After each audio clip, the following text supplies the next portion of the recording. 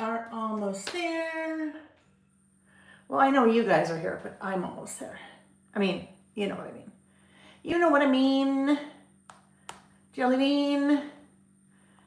Okay, come on, little YouTubes. That the right one? It is! Hello, friends. Hello. Let's skip that. All right. Hi, guys. Happy Saturday. How are you? Hope you're having a lovely Saturday so far. It is, oh, I don't need to look at the clock. It is 10 a.m. Mountain Time. I live in Utah, so we are Mountain Time. Reggie and I, and Nick in the other room, are Mountain Time. But hello, nice to see you. Happy to have you join me here on a Saturday or whenever you're watching. Some of you are watching live and some may be watching the replay. So always love having you here. So thank you. Let's do a quick intro. If we have not met before, my name is Lael Kankar. I have a business called Lael by Mail. When I'm not traveling, we are here on Saturdays, and in 2 weeks, it will be 5 years we've been here on Saturdays. And we hang out. We have fun, we do what I like to call creative listing. So we're basically telling our story, but in a different way than I think most of us have been used to telling our story our whole lives. Whether you've been a scrapbooker or a memory keeper or journaler or documenter, whether you've worked in 12 by 12 scrapbooks, whether you've worked in memory planners or mini books or art journals or traveler's notebooks, whatever it is, we are here telling our story, but we're telling it in a style I like to call creative listing. So I am every week sharing a couple of different list topics, and what I do when we're here is I take those list topics and I write my lists, but it's so much more than writing my list. We're experimenting, playing, stamping, using metal dies, die cuts, paper, a lot of times experimenting, a lot of times learning, a lot of times laughing, a little time crying. The crying is never, though, out of frustration because I did something wrong. That's a really important thing. We laugh when that happens, and then we just kind of figure out how to make it work. So if you are new here, welcome to you. There is a link in the description box of the video. The first one will take you to a blog post for today with today's listing topics, if you want to kind of peruse those ahead of time. I always send out an email a couple days in advance with those listing topics, or a link to the blog post with those listing topics. As I mentioned, we are in 2 weeks coming upon our 5-year anniversary. I haven't done the numbers yet, but I think we are somewhere around 500 lists.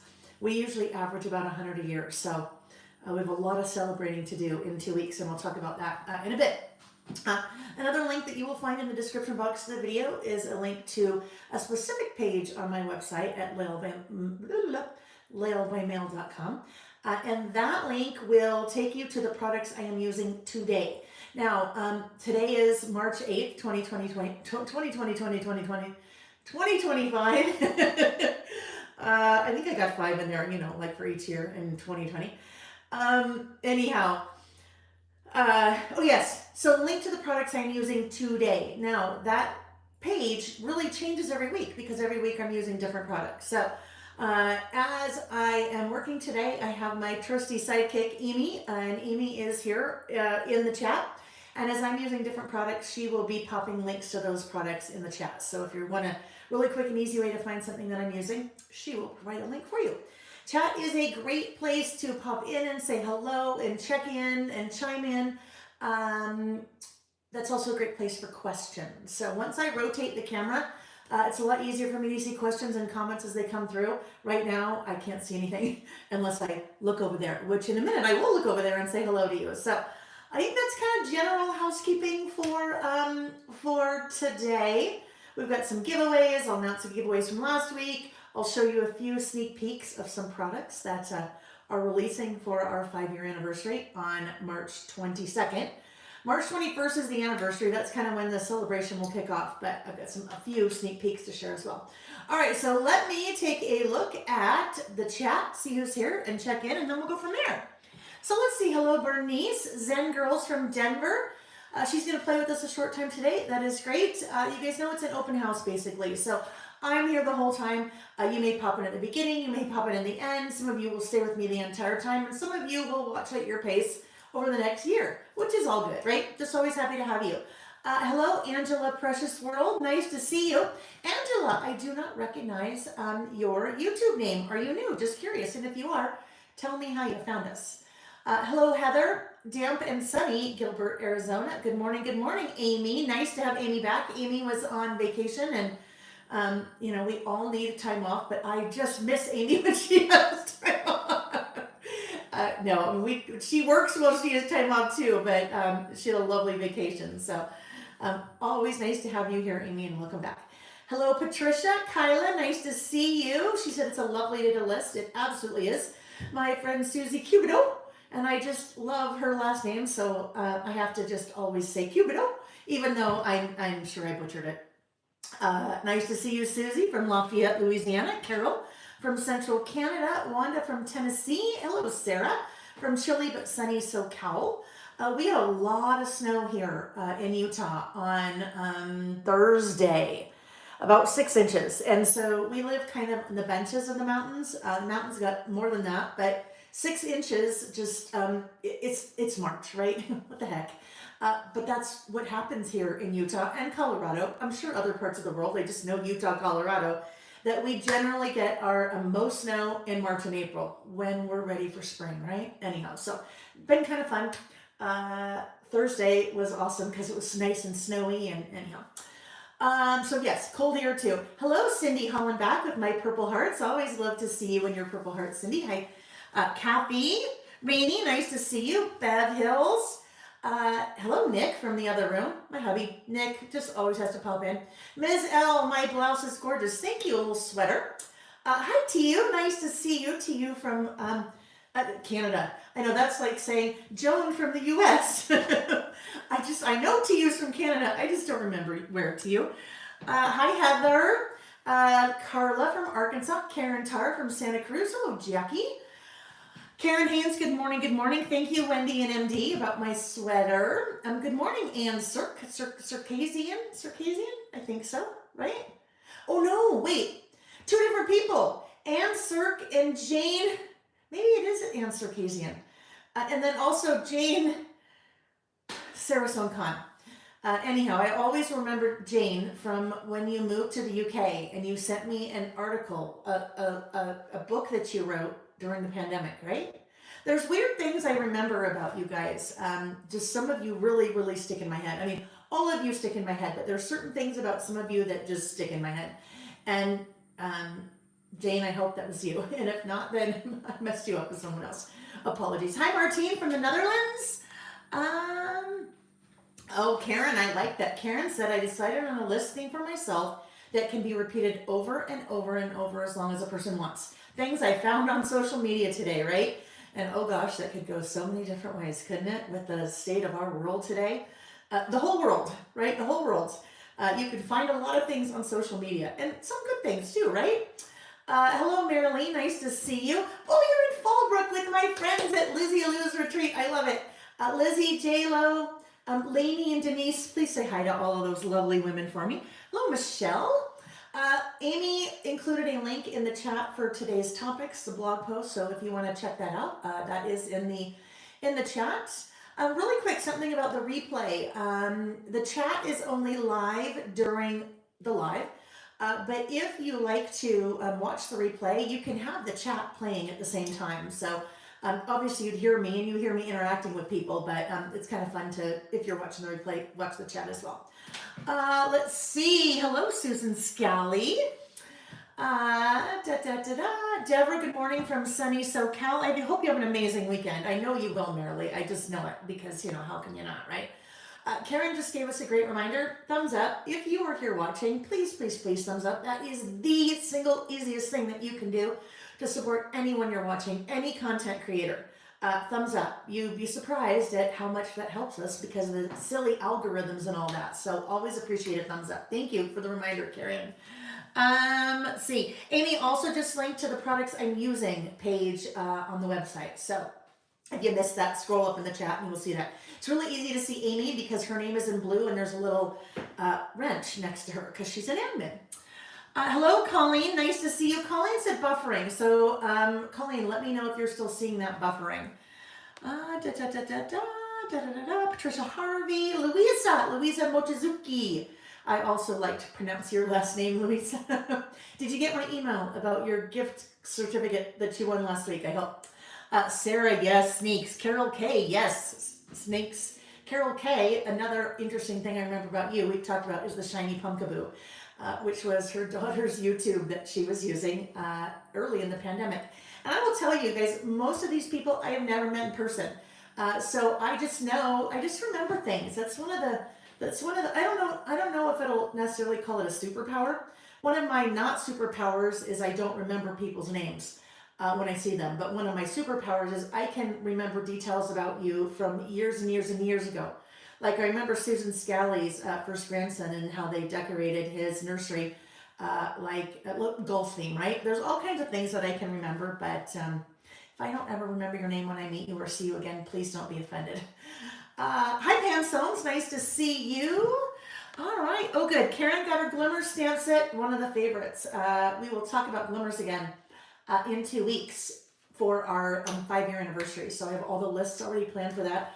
Oh, I've got some awesome giveaways. If you have not joined me before for one of our anniversary sessions, it's an all-day listening session.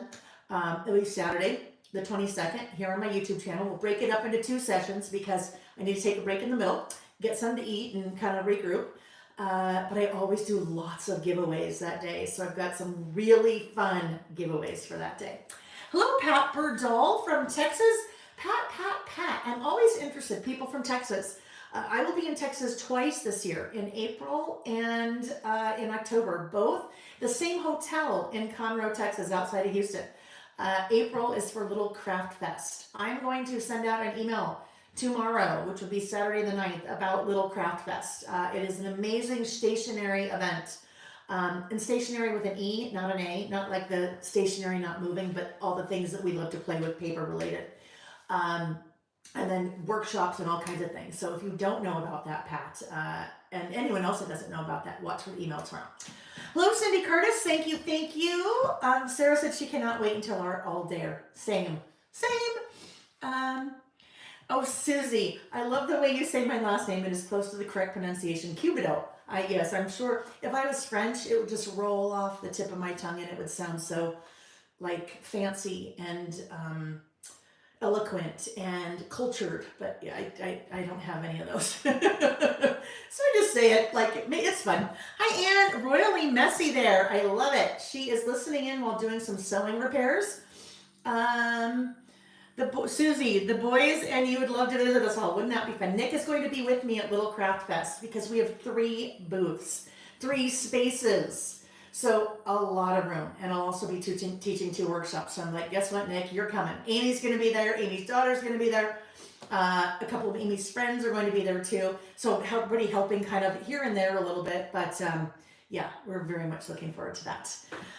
All right, let's see. Heather got snow, rain in the valley. Scrapbook says to hello.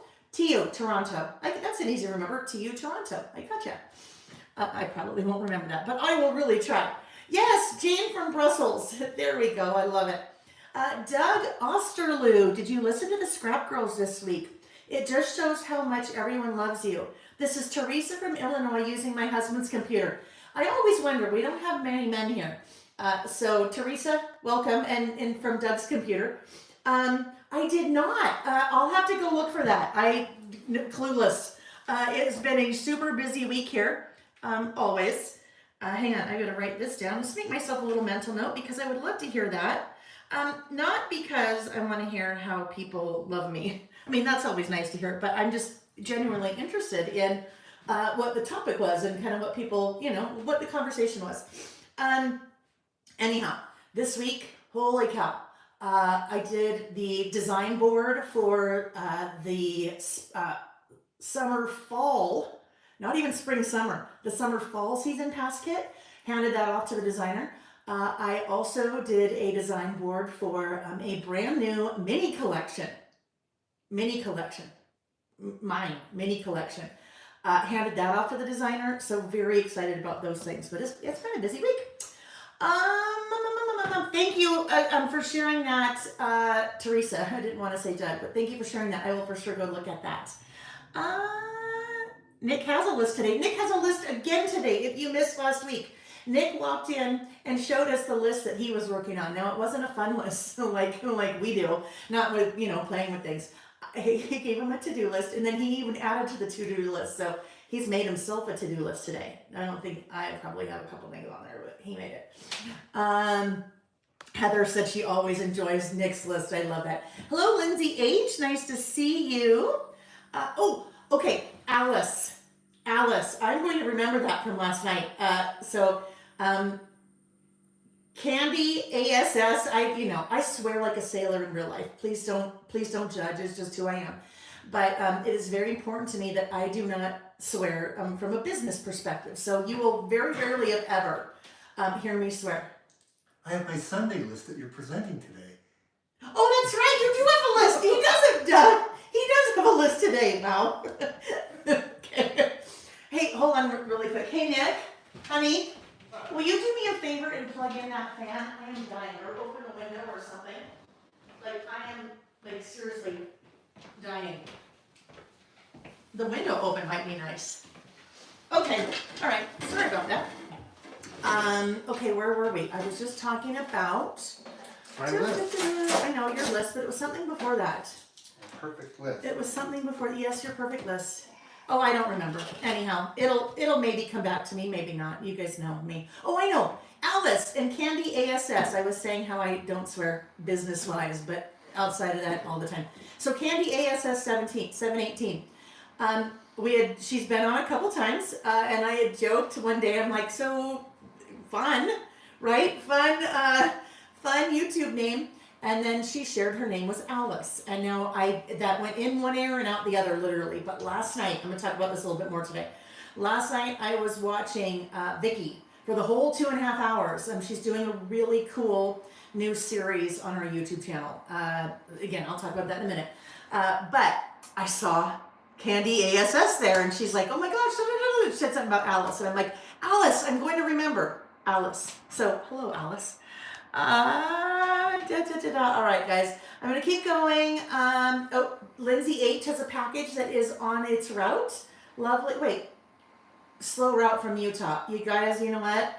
And I always feel for you when that happens. It's either the post office or UPS that, with any kind of packages, things get hung up and they sometimes go odd ways, and it's nothing you did. It's nothing we did here. It's just the system. So I hate it when that happens for you. Hopefully it's there soon, Lindsay. Scrapbook Sister is in Philly, and she took that opportunity to say home of the Super Bowl champs, the Eagles. Congratulations, Scrapbook Sister. I love that for you guys. That's so fun. Good morning, Andrea. Diane, hello. All right, friends. I just want to I hate to miss anyone. So. Let's see. Pat is just outside of Austin. So Pat, I'm horrible with my geography. It's Conroe, Houston. So I think Austin's I know Houston's a little bit more East Coast area. Austin more center-ish? I don't know. I was born in Texas, so I should know. But I was born in South Texas, south of Corpus Christi in Kingsville. There's a naval base there. There was back then. I don't know if it's still there. But I was born there. We lived there for a couple months and then moved, and I was back 2nd, 3rd, and 4th grade. But maybe 2nd, 3rd, and 4th grade was when they don't teach you the Texas geography yet, because what side lead, Jackie, will you shoot me an email about that? The size lead, my mechanical pencil, and I'll take a look for you. Let's see. The other time in Texas, Susie, is in October. It is an event that I'm teaching at in October that, as far as I'm aware, is sold out. Very quickly, if you are ever wondering where I am and where I'm going to be in person, on the website, lailbymail.com, up at the top, there is a link that says coming soon. That will show you the products that are coming soon, the project kits coming soon, and then also where I am teaching as a coming soon. So that's always a good place to go. Let's see. Carol K. Great live. Okay. Elise. Hello, Elise. Nice to see you. My friend from California whose daughter rides horses. And that I remember from years ago. I remember things about you. Elise is also one of our teachers. Elise, Marilee, I'm trying to think. I know there are more of you, but you know I have a soft spot in my heart for the teachers of our community. Thank you for what you do. All right. All right, all right, all right. Oh, now we're having some debate over the Broncos and the Eagles. I haven't seen anything about the Chiefs, but I'm sure that's out there too, right? Good morning, Gerda. Nice to see you. Okay, friends, gotcha. Heather, I'll see you in Texas. Great. I can't wait. You'll have to let me know which one. Alice, do I ever come to Virginia Beach? You know what? I want to say no. I want to say I've never been that area. I've really, over the last couple of years, really pared down on my in-person teaching. So I do a couple events a year. It's usually pretty heavy in the fall, 3 or 4 in the fall.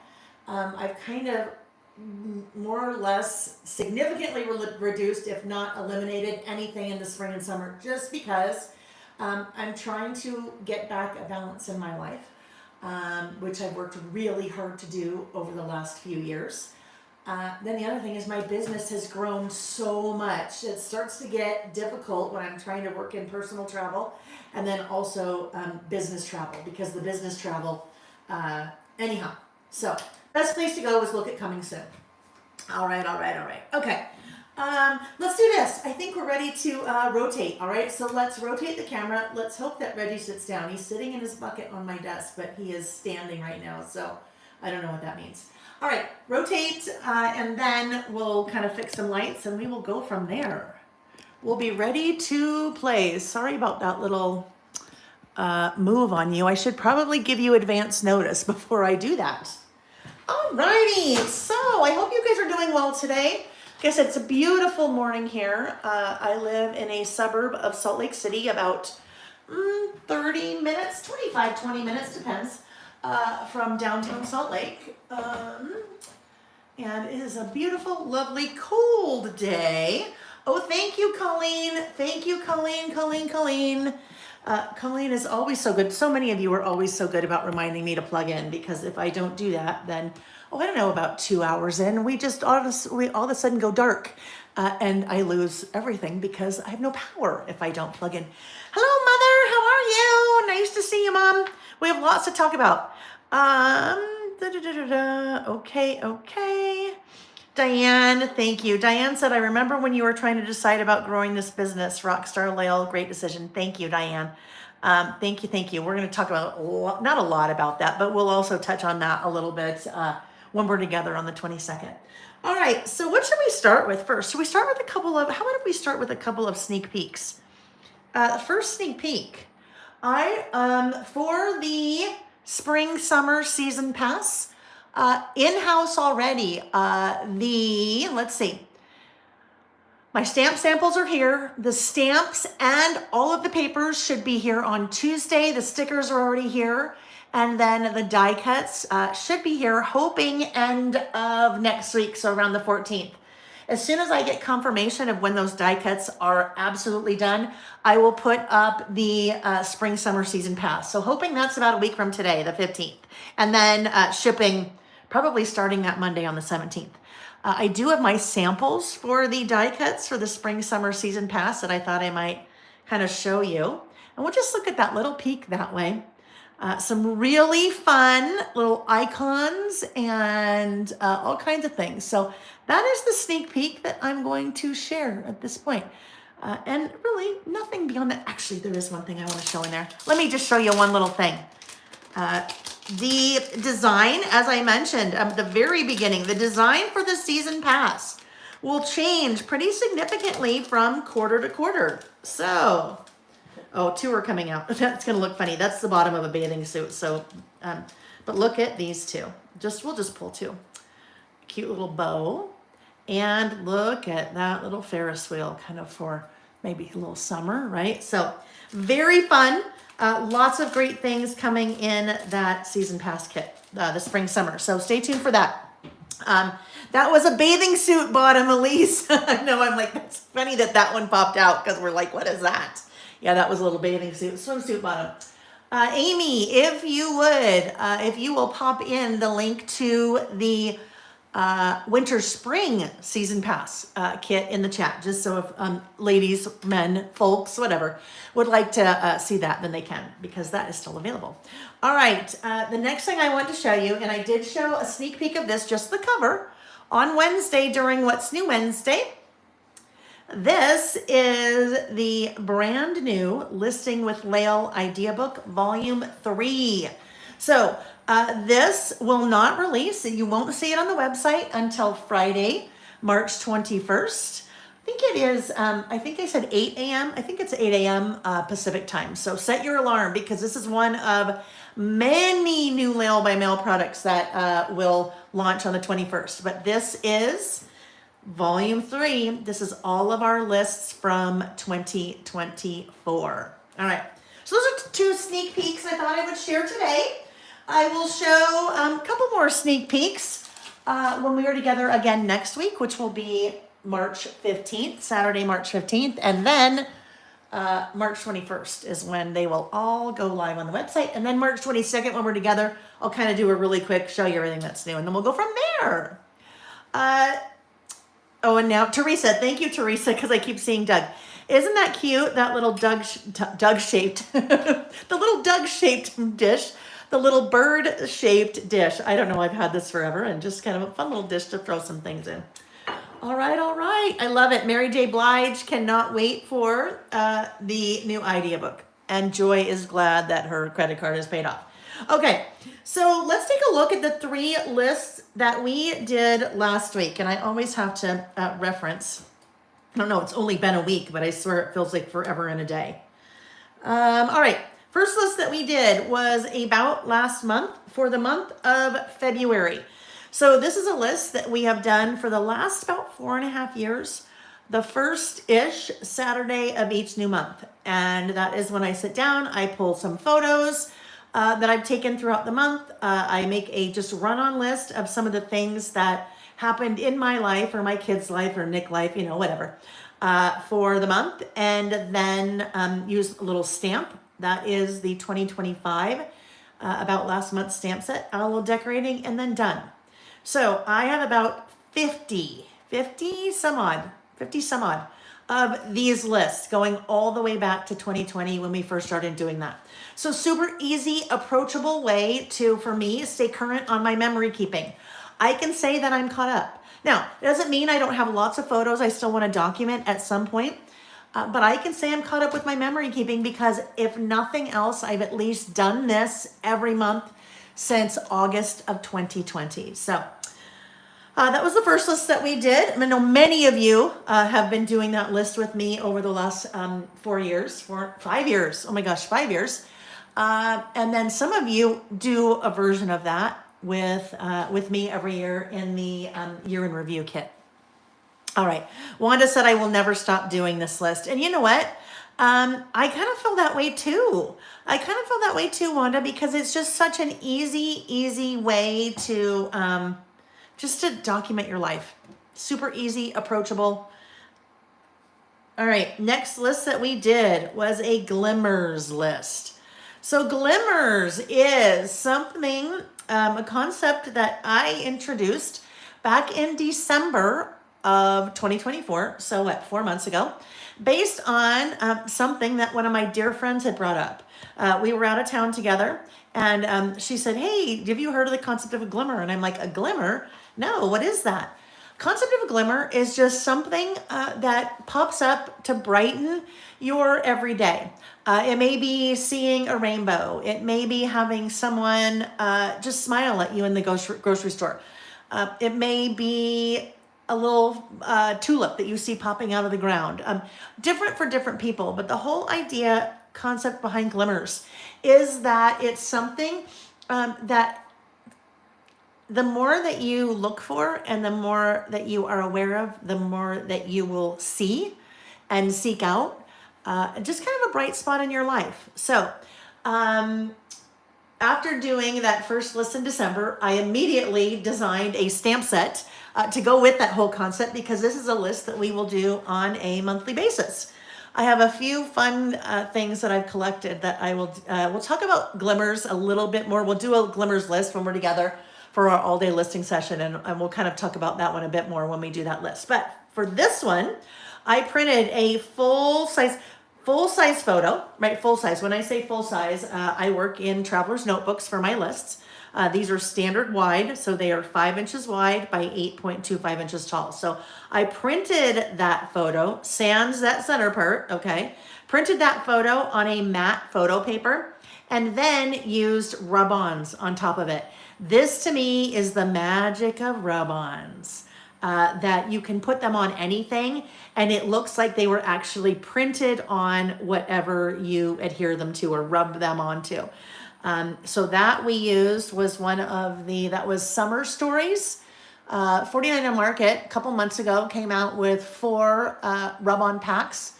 Winter stories, winter, spring, summer, and fall stories. So individual packs, but I used those from these spring stories. The Glimmer stamp set, and then I just did my little run-on list about just different glimmers that I had kind of noticed and kept track of for the month. Added a few die cuts from Front Porch. Boost morale, yes, absolutely. Let's see. Elise said hummingbird. She said her dad, grandpa, and Nana passed and hummingbirds appear to say hello to me. Right, so the neat thing about glimmers is that they are very personalized to you. You know, it maybe seeing a baby smile at the grocery store or a mom holding the baby might be a glimmer to you. Seeing ducks floating in a pond might be a glimmer to you. But they're very much can be individualized and mean something different to different people. I believe it's Sarah. Sarah, I think you're here. Sarah Foss that mentioned one Saturday when we were together that she is making a point to try to give glimmers or put glimmers out there in the world for other people, right? So that's kind of a really fun spin on it as well. Alice, I think had shared, I think was this you, Alice? Had shared, she's a work from home federal employee and sent her supervisor the article about glimmers. And during their weekly team meeting, she shared what glimmers were and had people throw out theirs if they wanted. Always hearing that makes me so happy because when we talk about our listing, there are a lot of lists that we do that I think can be conversation starters with other people in your life. They can be icebreakers for maybe people that you're just meeting. They can be conversation starters with, like Nick and I do this all the time. And in fact, there's one that we did today together. So that'll be kind of fun to go through. But I love that you guys share things like that in your world, in your communities. And then I also love that you share that with us because it's fantastic. Yes, Sarah. Sarah is giving glimmers, which is a whole other way, right? Sometimes it's better to give than receive, right? Also kind of gives you a little glimmer if you glimmer someone. Karen said sunsets over the Rocky Mountains are my favorite glimmer. Kyla, okay, Kyla, it was you that mentioned it. Kyla said she did that last week at work. She works for the Washington State Unemployment, and it's been busy since 2020. I love that you guys share that with just out in the world. The more that we can share kindness and things like that out in the world, I think we can all do our part to try to make the world a better place, right? One glimmer at a time. All right, so that was our second list. Our third list, this one was interesting. This one came about, my mom and I were in Washington State in February. I traveled a lot during February, so towards the tail end of February. We had gone out, our older son, Jack, got engaged last August, and his fiance invited my mom and I to go out to go wedding dress shopping with her. So we had a really great time together. But as we were driving back to the airport, my mom and I were talking, and we were talking about, I don't know, all different kinds of things. But one of the things she said was, I always feel so bad about, I have a long to-do list every day, and I always feel like I never get the things on my to-do list done. And at the end of the day, I look at my to-do list and go, what in the world did I do today? Like, this is ridiculous. I'm getting nothing done. And she said that she was talking with one of her friends about that. And one of her friends said, Karen, why don't you make a list of the things that you did do? Because a lot of times we have things on our to-do list that we never get done because we've added a whole bunch of other things on our list. So she said, I've been doing to done lists, right? of things that I did get done. And she said, it's been amazing. I look at it and I'm like, oh my gosh, I'm so productive. And so I said, I love that idea. I'm going to share that and we're going to do that list. So that's a list that we did last Saturday. Basically just made a list of things that I did during the day, right? That is one of those time capsule type lists. And what I mean by time capsule is that list is very specific to a particular point in time. If I had done a list like that when I was a brand new mom, it would have totally different things on that, right? If I'd done a list like that in high school or college or when I was first starting out my career, those of you that are grandparents, your list would probably look very different. So time capsule in that is very specific to a particular point in time. And it's always fun to do something like that every so often so that you can see how things change based on where you are in your life. All right. Bev, I love that. Bev said having 10 deer in our yard at once is always a glimmer. And you live in town. Got it. I love it. Colleen, thanks for the reminder, Colleen. Happy International Women's Day to everyone today. All right, friends. So those were our 3 lists for last week. I always do giveaways when we're together every week. If you haven't joined me in a while, we always do one live giveaway that takes place in the chat. And then I always do an after party giveaway. I call it an after party because that takes place in the comments after the video is over. And then it gives those people that are not able to watch live an opportunity to still participate in the prizes. So last week, live giveaway winner was Louisa Mochizuki, and Louisa won a $25 gift certificate to my website. And then this morning, I randomly picked one comment from last video's giveaway, last Saturday. And that random lucky winner, also of a $25 gift certificate to my website, is Lisa Lackey 1550. So you always know if you were a winner of an after party because I reply to your comment, and that is how you know. So congratulations last week to Louisa and to Lisa Lackey. Today we will have 2 giveaways again. We'll have one that's live and we're ready for the live one. I'll let you know because I'll give you a little bit of a head start to know what's coming. Okay, so of our 3 lists today, the first one we're going to start out with is a double page list. So I am going to turn the page. We have 2 double page lists and 1 single page list. So today I will go backwards. I'll do my double here and then I'll do my single here. All right, double page list. This first list is things I'm looking forward to this spring. The product I will be using for this list is what you see here on my work surface. It is the Tea Garden collection from Simple Stories. It is super cute. It is so fun. The color palette is super fun and bright and cheery and vibrant, which I don't know about you, but for me, this is exactly what I need this time of the year as I'm staring out the window at 6 inches of snow. So that's the collection I am using. I did a What's New Wednesday this past week. And a What's New Wednesday is where I hop on my YouTube channel on Wednesday nights and kind of show you some of the new products on my website at lailbymail.com. And I did show Tea Garden on Wednesday. So if you go to any of the Tea Garden products on my website, Amy has parsed out, excuse me, Amy has parsed out that little portion of the video so you can go see kind of the Tea Garden unboxing, if you will. But this list, things I'm looking forward to, this is a list that we do 6 times a year, at least. All right. We always use the All the Things stamp set. That is a 5x7 stamp set. So when we do this every year, I always do a things I'm looking forward to this year, things I'm looking forward to each season. So winter, spring, summer, fall, things I'm looking forward to this Christmas. So those are the 6 things I'm looking forward to that we generally do. So that All the Things stamp set, I kind of call it a Garanimal stamp set. It's kind of a mix and match.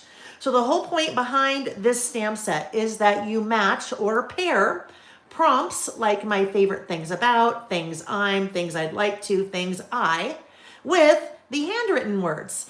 My favorite things about summer, winter, my favorite things about last year, things I'm looking forward to next month, next year, things I'm looking forward to this spring, summer, what have you. Things I'd like to, we need to do one of these. Things I'd like to do over. Things I'd like to try. Things I'd like to forget. Things I'd like to remember.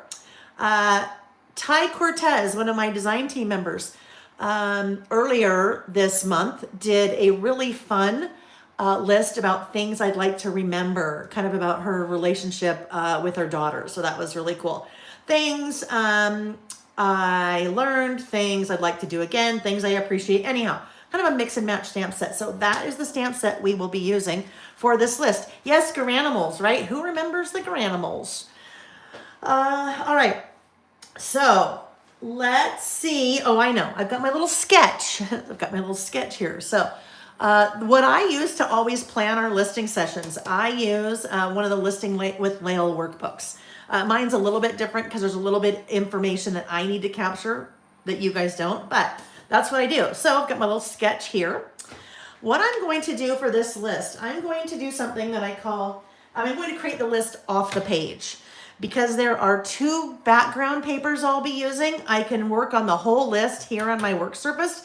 And then when that list is done, I will go ahead and insert or adhere it into my inserts. All right, so I have a little frog in my throat, so I'm going to take a quick hydration break, a quick sip. So if you'd like to take a hydration break, I encourage you to do so too. Hello, Lizzie Williams. Nice to see you.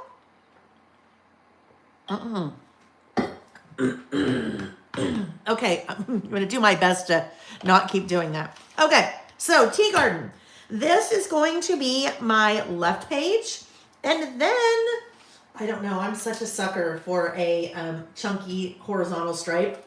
It's funny, as I've been working with 2 new designers that I brought on to work with me on designing my own products, both cases told them, I like horizontal stripes. Don't ever give me a vertical stripe. I like the horizontal. The reason I like the horizontal is because we can use that on a list and still see all of the beautiful colors in that stripe, as opposed to if we did it this way, you would only see a couple. All right, need to get my trimmer. And bless Nick's heart, in a good way, he came in and opened the window and also turned on the fan. So now my little toes are freezing. My toes are freezing. Let's get this one out. I'm just grabbing a trimmer here. I have like 12 trimmers. I have a lot of trimmers. Different sizes because if I travel, I need a smaller trimmer to take with me in my suitcase. But then lots of trimmers. I prefer to use a smaller-ish one, not as heavy duty when I am on camera, just because it doesn't take up our whole space. Anyhow. All right, so when I'm working in my traveler's notebook, which is all the time, I typically work with 6x8 paper. So this paper that you see up here is from the Tea Garden 6x8 paper pad. The reason I like to work with 6x8 paper, caveat, assuming a manufacturer has 6x8 paper. Some don't, and then I use a 12x12. The reason I like to use a 6x8 paper is that the pattern is scaled down to size. So for example, and most manufacturers do this, whether it's a 6x8 or a 6x6 paper. If I was looking at that paper in a 12x12, those flowers would be much larger because it's a larger scale. When you're working with a smaller piece, a 6x8 or a 6x6, like I said, most manufacturers will scale down that pattern. So you still get a lot of the pattern in your piece. So when I'm working with a 6x8, I trim the 6x8 to 4 3/4 wide. The reason for that, and I'll just kind of show you this one as an example, this checkered piece is 4 3/4 wide. I work in a traveler's notebook insert. My Lael by Mail inserts are called standard wide. They are 5 inches wide by 8 1/4 tall. So if I go down to 4 3/4, it gives me a nice little white border all the way around. Now, there's a little bit of a challenge with this one because I can't necessarily go right like this, or maybe I could. We'll see what happens. Either way, I'm going to cut part of this pattern. So I kind of need to think a little strategically about how much I cut from both sides. So I still have a lot of that pattern in the center. I do know that I want to do my title in that fun little cloud. So I don't want to cut off too much of the cloud. All right, if I were to go right to 4 3/4, I would be chopping off everything to the right of my blade here. So I think I'd like to have a little bit more of the sun, and I'm okay taking down a little bit of the tree. So why don't we go like this, and I will reduce that side by 1/4, and let's see what we're looking at now. 4 3/4. I'm still going to lose Let me just take a little titch off of this side, maybe like an 1/8. Let's just try an 1/8. There we go. So we can still see a nice amount of that tree, but that will give me a little bit more of the sun. All right, 4 3/4. There we go. Now, the alternate thing I could have done there, I could have, if I wanted, kept all of the pattern here and then cut the 1 1/4 from this edge and then done something like this and brought this over onto my right page. That would be a way that you could kind of conserve paper. So if you didn't want to have to use 2 pieces of paper here, you have enough of a decorative piece here, and then you could do your list on that side. So just some different things that you can, some different things to keep in mind as you are, as you're working. All right, so this one also needs to be 4 3/4 wide, but this is easy. I don't have to take some off of either edge because same.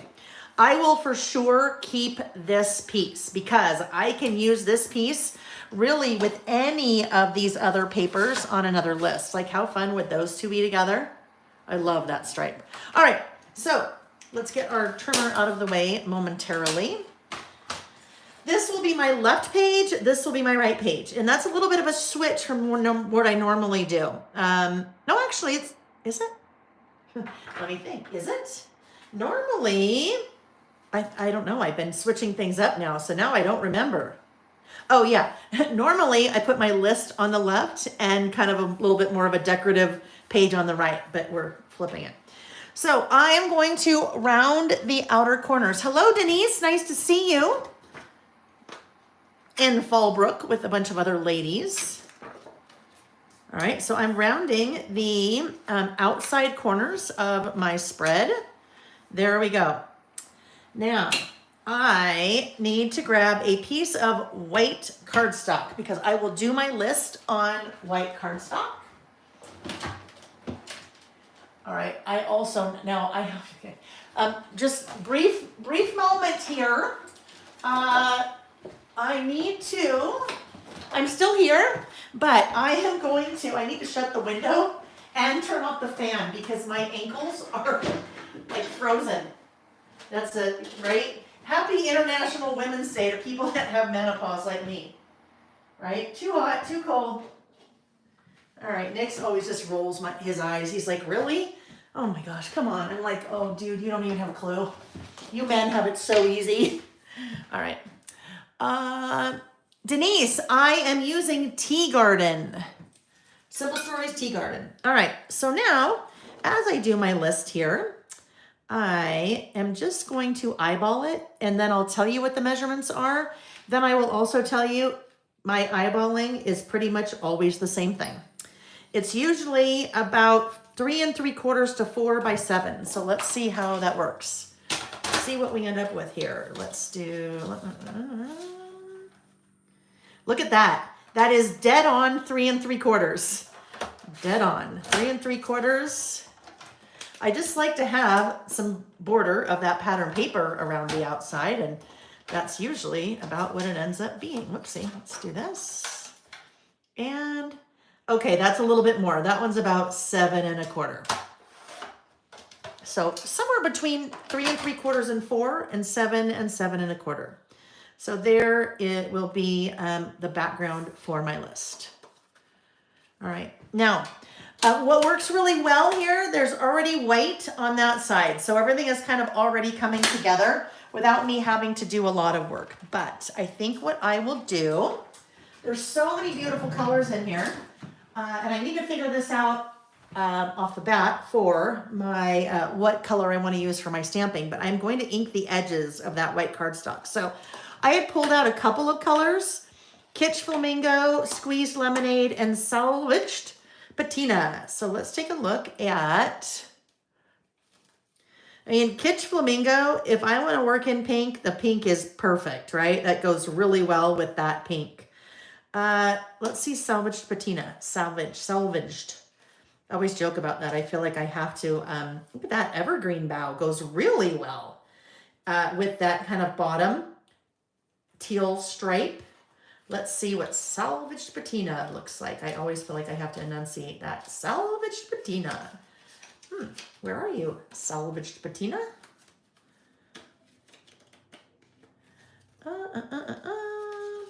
So while I'm looking for that, oh, I must have it more. Oh yeah. Okay, there it is. So that would go really well also. I think what I'm going to do, I think I will use Salvage Patina to ink the edges, and then I will use Kitsch Flamingo over here for my title. If you jumped in after I started, the list that we're doing is things I'm looking forward to this spring. So this type of list, when people say, oh gosh, I want to get started listing, hey, my back is to you, I apologize. When people say, okay, I'm really intrigued by this whole idea of listing, I would really like to start, but I don't know where to start. I always start out with some list suggestions, right? I say, first, just jump right in. It doesn't matter. Nothing I do is chronological. Things are all over the board. A list that we'll do later today is a little bit more past oriented. This one is kind of future oriented. So it really doesn't matter where you start. But an easy one to start with is a list like this. Things I'm looking forward to this year, this week, this month, this spring, whatever it is. So that is, to me, a no-brainer one to just dive right in. I am going to ink the edges of my white cardstock with Salvage Patina. I am curious, is anyone, that's here, did anyone watch Vicky's, my dear friend Vicky Boutin? Anyone watch her, is anyone watching her kind of intro to mixed media series on YouTube?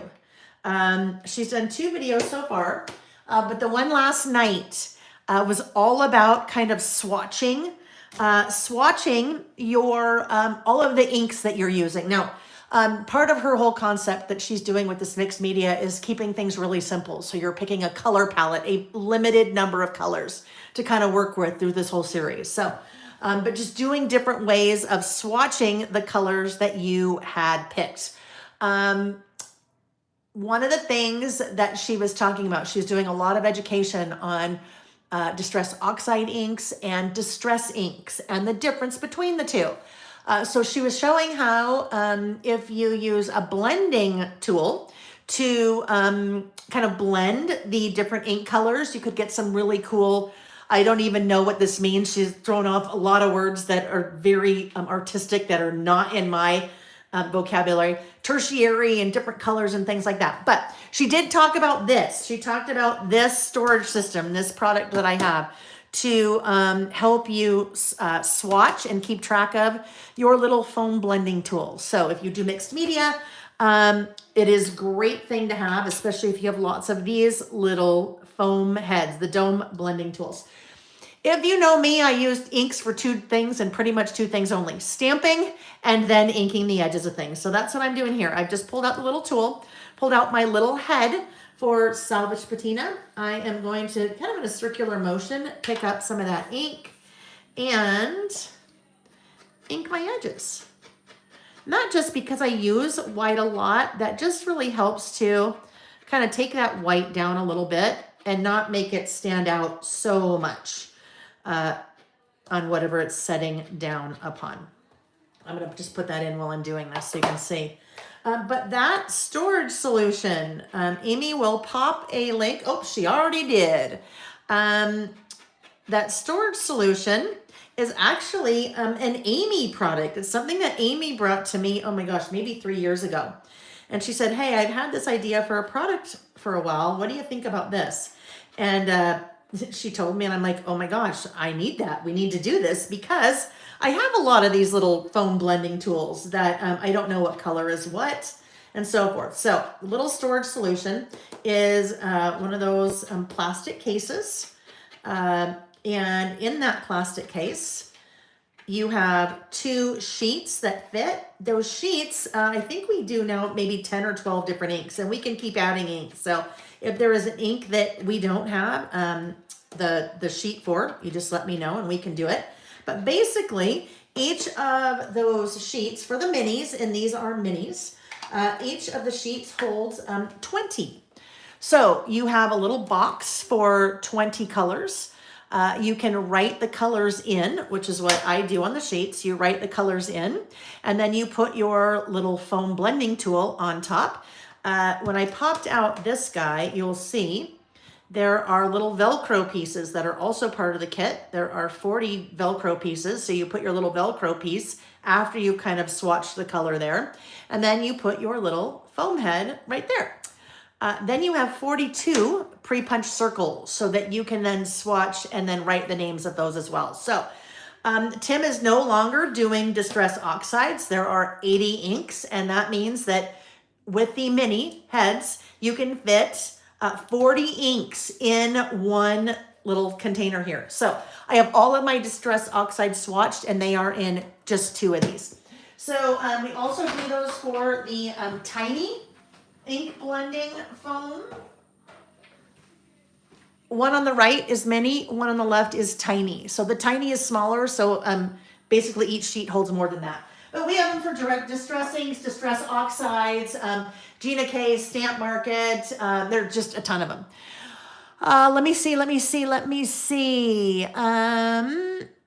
So if you have not watched that, and if you don't know Vicki, you're like, Vicki who? Oh my gosh, be prepared to be amazed.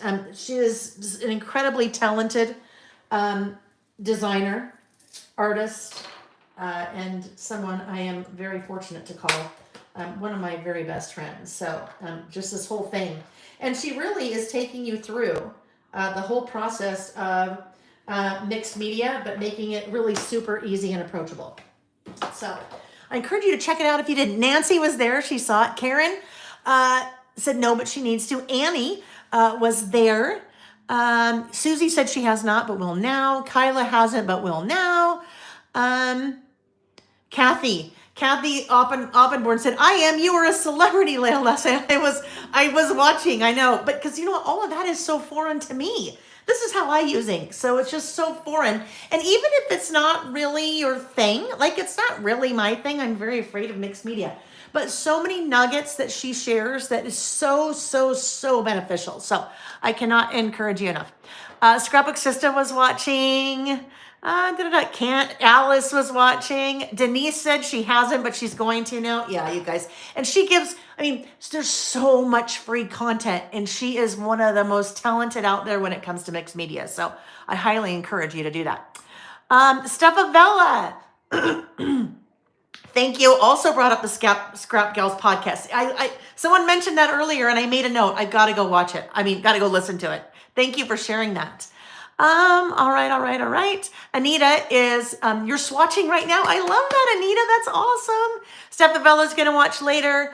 Anita, I know. Vicki would be so proud that I'm inking today. I know, right? I know. Little Tree and Cloud Paper. That comes from Tea Garden. All right. So I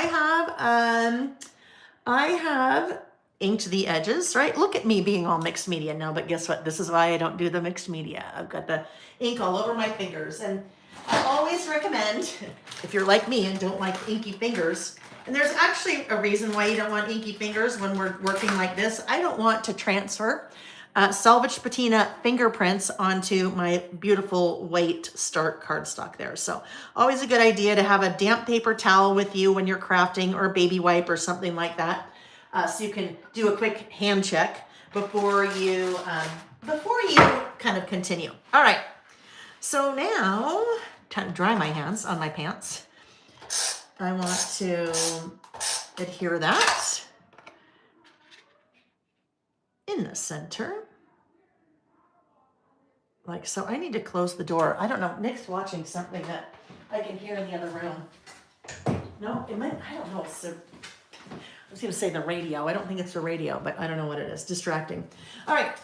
Next thing. I cannot do anything without doing this. I call this outlining, but it's really not outlining. It's really inlining. My pen of choice for years and years and years has been just a little Sharpie. A little Sharpie, you find those at pretty much any office supply store, or, wherever you shop. Also at Lail by Mail. So if you're placing an order, that's an easy thing to throw in. But I do that for all of my writing, all of my journaling, all of my outlining. But to me, in my opinion, it makes the biggest difference. It just helps to kind of pull everything together. That is probably a 20 plus year habit for me. I don't know, you could maybe call it an obsession. I don't know.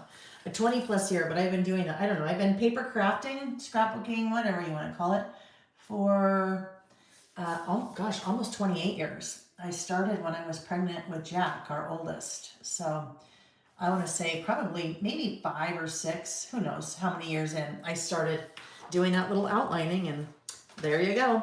All right, so what I thought I would do, normally I would do my, my title right there, but this little cloud is just screaming, do something here, do something here. And I thought, well, let's do it. Let's stamp our title there. That totally works. So I need to figure out what exactly I can fit in there. Now we know that we are using the stamp set. So I ordered, and darn it, Amazon, they didn't get here yet. Just something a little fun I'm going to share as a giveaway when we are together on the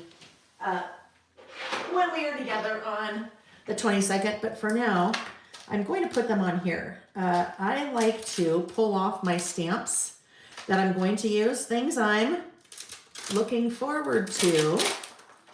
We'll see if I can fit all these. I might have to do a little bit of masking. Things I'm looking forward to. This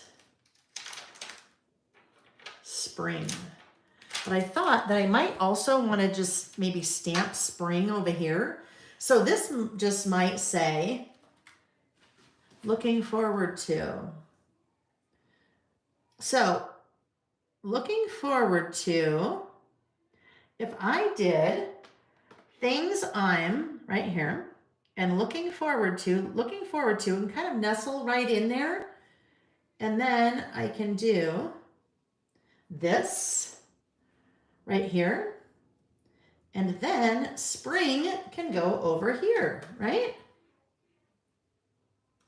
Because I don't really have enough room without things being really crammed in there to do all of it. So we'll do that in 2 spots. All right. I'm going to take this off. Actually, I'm going to take all these off again and just store them here, because if I try to start stamping and I don't have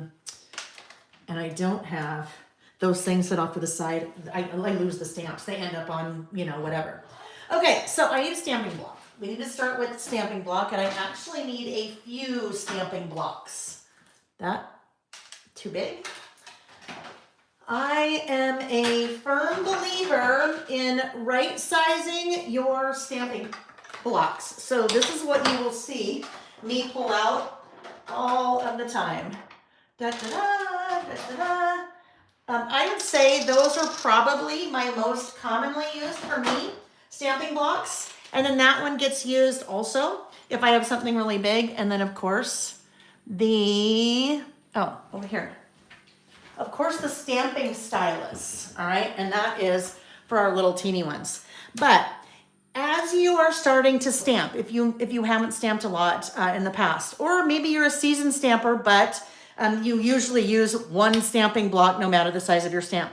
That to me, having an assortment of stamping blocks is one of the most important, things that will help you with stamping. If you are using a stamping block that is too large, I find it's very difficult for me to stamp with. So let's say this one, this little tiny one that says things I'm. If I am using this stamping block for that, it works, right? It will totally work. But that is so small, and that is such a narrow font that it becomes very difficult to get a nice even impression, because there's just so much extra space. So right sizing your stamping blocks. If you are someone that struggles with stamping or doesn't like stamping, or maybe hasn't done a lot of stamping, that is one of my first recommendations. Get some assorted different sizes of stamping blocks so that it'll make your life a little bit easier. Next thing is to always, even when I think I don't need to do that, I'm in a hurry. And then I'm like, gosh darn it, Lil, you should have done it. Test stamp first. All right, grab a scratch piece of paper. I always have little composition notebooks and things like that kind of floating around. I just need, that'll probably work. that I will test stamp on first. So test stamping. I want to check it up a couple of things. Number one, is the stamp clean? Are there any little fuzz or lint or something on there? Do I like the color? Is it on straight? If it is a word I'm spelling with letter stamps, is it spelled correctly? All of those things I would much rather discover when I test as opposed to on my project. Because if any of those things were an issue, I just really affected my project. I would rather learn that here. So everything looks good. It's giving me nice and clear. And that color is going to go really well with that little heart there. So that passed the test. Now I need to re-ink that and stamp. Another thing, I always stamp standing up. Now that's an easy one for me because I do everything standing up. When I am crafting, when I'm designing something, I do everything standing up. I stand the majority of the day. So I recommend that you stamp standing up. The reason why I recommend that is when you're sitting, I call these your little T-Rex arms. If you're sitting, so if you're not sitting, just sit down really quick. Move your arms. Your arms run into your work surface. You don't have a lot of leverage. So you can only get so high when you're stamping. Stamping is all about leverage in my perspective and having a good range of motion. So once I stand, I have all the room in the world. No longer am I little T-Rex. Now I'm like, I don't know, Stretch Armstrong with my hands.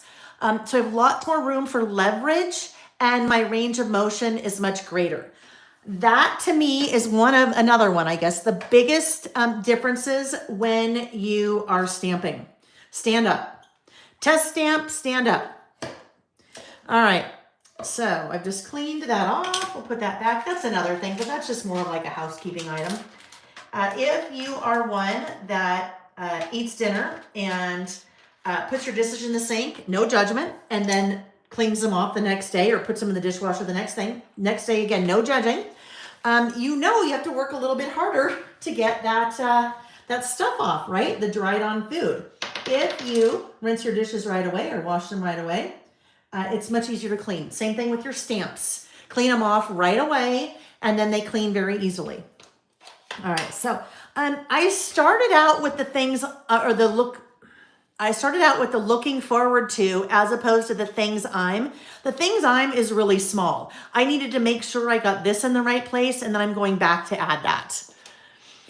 Terry, oh my gosh, that's right. Okay, so Terry just mentioned she got registered for her first in-person workshop with me and that is taking place at Little Craft Fest. So curious, are you going to Little Craft Fest? We asked that before. Workshop registration just opened up, I think about 9 minutes ago on the Little Craft Place website.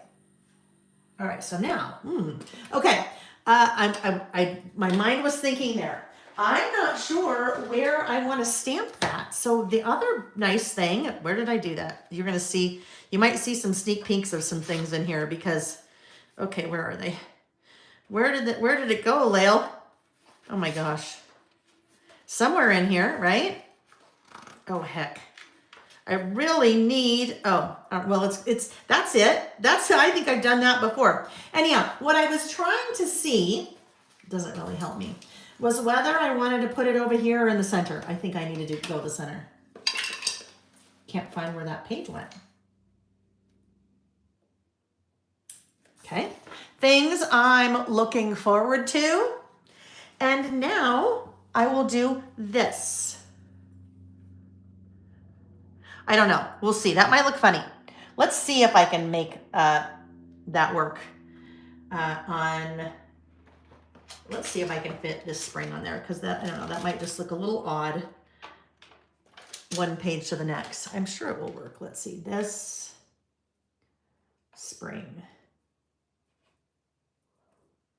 Yeah, I think I better do that. I don't know that I would like it the other way. So notice I'm kind of working with different size stamping blocks. Again, that's one of the things I think makes the biggest difference. Right size your stamping blocks to your stamps. This. Oh, actually, guess what we're going to do? We're going to stamp spring first because I need to make sure I have enough room for spring. If I stamp this first, I don't necessarily know, right? So we're spelling backwards here. We'll fit spring.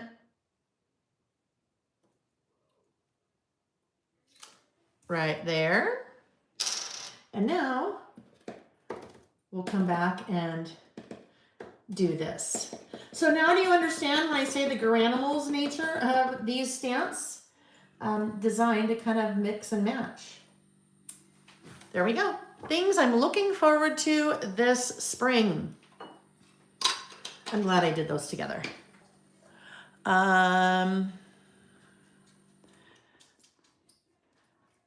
Oh, Terry, I love it. Your daughter's coming too. I get to meet your daughter. That's exciting. Terry, it sounds like she signed up for my Document Their Travels workshop. Oh, I love it. We're going to have so much fun, and I will look forward to meeting your daughter. Well, meeting you too, Terry. I don't know. It feels like we've known each other for lots of years, going way back to my Simple Stories days. I always look forward to meeting you guys and seeing you guys in person just because, here I am. I'm just me talking to a screen. Like, really, there are people that are here. All right, here we go. Okay, good start. So I think what I need to do, well, let's look. I mean, I could do something like this, Happy Day. That could work. I feel like I need some kind of title there, right? And I was going to maybe think about stamping spring again with different alpha stickers, but then it's kind of double. So maybe we'll just use Happy Day. Another thing that could be fun. If I wanted to, I think I'm going to do this, but I'll do it once I put it in there, once I get it adhered. I can add that little heart on top, and then we'll end up with a little heart coming over to this other page. So it kind of helps to bridge the two together. So actually, no, I'll wait to do that. I'm going to do it now because I am going to add this guy in on the left page right now.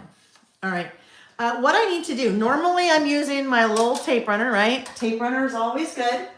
But in this situation, I am going to use some double-sided tape, like score tape, double-sided tape. And I want to use that along this right edge. The reason being, the deeper I get in my Traveler's Notebook insert, the more of a curve I have here because all of this stuff has all that wonderful fun playing art has taken place. So I'm starting to curve right there.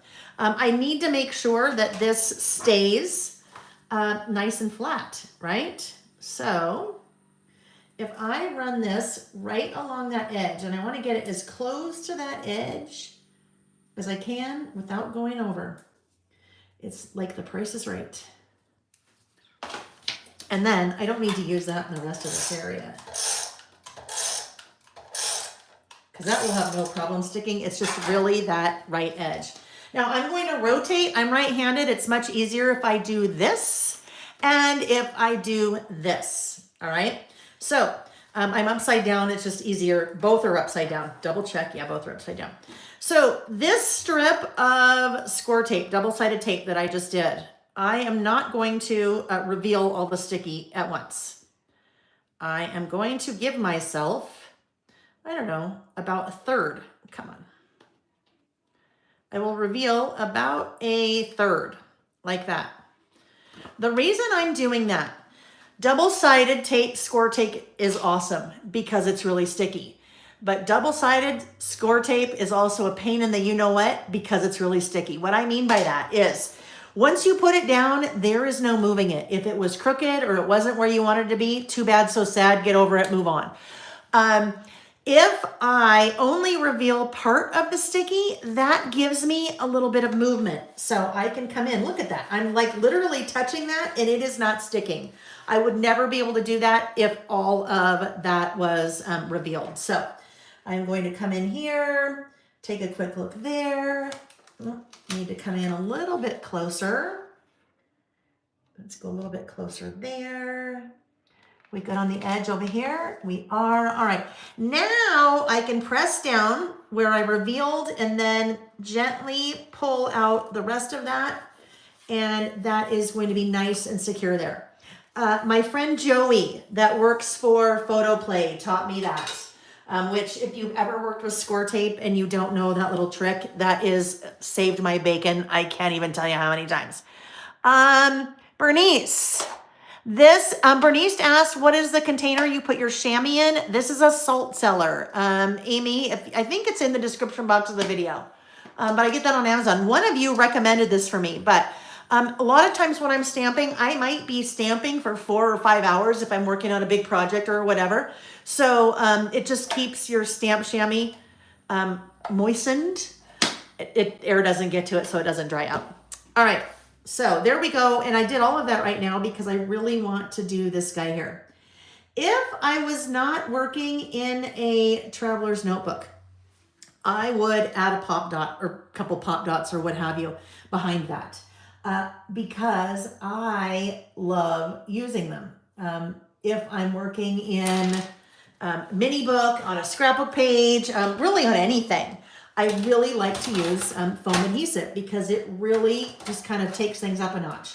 But I do not use anything like that in my traveler's notebooks because if you do, it's great on this page, but then you've created a problem for yourself when you get to this page and you want to write here. Well, part of it is lifted and part of it isn't, and then it just kind of doesn't work so well. So when I'm working in my traveler's notebook, it just goes down flat. Everything goes down flat. And we'll try to line this up so the rays of sunshine are about even. Even though it's flat, it has just kind of given that a little bit more dimension. Right? All right.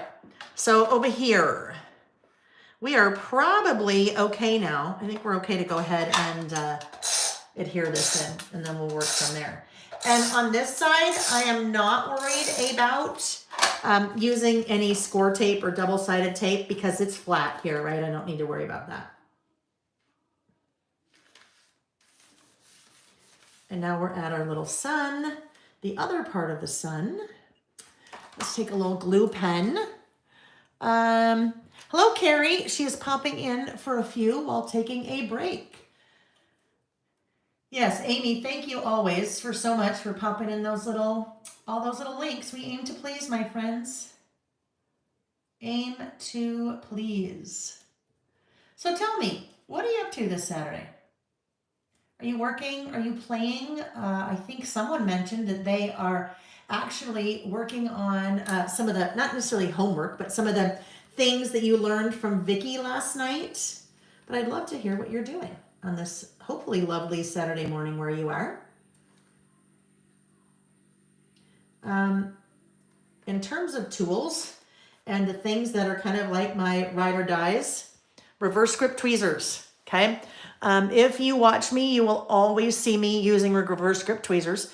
These are new. These are now Lail reverse grip tweezers. So they're a little bit different than other reverse grip tweezers on the market. They all work the same. Reverse grip tweezer works the opposite of regular tweezers. So regular tweezers, let's say you tweeze your eyebrows, right? If you tweeze your eyebrows, you think about that. You're squeezing the tweezers closed to pick up something. With reverse grip tweezers, they are already closed. You're squeezing them to open. What's really nice about that, if you're trying to replace something really small like that little die cut, look at that. All I'm doing is holding on. It's doing the work for me holding on. I put my adhesive on before, and then I place it, and then I let go. So reverse grip tweezers, especially when you're working with a lot of little things, make life much easier. Those are, I think within the last month are new. They are powder coated, so nice, just really nice, good quality. Okay, let me see what you're doing. Yes, Denise is crafting away at Lizzie Lou's retreat in Fallbrook, California. Bernice is making Easter cards. Oh, fun. Hello, Jody. Nice to see you. Susie's playing and cooking supper. Oh, wait, I know I saw something. I have to, okay. Oh, Susie, stand for the tape runner on my website. There is a woman I met through my friend Michelle Craft at Three Craft Chicks that makes these. So I carry one color, and that's the color I carry because it matches the tape runner. But she's a, mom, independent small businesswoman, and she makes those in her house. Let's see, Amy. Yay! Okay, Amy said, I am happy to say that your half of the seats in your document your travels class are sold in the first 15 minutes.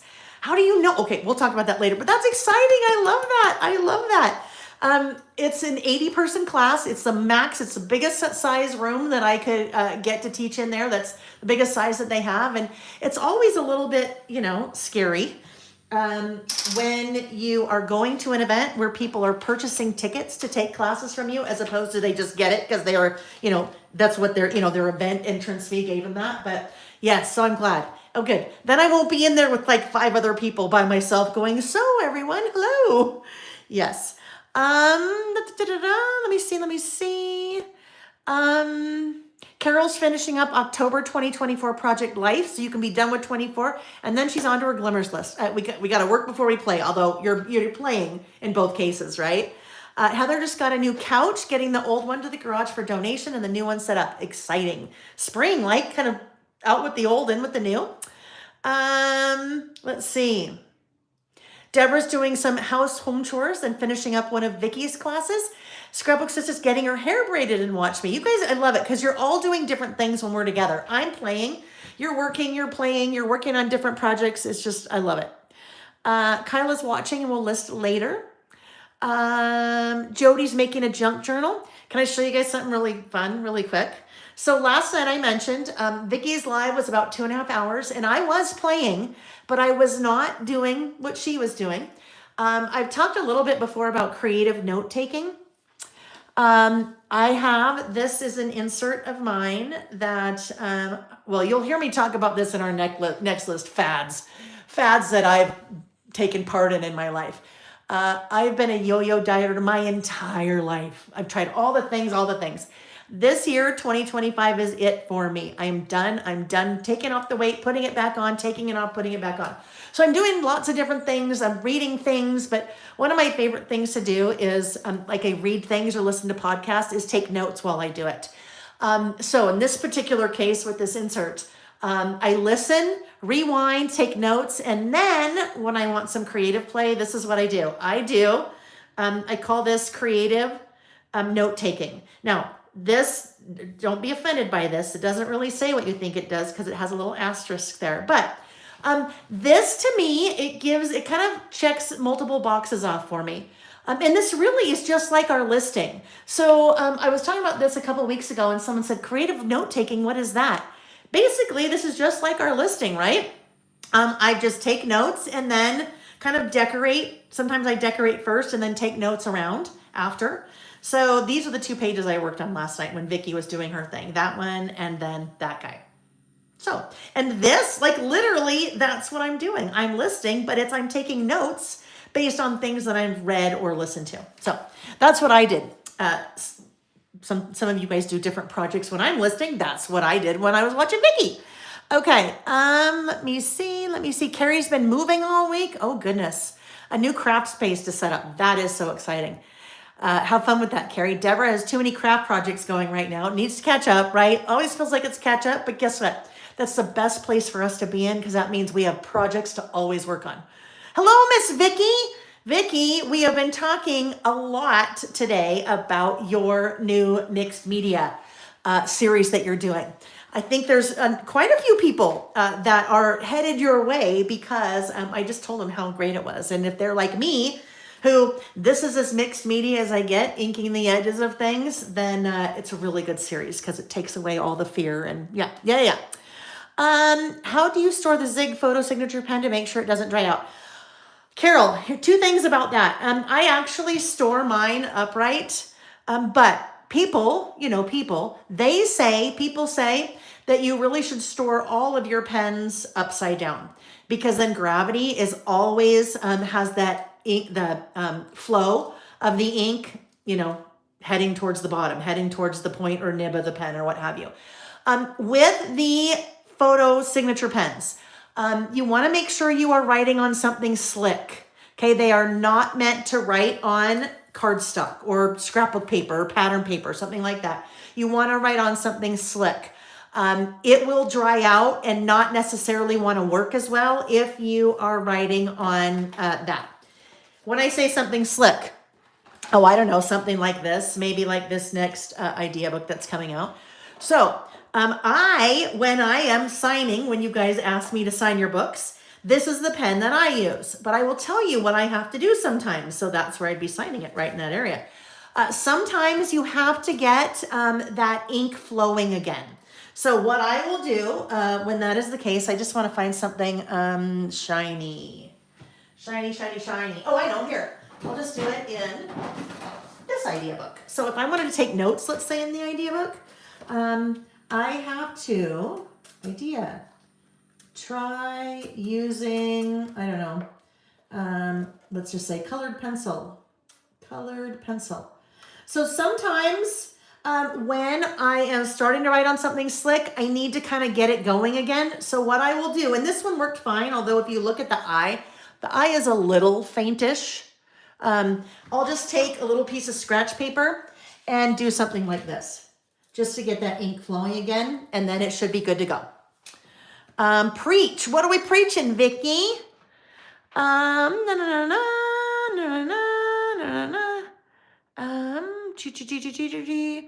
Oh, the washi. Okay, so Sarah, that washi. This washi is from the Netherlands. I did not buy it from the Netherlands. I bought it at a store in Coronado. Vicky, Amy did a lot of checking to see if we could source this. I'll go back and see. Basically, because it's from the Netherlands, we need to order directly from the Netherlands, which can be done. It's just there's a lot more complicated things involved there. Duties, taxes, now tariffs. Maybe not tariffs from the EU. Maybe we'd be okay there. Anyhow, we'll put that back. Amy, if you want to, let's make sure to talk about that again and see if we could get that. Now, nobody be offended, but that's what it is, right? And sometimes that's what you want to say. Maybe you just say F asterisks the rest of it, right? Okay. We'll see what we can do there. Hello, Gracie Creates. Okay, I just want to make sure I didn't miss any. Anita, art journaling. Yes, art journaling. We're all artists, friends. We are all artists. It doesn't matter what we do. If we color with crayons in a coloring book, you are an artist. If we make lists, you're an artist. If you do what Vicky does, amazing mixed media, that in my head is like, talk about an artist. But we've got to get over there's something about kind of our paper crafting hobby that sometimes people poo-poo, turn their noses up at us. Oh, that's not art. Absolutely, it's art. So we're all artists. Let's see. A lot of people, yeah. A lot of people, I know, right? And here's another thing. I would love to have a set of stamps that kind of leaned that way. I don't know. I really have to consider that. I mean, I wouldn't copy that, right? It'd actually be more of, having more swear words on it, but I don't know. I got to consider that. I don't know. Because I know some people would be really offended by that. And yeah. Closest that I have to that is the Bad Day stamp set. All right, let's keep going. You guys know me. I can get so sidetracked. It's not even funny. All right, where did my happy day go? My little happy day. My happy day. All right, happy day. Where did you go? My happy day somehow ran away from me. That is the die cut that I need to go over here, right? Oh, here it is. It's hidden. All right, that's going to go right there. Right about there. Now, I really wish that there was washi that went with this collection. If you've missed me the last couple of times, I have shared that Simple Stories has stopped doing washi and sticker books with their collections. So just know that is a reality now. So I probably need to start upping my selection of washi that I carry, since Simple Stories is not making washi with their collections anymore. I did custom washi probably three years ago, maybe. It may be time to start doing that again. Maybe. That was actually an easier thing to do than some of the products that I manufacture, for sure. Thank you, Belinda, by the tree. I know, just, yeah, right? Rainey said, you can create that naughtier stamp set and all in. She's unoffended, right? Okay, so I am going to use the spring mini icons for my bullets, the things that I am looking forward to this spring. So Mini Icons is a series of 3x3 stamp sets. There are probably, I don't know, maybe 12. All seasons, all different kinds of things, travel, photography, but they're little 3x3 stamp sets. They always have 12 little mini icons and then a fun definition. So what I actually think I'll do, I will start out with a definition, a little definition sticker. I just had a thought. All right. That does not, well, yeah. Sometimes you can take a paper strip, right, and make washi out of it. Faux washi, which is washi. But I won't do that. No need to complicate things. Let's do this though. I'd like to do the definition at the bottom. Let's find the right stamping block. Nope. Let's look. There we go. Perfect. And we'll ink that up. What ink color do we want to use? Ooh, I don't know. Squeezed Lemonade is kind of calling my name here. Let's see what we think about that. Again, I'm going to test it. So unoffended. I know, you guys, I know. I don't know. I gotta think about it. I would use it all the time, but okay, here's the thing. I would never use it on one of our public listing sessions. I just wouldn't, because, I don't want to offend anyone. I would certainly use it in all of my personal projects, like my junk journaling or different things like that. All right. So now I could do that. It's pretty light. We're going to do it anyway. We're just going to do it anyway.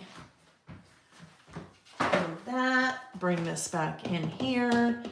So we will be releasing more mini icons, but I'm curious, if you were a mini icon stamp set, what would you be? What's missing?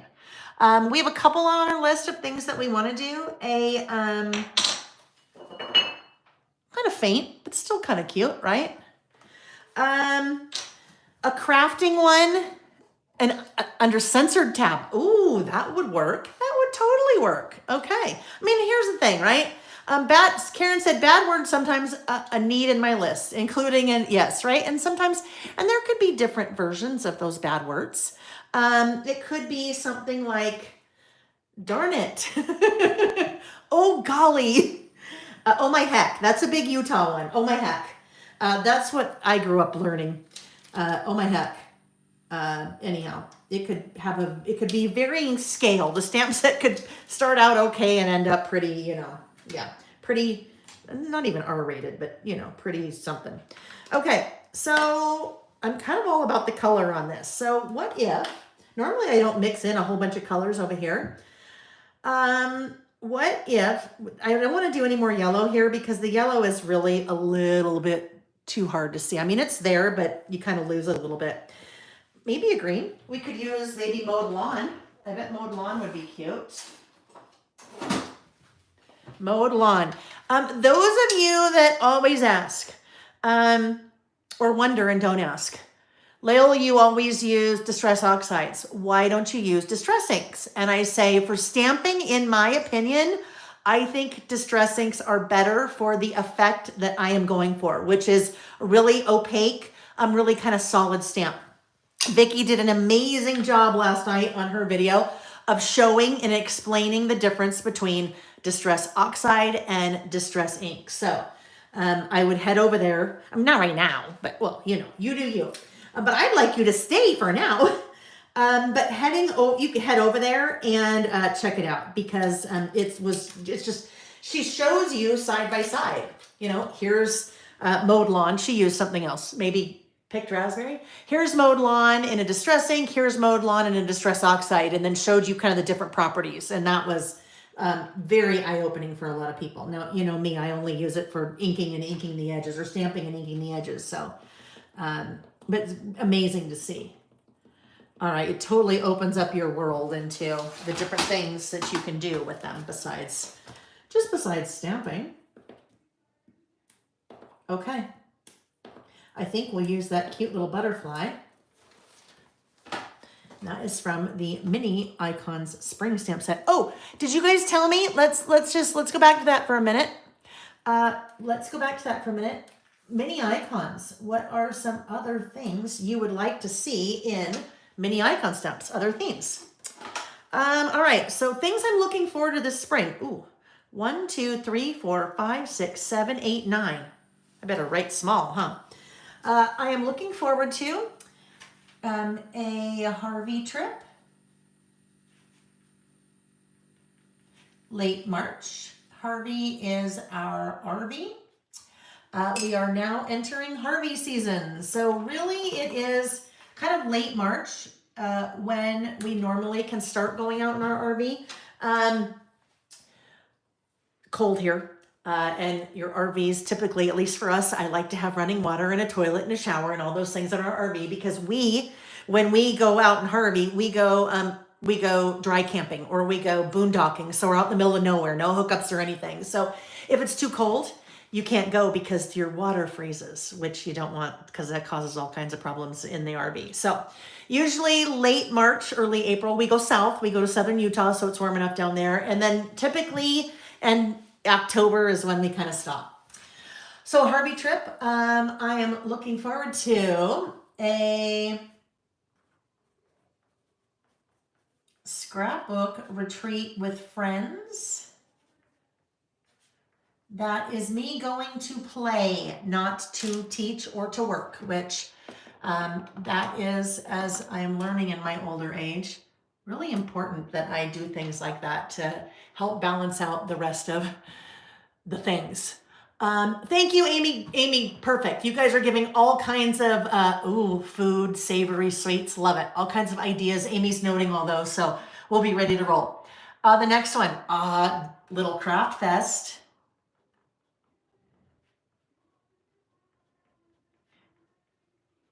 Very much looking forward to that. So here's the thing. And no one's ever told me this, but I'm thinking maybe some of you say, you know what? I can't do a list like this because really there's nothing I'm looking forward to. And then I say, okay, let's talk. And if we were together and you said this, I'd say, okay, let's talk. Tell me what's happening in your world. Tell me what you like to do. What are your hobbies?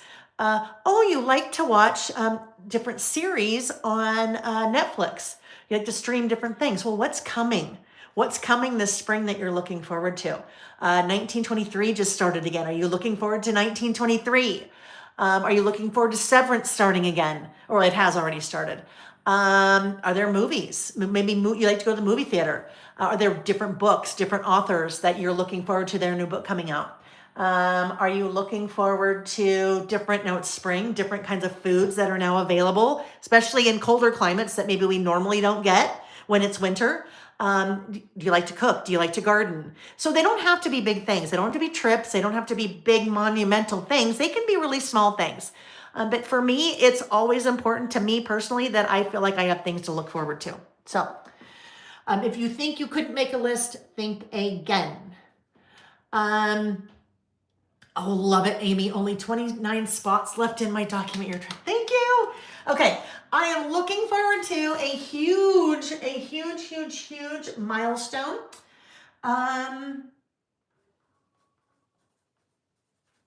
Celebrating our 30th wedding anniversary, May. May, Nick and I will have been married, not even together, married for 30 years. And I'm only 42. Like, how does that even work? Yeah. All right, you're like, Lil, stick to the crafting, the comedy you're not so good at. Yeah, 30 years. So that's a huge, huge, huge thing. Also looking forward to an Oregon coast trip. And that is kind of celebration of that. Also looking forward to, and these are not in any date order, our 5-year listing celebration, which is taking place March 22nd. Actually, kicks off on the 21st with launch of lots of new products, and then listing all day on the 22nd. New product launch, new LBM products launch. I'm also very excited to say that most of those products, if not all, will be here next week. So some of them I've had for weeks. Idea book is all done, and I have all of them already here. All of the new 4 Travelers Notebook covers, all done and already here in-house. 2 new Travelers Notebook themed inserts, all done and already here, ready to ship. The dies already here and ready to ship. Really all we're waiting for is the 4 new stamps, and those will be here this week. They've already shipped. So that is a huge change. Like, we're really working hard on having things early. It makes everyone's life so much easier. Amy and Lily and Denise and the designers and all of that. So yes, they've been very busy. Oh yes, the new spring summer season pass, which, if all goes according to plan, should go up on the 14th, I'm hoping. So next week. And then the very last thing I am looking for, well, I don't know, there's probably more things, but the last thing I'm looking forward to is my appointment with my doctor. I had my annual kind of everything in January, and we kind of had a little heart to heart. And she said, "You need to change some things, Miss Lael." And I said, okay. And that change is going very well so far, focusing on exercising and eating right and just a lot of different things. So I have a 3-month follow-up with her in April. And that is where I expect to see all my numbers change, everything change, which, positive reinforcement. So I'm very much looking forward to that. That's usually my yearly appointment is something I dread, because I know she's gonna, tell me things I don't want to hear. Like, Lil, come on, get your you-know-what together. But this one is gonna be good. I just know it because I'm already seeing the results. So I know it's gonna be good. So those are the things I'm looking forward to this spring. If you didn't tell me, pop into the chat and tell me what you're looking forward to. And please don't say nothing. Like, I gave you some really good ideas, right? Cooking, gardening, spending time outside, driving on the road and seeing tulips in people's yards, right? There's a lot of things that, even if we really have to think hard, there's a lot of things that we can look forward to. And I'd have you just ask Vicki. At the end of the call, I'd be like, listen to me. You listen to me. This is good. This is good. These things are good. Look at all the things. All right.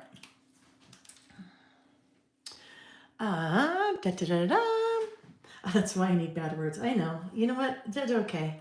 All right, we'll see. I was going to put him there, but I think ooh, how about right there? We'll put that there. And then I feel like we need one more little thing down here. Ooh, no orange guy. Let's look. There's a little bit of orange here. What? Oh, poor Reggie. I shut the door. I know what that noise was. Nick was down on the treadmill. He's down on the Peloton, and that's why I could hear that. I'm like, what is that noise? All right. Orange? Kick my ass. You're not supposed to say that word. People could hear that.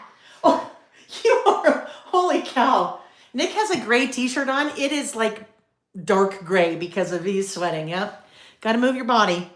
Got to move your body. Yep. Yep. That's good. That's all that noise I could hear. I'm like, what is it? It sounds like he's listening to the radio.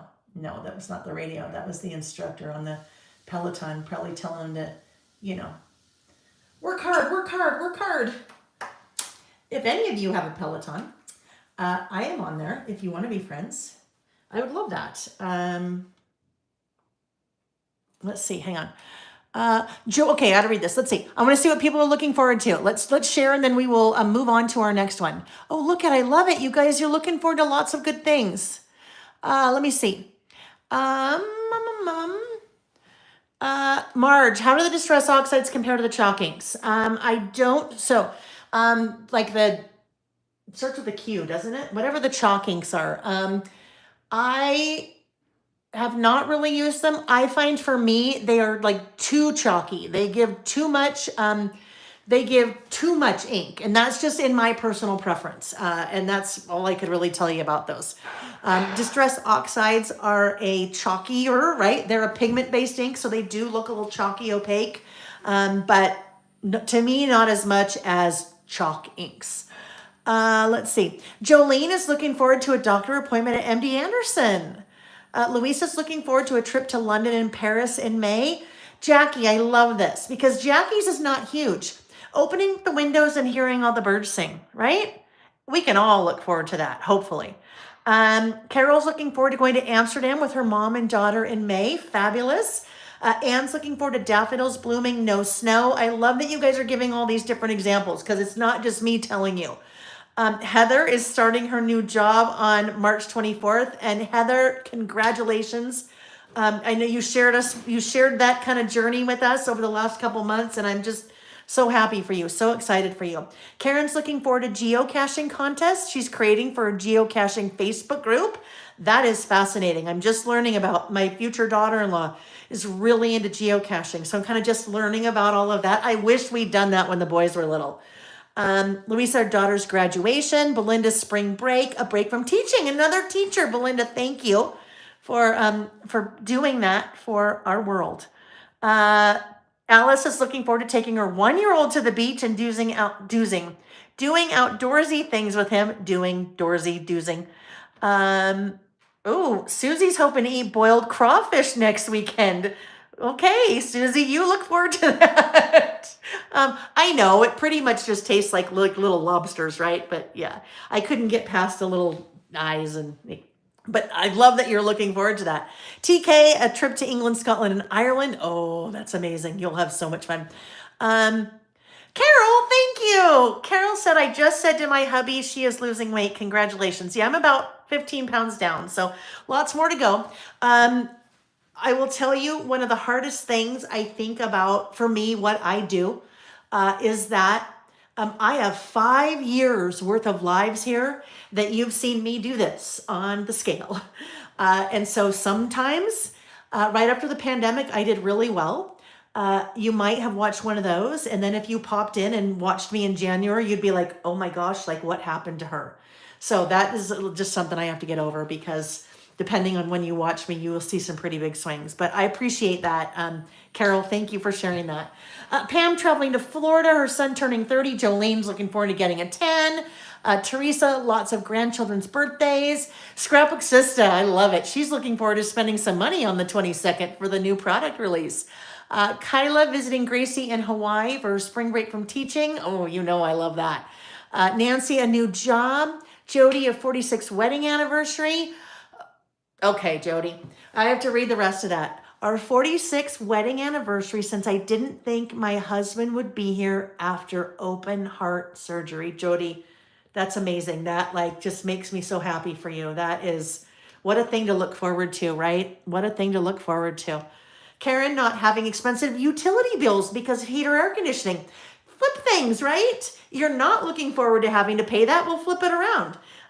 you're looking forward to not having to pay that. You can say, I'm looking forward to not having to wear coats. I'm looking forward to not having to, not have all the fresh fruits and vegetables that I like to eat. I'm looking forward to not having to snow shovel my car. Let's see. Taking walks, warm weather.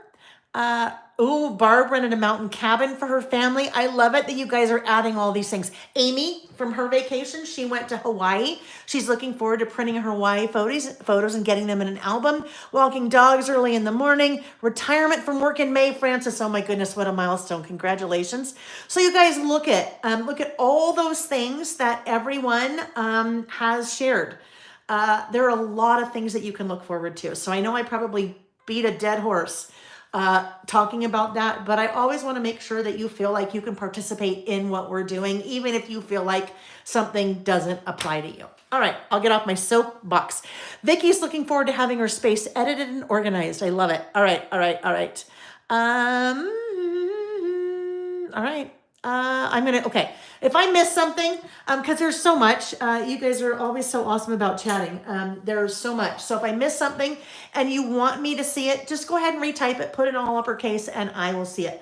Last thing I need to do here is to just date this. So I think just what I'll do is I will say, this is March 2025. And we're ready. Okay, I'm going to clean these things up and we're going to get ready for our next list. Oh gosh, seriously, being sure to save this. Look at that. I mean, this piece with anything, it will go so well. All right, I am going to clean up. As I'm cleaning up, I'm just going to put all these things away very quickly. We'll talk about the giveaway, the live giveaway. All right, 2 giveaways. One is live, one is after party. Live giveaway. The way you participate in a live giveaway is through the chat. All right. So you guys are just chatting away in the chat, in the chat. It is the chat, in the chat. And once I get everything put away and the new things that I'm going to work with out, I will stop. I will roll my finger up in the chat, and wherever my finger stops, that is the person that wins the live giveaway. So the live giveaway is one of the stamps that I'm going to use for our next list. Our next list is a perfect Sunday. Okay, what's your idea of a perfect Sunday? I mean, you could have it be Saturday, it could be Friday night, whatever it is. What is your idea of a perfect Sunday? This is a list that I have all kinds of books, you guys, that I find. Books about different lists, books about journaling, all kinds of, different books like that to continue to give us new ideas for lists. And I found that in one of those. What's your idea of a perfect Sunday? What would be on your list? It's your day. You get to do whatever you want. Now, every once in a while, we talk about bringing someone else into your lists, bringing someone else's voice into your lists. And we've done that a couple times over the last few years. Did I get everything put away from that? I guess I did. All right.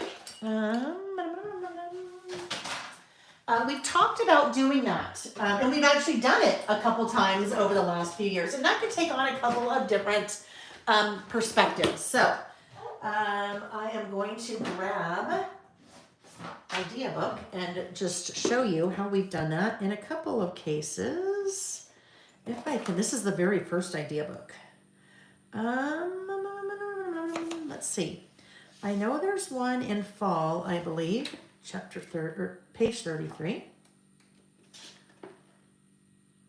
Let's see, or maybe holidays. Now it's funny because now everything kind of blends together. I'm like, which book did that come from? Maybe it's family. No, where is that? Okay, apologies. I should have grabbed this before. Oh, here we go. Okay. We've done this at least 2 times in the past. So this is the original idea book. This is volume 1. These were the lists from 2020 to 2022, 3 years worth. And I did this 2 different times. So I did a list here, things I love about Nick. And this was just kind of a general things I love. And you could decide what what you wanted to fill in the blank. So I said, I made a list of things I love about Nick. And when we were doing this list, someone said in the chat, Lael, you should have Nick make a list of things he loves about you. And I said, you know what? I like that idea. I like that idea, right? So I pre-decorated it and then just gave him that piece of paper and said, Nick, I would like you to write a list of things that you love about me. And look it, you need to fill out the whole paper. But I gave it to him and I asked him to write it because that's truly getting his voice in my list, right? Because he wrote it.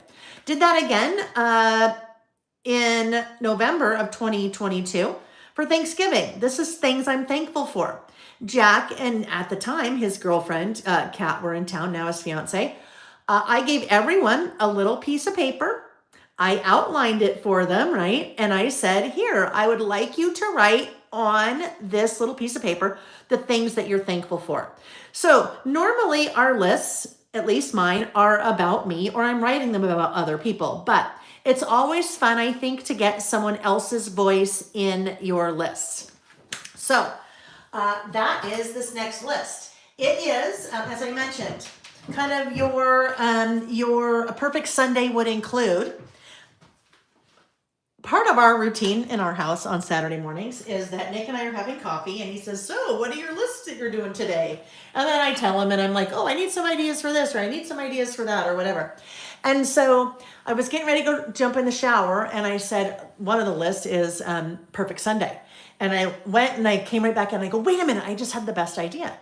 I'm going to make two lists. I'm going to make my list idea of a perfect Sunday and also your idea of a perfect Sunday. So this might be kind of a fun list if you wanted to do this with someone else, someone in your life, maybe a friend, maybe a partner, maybe a child. It could be from a pet's perspective, right? What would Reggie's idea be of a perfect Sunday? Probably sleeping and eating some catnip and having some treats and then sleeping some more, right? Okay, so for this list, I am using, oh yes, an oldie but a goodie. We're actually working with two kind of things like that. Ouch, ouch, ouch, ouch. I am working with the You Are My Sunshine products from Pretty Little Studio.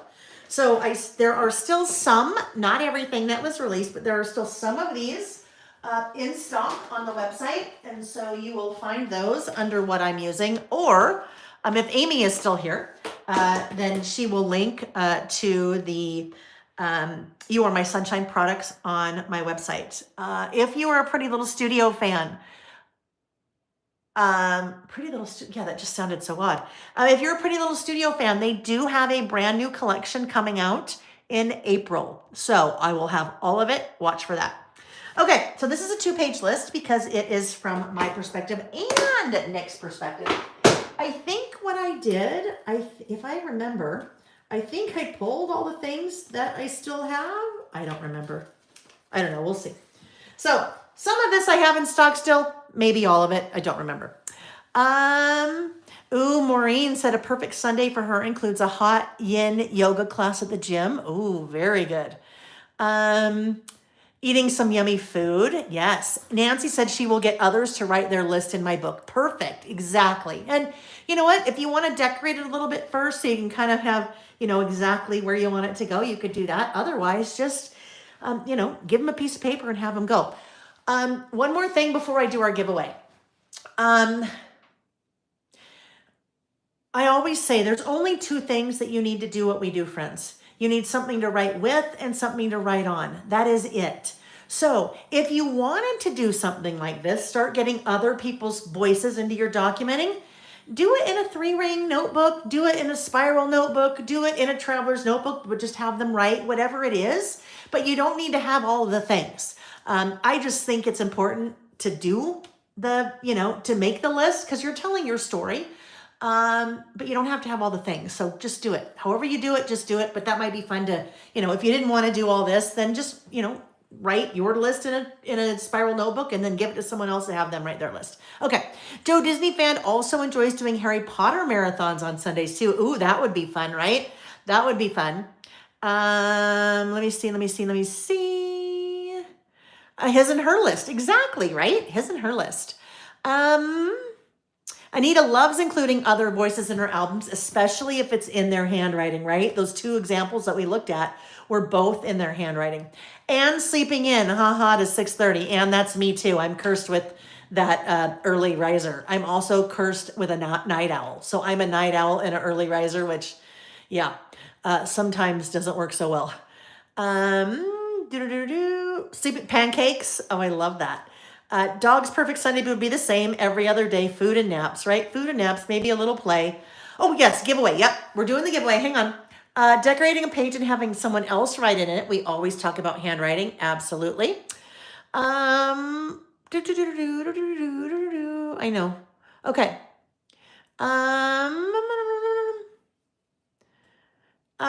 Zen girls, let me just answer your question, then we'll do the giveaway, okay? And then okay, let me just answer.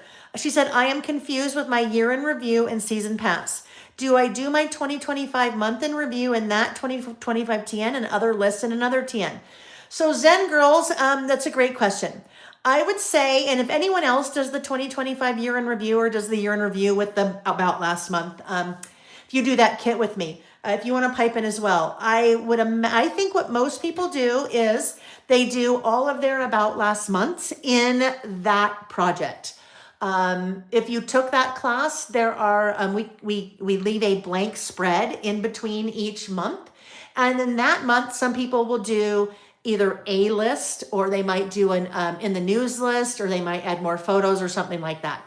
And then they're using another traveler's notebook to do all the rest of their lists, whatever they do with me. I do it differently because I feel like I kind of need to. Everything that I do is just all rolls in together. So my about last month, everything just all rolls together in the same traveler's notebook insert. So hopefully that makes sense, but I know people do it. I know people do it both ways. All right. And does hers both in one traveler's notebook? So you might end up with 3 traveler's notebooks. I don't know. It depends on how many lists that you do with me. Zen girls, if you couldn't find the class, email me. Email me because you need to make sure you need to have that link. That'll probably clarify a lot of things. TK does her about last month and in the news in the same traveler's notebook chronological. At the end of a year, it's a great time capsule. So, and then everything else if she does more listing in a separate. Okay. All right. So I'm going to stop now and scroll up, and I just scrolled up on Jolene. Jolene. I don't know if we have more than more than one Jolene. Jolene said, they're my home away from home, major surgery a year ago. All right. MD Anderson. So Jolene, you are the random lucky winner of course you'll get a new one, but the stamp set that I'm going to use for this list is handwritten days of the week, right? Because Sunday, handwritten days of the week. So Jolene, if you will do me a favor, send me an email, lailbymail@gmail.com. In the subject line, please put days of the week stamp winner, and then your mailing address in the body of the email, and we will get that stamp set out to you this week. So there's actually 2 versions of that. There's days of the week and there's months of the year, and that is my handwriting. So if you are looking for a good, pretty neutral stamp set for months and weeks, then those will be great for you. Handwritten months and handwritten days of the week. Okay, so let's do Sunday. Sunday. Okay, you know I don't sing. I can't even pretend to do it. That song, Sunday. So, well, there's 2. There's Sunday, Bloody Sunday, which is you too, and then there's Sunday, you know. I don't even know who sings that. So good to me. Yeah. Mamas and the Papas, maybe? That's an old one. Okay. All right, so here we go. A 2-page list. Let me look at my sketch. A perfect Sunday would include.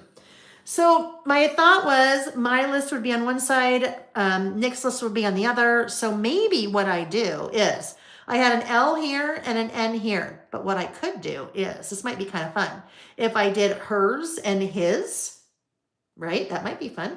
So let's, this list is going to be directly on the insert. So everything I do will be on the insert. I will not do kind of background pages for this because I know I don't have any more of the pattern paper.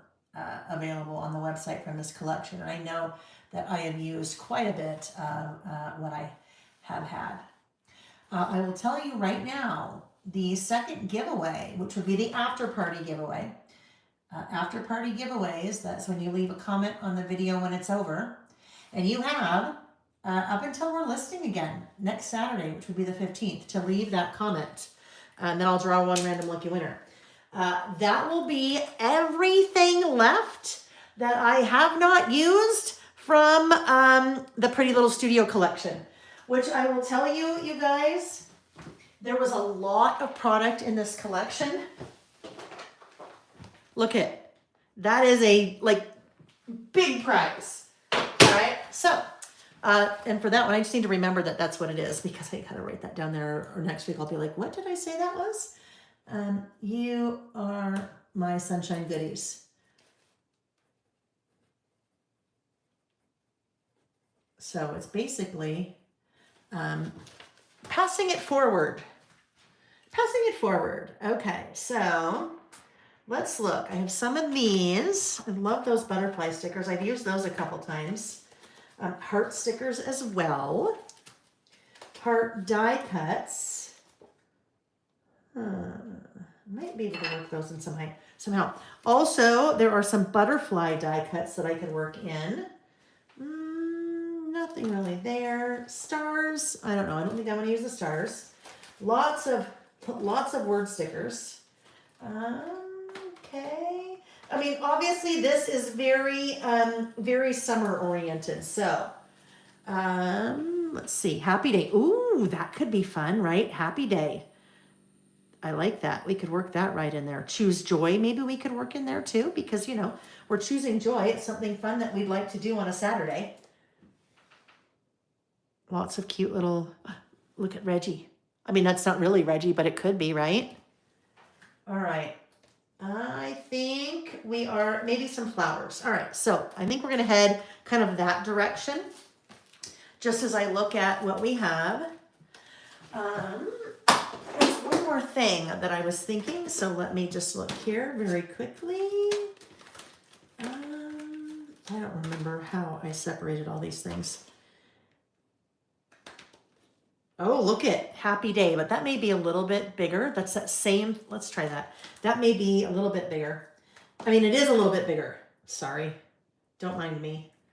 What am I saying? I'm looking for, where did those go? I don't know. All right, we'll work with that.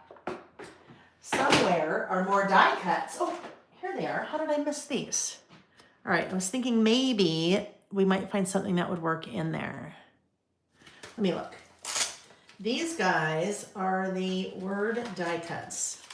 Let me just do this. And see, if you missed this collection when it first came out, like I said, I still have some left. But, oh, like, look at that. That is, did some fun lists with that one for sure. Oh, I know. You want to see one? Because I'll pull it out of the brand new idea book, because I know exactly where it is. If I can find the idea book. Look what I did with that. Oh, here it is. All right.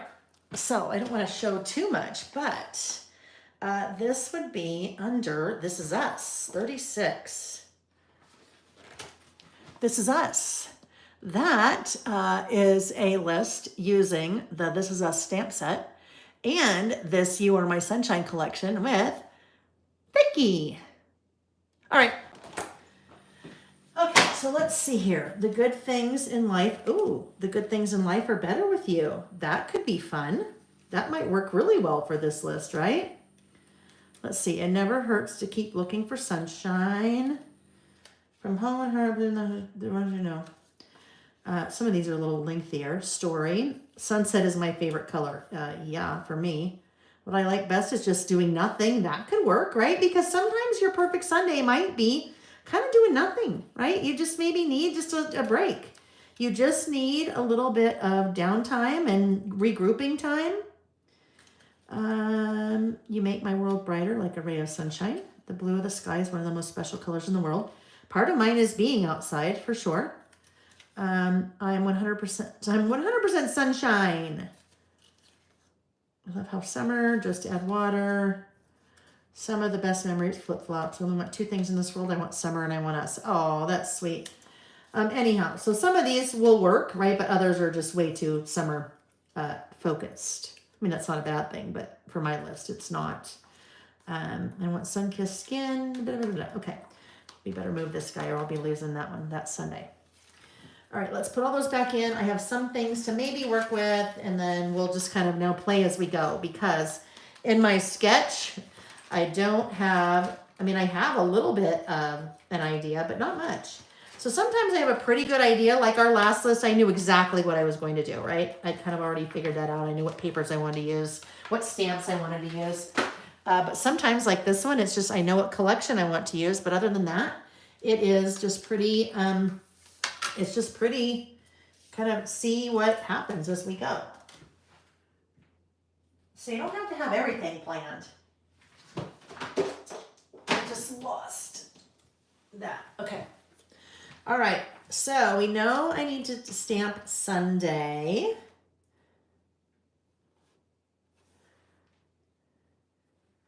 I wanted to grab this happy day as well.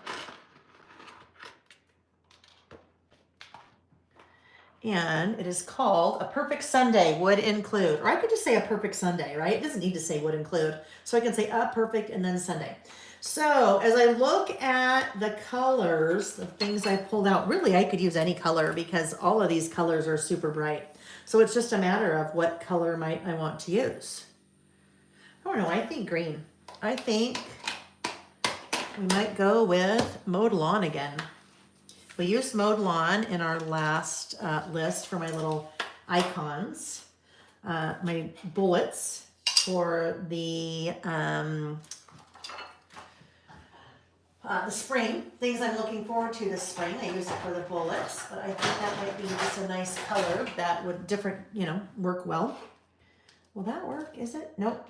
Nope, not quite right. So we need to go up a size. That guy.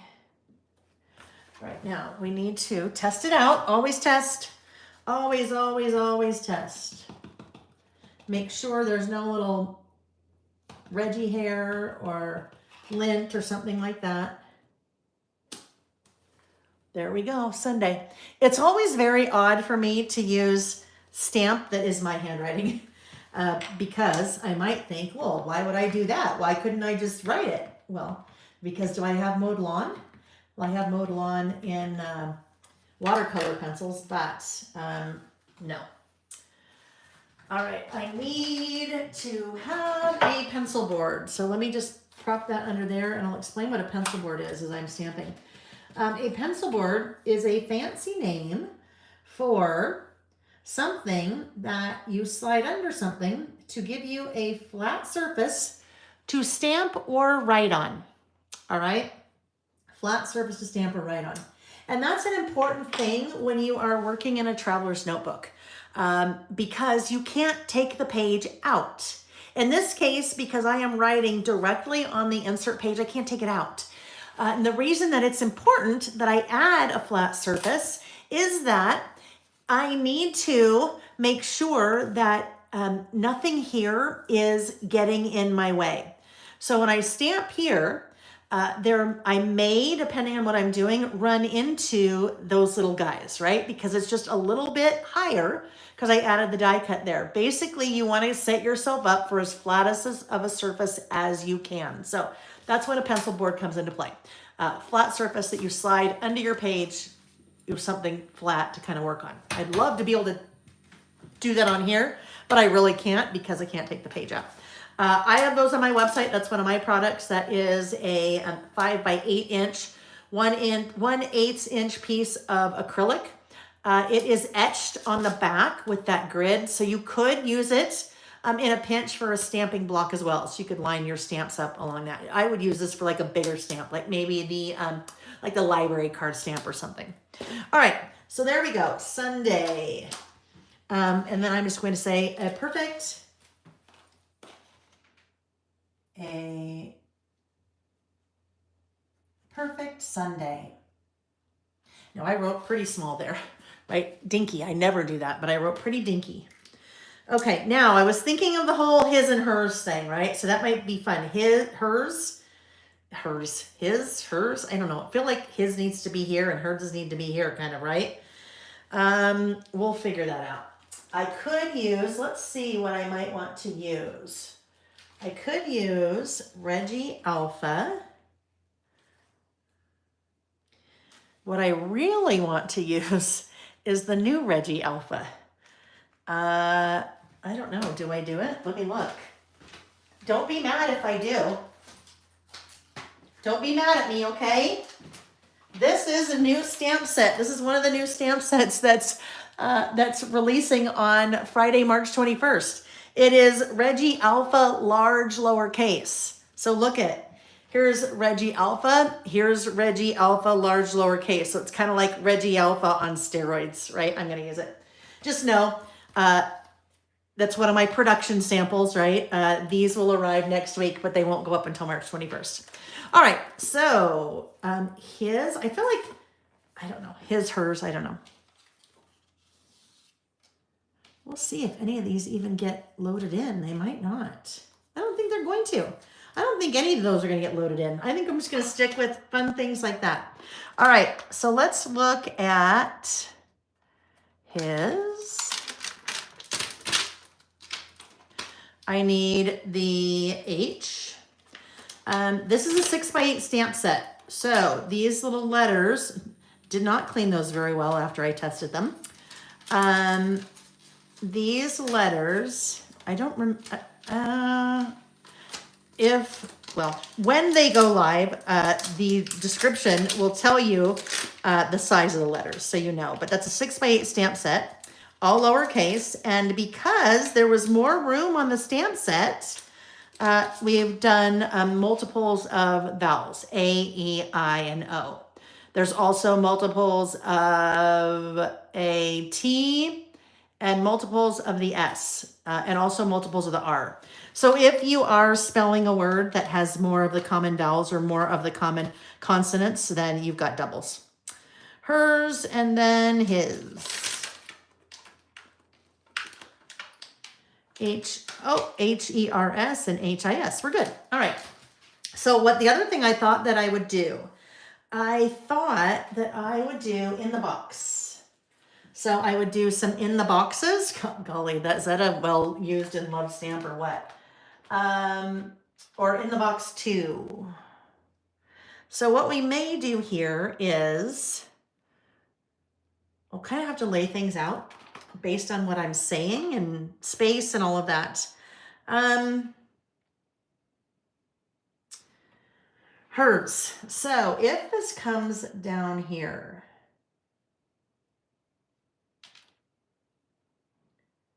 it might be kind of fun to do something like this. We don't often, I mean, I've done it a few times, but we don't often do things like that where they are along the side. Hers and then his would be over here.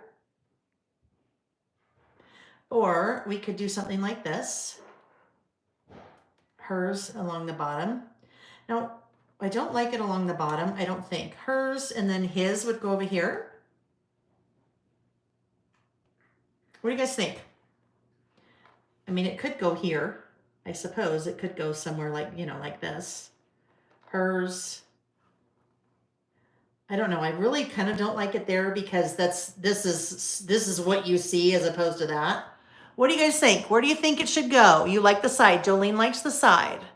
So Jolene likes over here, yeah. Side.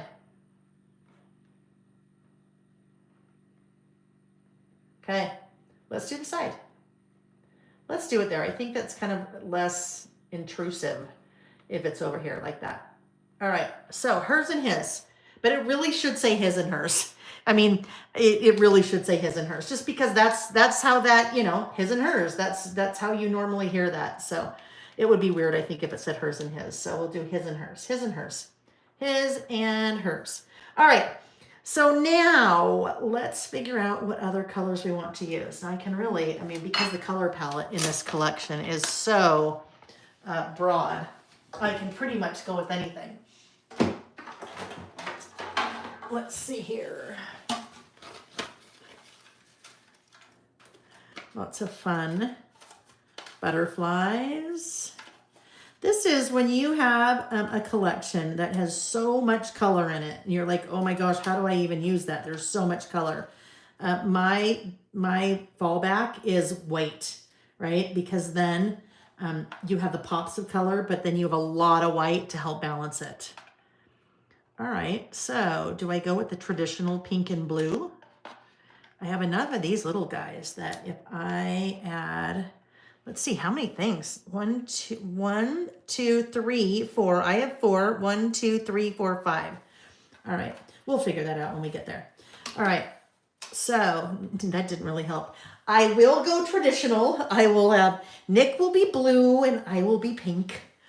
Why don't we do salvaged patina? Nick can be salvaged patina. All right, so did I already ask this? I don't remember. Did I already ask you what your idea of a perfect Sunday would be? I think I did. This would be an interesting one. Like if you have, let's say you have younger kids, or maybe you have teens at home or something like that, or grandkids. This would be a really fun question to ask people. Even if you're not writing their list, you could be at dinner or breakfast or, you know, wherever you are, when you're chatting with people in your family, what would be your idea of a perfect Sunday? Let's put Sunday away or else we'll lose Sunday and then we will not have a perfect Sunday. We will have no Sunday. Alrighty. Now, when it comes to stamping words, if I am creating a word with alphabet stamps, I stamp those letters individually. I very rarely will stamp the letter, or excuse me, stamp all of the letters on the same stamping block. And that is because I left the dishes in the sink overnight. So much easier if I clean that now. I mean later. If I cleaned this right after I tested them, I was in a big hurry to test the stamps because I needed to get my order in. Anyhow, oh yes, what I was saying is I stamp the letters individually as opposed to lining them all up on the same stamping block. The reason I do that is because I like to control how close my letters are together.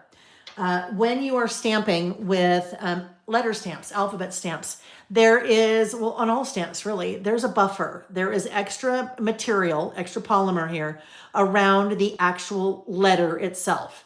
And that extra material makes it difficult to get, in my case, my letters as close as I want them, right? So I can only put this guy right there. And now I've got a buffer on the H and a buffer on the E, which ends up being a double buffer in between, which for me is too much space. So I like to stamp my letters individually. So we'll get the H ready to go here. And woo! Nice and bright. Love it. Okay. This will go here. Pencil board again, right?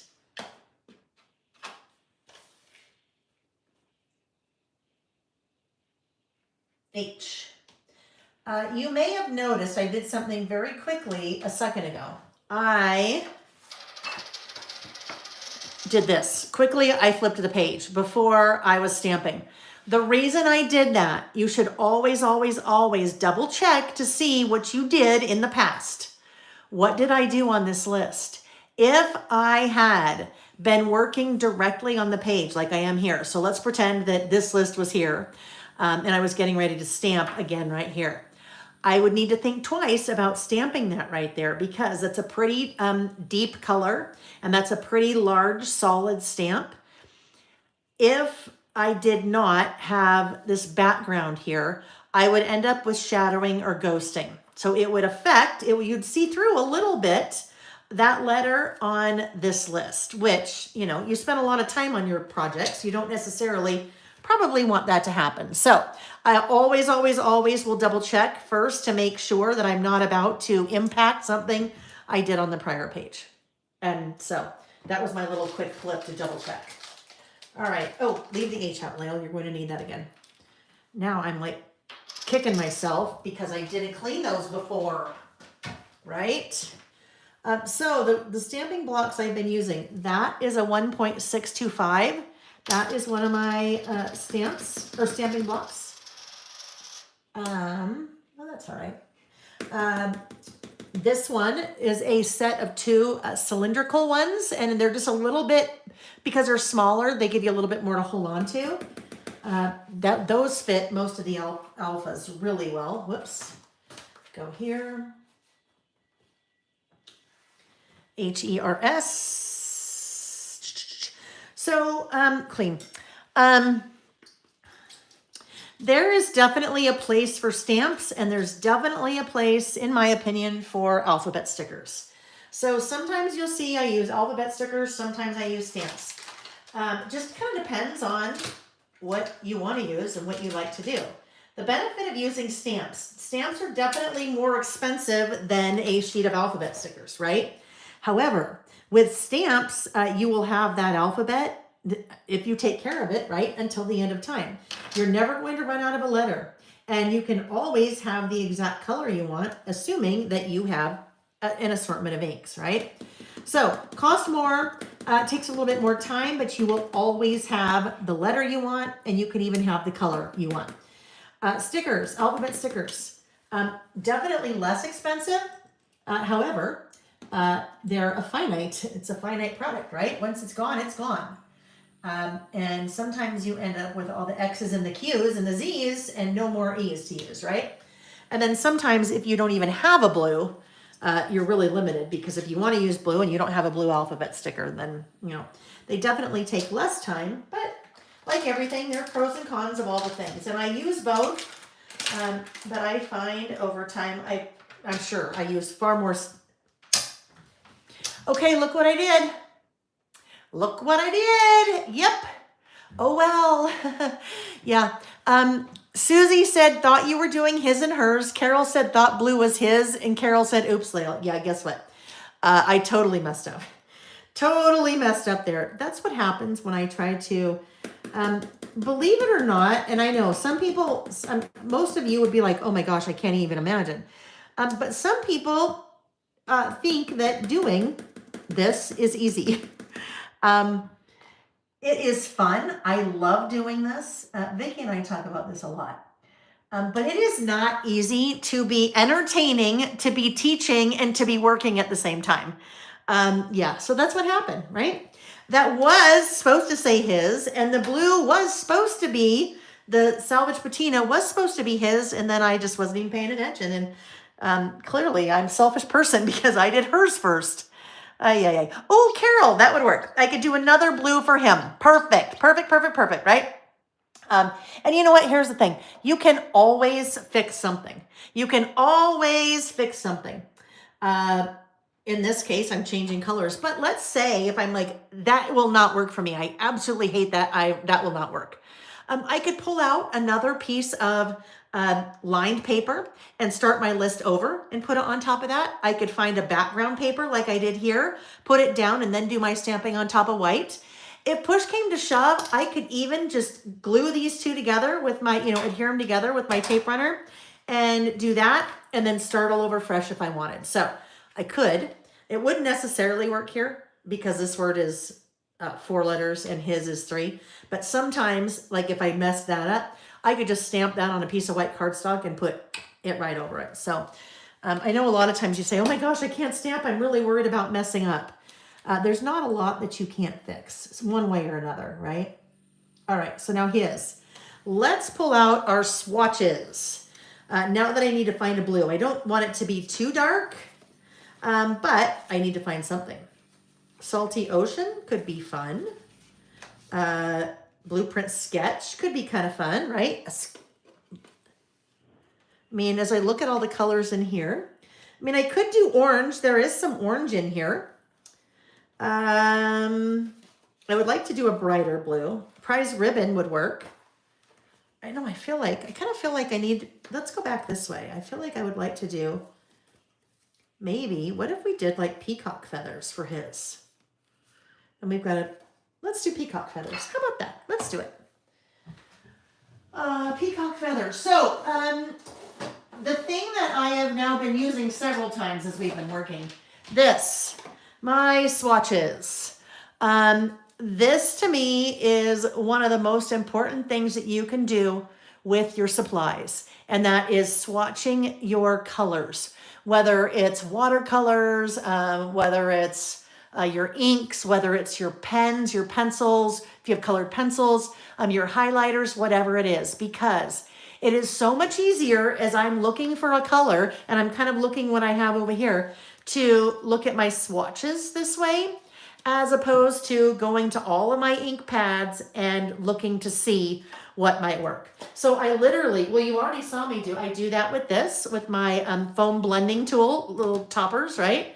I do that with my colored pencils, with my pens, that I've never regretted spending that time to do that. And that is, that stamp set, the Swatch This Ink stamp set is one of the very first, I'd say maybe probably the third or fourth stamp set that I ever released 3 or 4 years ago. But that is one of those that I think it is an investment well spent and time well spent.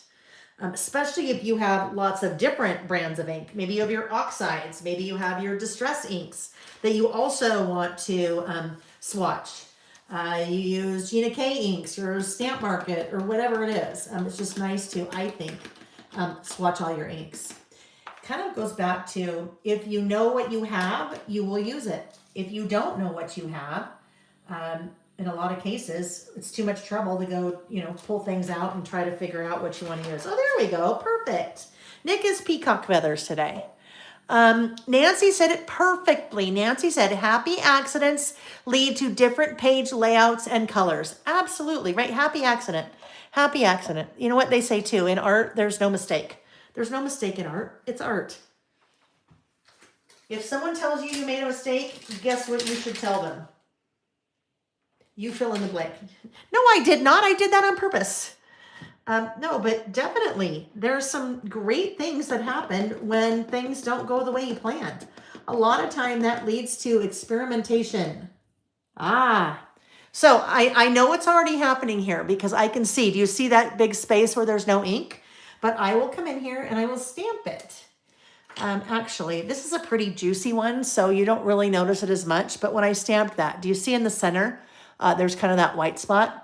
I can see there's a little hair, little fuzz on that stamp. So what I should do is I should come in and clean that off. And this is a really important part of the process.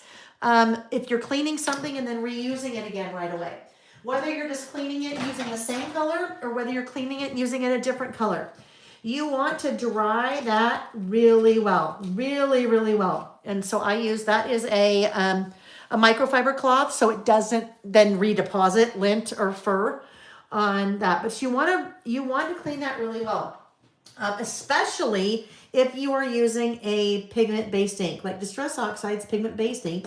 They take a little bit to dry. So if there is any kind of moisture on that stamp, you may get a little bit of a different color variation than you were planning because they react with water. So let me get this eye on there and I will show you an example of that on my swatches with, I think is it with Salvage Patina? It is. So if you look at that, and I'll try to get you I don't know if you'll be able to see it or not, but this one, so it got stamped with Salvage Patina using a Misty, a stamping platform, and then stamped again right away because I can't remember. I think it didn't fill in all the way or something. Somehow there was moisture on there. It must have cleaned it and then re-inked again. And so there was moisture on there. It did not get dried thoroughly, the stamp in between re-inking. So you can see up here, there's a little bit of kind of green, like some different colors are starting to come into play on that salvage patina around the edges because they weren't dried, reacted with water. So it's not necessarily a bad thing, but for me, I like it to be consistent. So I want to make sure to dry thoroughly before re-inking again. So I don't have that moisture on there. All right, as some of you that do your swatching, well, it doesn't matter. I'm using a bigger one than I need, but when you do your swatching, sometimes you will email me or you'll post in the Facebook group and say, hey, why did my color turn so odd? And then that's when I started asking questions. Did it react with water? Did you not clean? If you were stamping again with a MISTI or a stamping platform, you cleaned and re-inked and then stamped again, and did you not get it all the way clean? Or excuse me, all the way dry before you re-inked. All right, his and hers. All right, I love that font, and I love to have the bigger size now. All right, so that is one of the new stamps coming out. That is Reggie Alpha Large Lowercase, and that will come out on March 21st. So stay tuned. Okay. Now, what I think I would like to do is, that little dot right there, that little, like that's a little period. I am going to grab that and I want to just put a little period at the end of that. So the teeniest, tiniest stamping block that I have is the, somewhere it is here. Oh, here it is. The stamping stylus. So for your little teeny tiny stamps like that, or the little bullet stamps that we play with, really, that is the perfect size stamping block because it's so teeny. Now, if you had a little teeny, like a quarter of that size stamping block to work with your little bullet stamps, it'd be really hard to hold because it'd be so teeny, right? That's where the stamping stylus comes into play.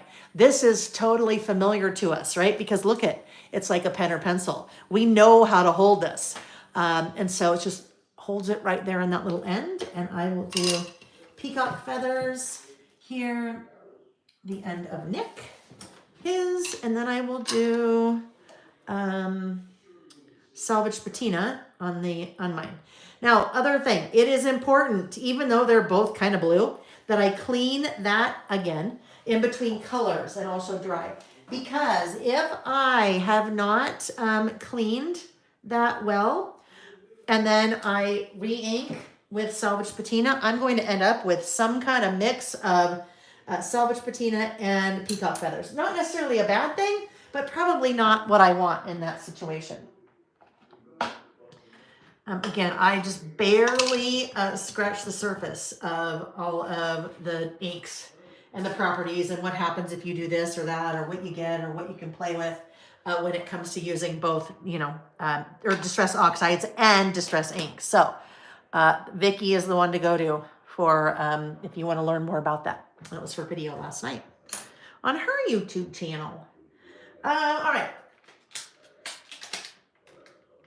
So now I'm thinking I would like to, like I said, I was thinking I wanted to use, Nick has 1, 2, 3, 4, 5 things on his list. And if I had thought about this, his and hers, prior to this morning at 8 o'clock, I would have probably stamped some little journaling blocks, die cut them, and then gave them to him and said, here, fill each of these out with the things that would be your perfect Sunday. But I didn't think of that. So I have 4, Nick has 5. So let's look. I'm thinking probably the in the box 2 might work a little bit better because not everything is same width like that one. Oops, pulled the, we don't, oop, there's the dies. I'm not using the dies, so let's put those back in to make sure they don't run away on us. All right.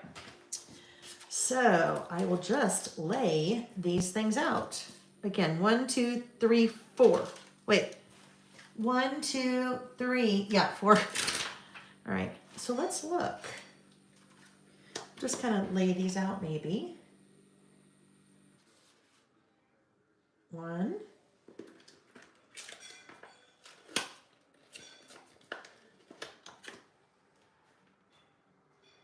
2. Ooh, I need to fill that in, right?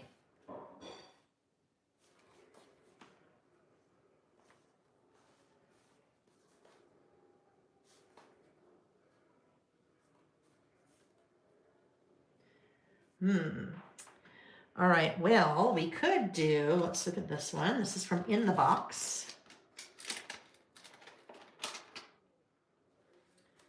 Aha, so if I did that, then I'd put just something, I need to put something right there because I would not want to leave that open like that, right? That would be like trapped white space, and I certainly wouldn't want that. So, does that work? I think that could work.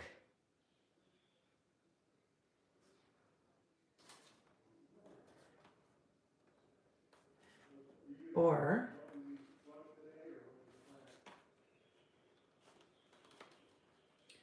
aha, maybe we do that. And then I think I like that better because then I'll put a little butterfly right there. And I don't want those to be even. I'd like these to be a little bit, kind of offset. I think that will be great. All right. So now I can bring in other colors, right? We're going to go crazy with the colors here. I don't think I will use Squeeze Lemonade. That is just a little bit harder to see. I used that on my first list. So what I have out, I have Kitsch Flamingo. I think I could do Mowed Lawn again, as long as I kind of make it a little bit away from that one. I could do, I think we need an orange for sure. How about Carved Pumpkin? Let's look. Carved Pumpkin, where's my thing? Maureen, how tall are the new Reggie stamps? So those are going to be between, where is my little ruler? Let's see, let me look real quick for you. So that's a 6x8 sheet. Width-wise, we're probably looking at about 3/4 of an inch. 3/4 to an inch. It's going to depend on the letter. Well, let's say now half. So half to 3/4, half to an inch, so skinnier. And then height-wise, about 7/8. Or like your J will be like 1.5. So 7/8 of an inch tall to 1.5 tall. The J is 1.5 or 1.25. All right. Thank you, Amy. The largest stamp in the Reggie Alpha set is 1.5 tall. Most are about 3/16. Wait, 3/16 can't be right. 3/16 is like 1/4. So what, Amy, will you correct us on that? Most are about 7/8. Maybe you said 13. Maybe it meant to be 13/16. So let's say 7/8. 7/8 to about 1.5 inches tall. All right, thank you. Okay, so if we did Kitsch Flamingo, Carved Pumpkin, we do need a yellow in there. So let's look at, what about Mustard Seed? And we can also do this, but I don't think, I could work these in as long as I did this over here and this over here.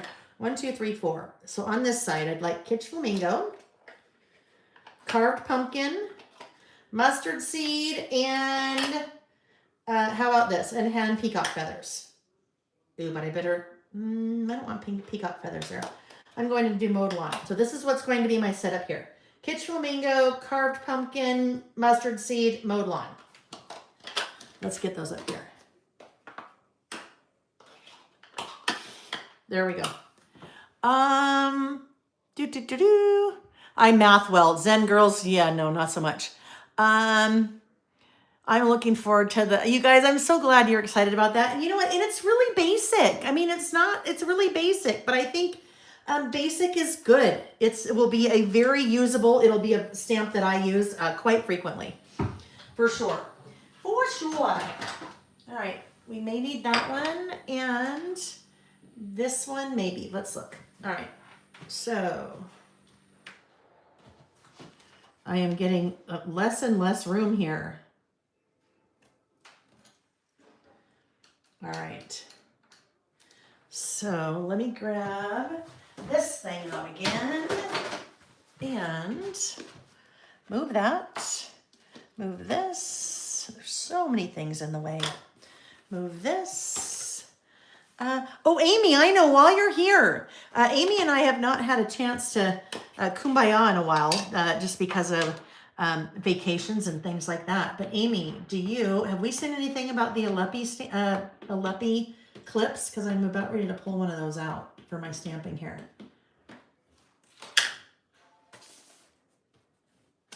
All right, there's my pink box.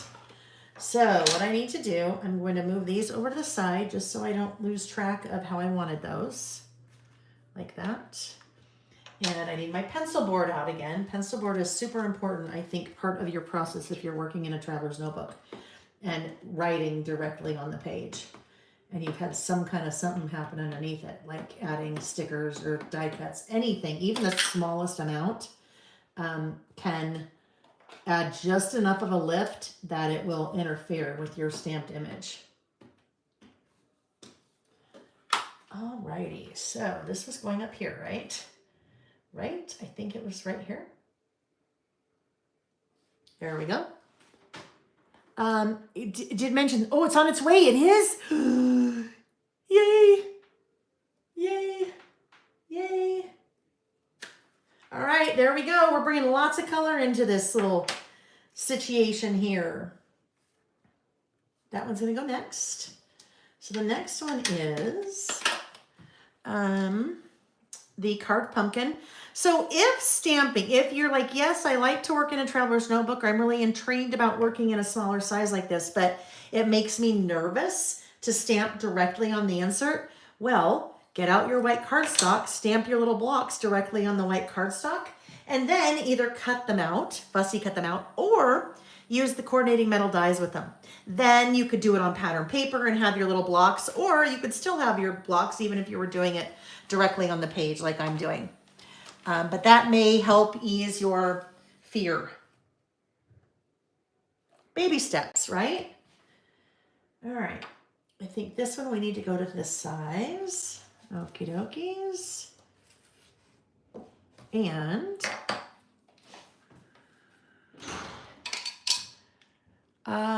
let's see. Nancy said, I like those box stamps to fill in the details.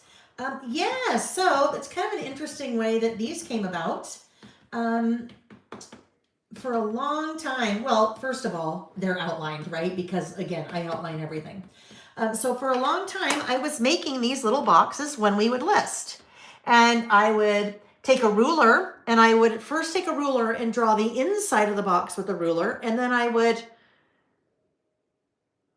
outside of the box with a ruler, and then the inside, then I would just outline with my, black pen. And it takes a lot more time, let me tell you, because I would be measuring, and then you do it once. Usually I do it with pencil, and then I do it once with the ruler, and then come back in and hand outline it, right? And so it always would take a really long time. And so people started saying, can we have a stamp set that does that? And I'm like, why would you want to set? Oh, okay, sure. And now I'm so glad I did, because it's just way easier, right? I don't have to do all the things. I mean, we could get out our pencils and our rulers and our erasers and do all the things, but if we have a stamp set, that'll do it for us. Unfortunately, I don't know about you guys, but unfortunately, I don't have all the time in the world to craft. I wish I did, because, oh my gosh, like I had so much fun last night when I was doing my little art journaling or whatever, creative note taking. It just and I haven't had a lot of time to do that. And last night I said, you know what, I'm going to do it. I'm going to watch Vicky and I'm going to get all my stuff out and play. It just made me so happy. So I wish I had all the time in the world to play, but I don't. Most of us don't. Some of you may, and good for you, because you probably worked really hard to get there in your life. So all of that to say, sometimes it's nice to have things that will expedite the process for you. So yes, you draw your own boxes, but you can also stamp, because that goes much faster. Now I have some orange on my fingers, and I need to get that off because that drives me crazy. But Oh, a Luppy. Hey, I did say I was going to use one of those. I didn't need to use it here though. So let me get this. Let me get these stamped, and then I will pull one of them out. Mustard seed. All right. Next up is mustard seed. My little box here.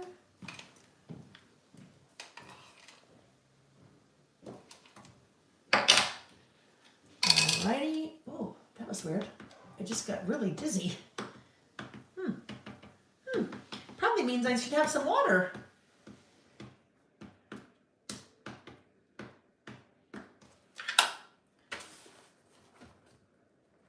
Let's do that. Let's stop and have some water. That was weird.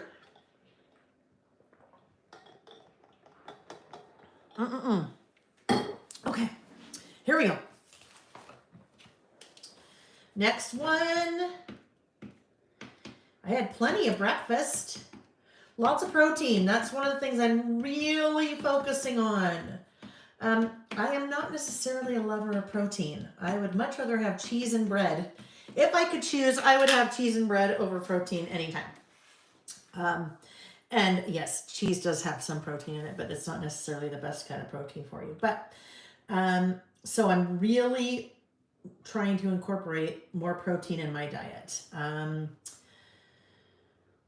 Protein. One of the things I've done a lot of research on is how to, I think I missed the gene that, all right. So let's talk about what happened here.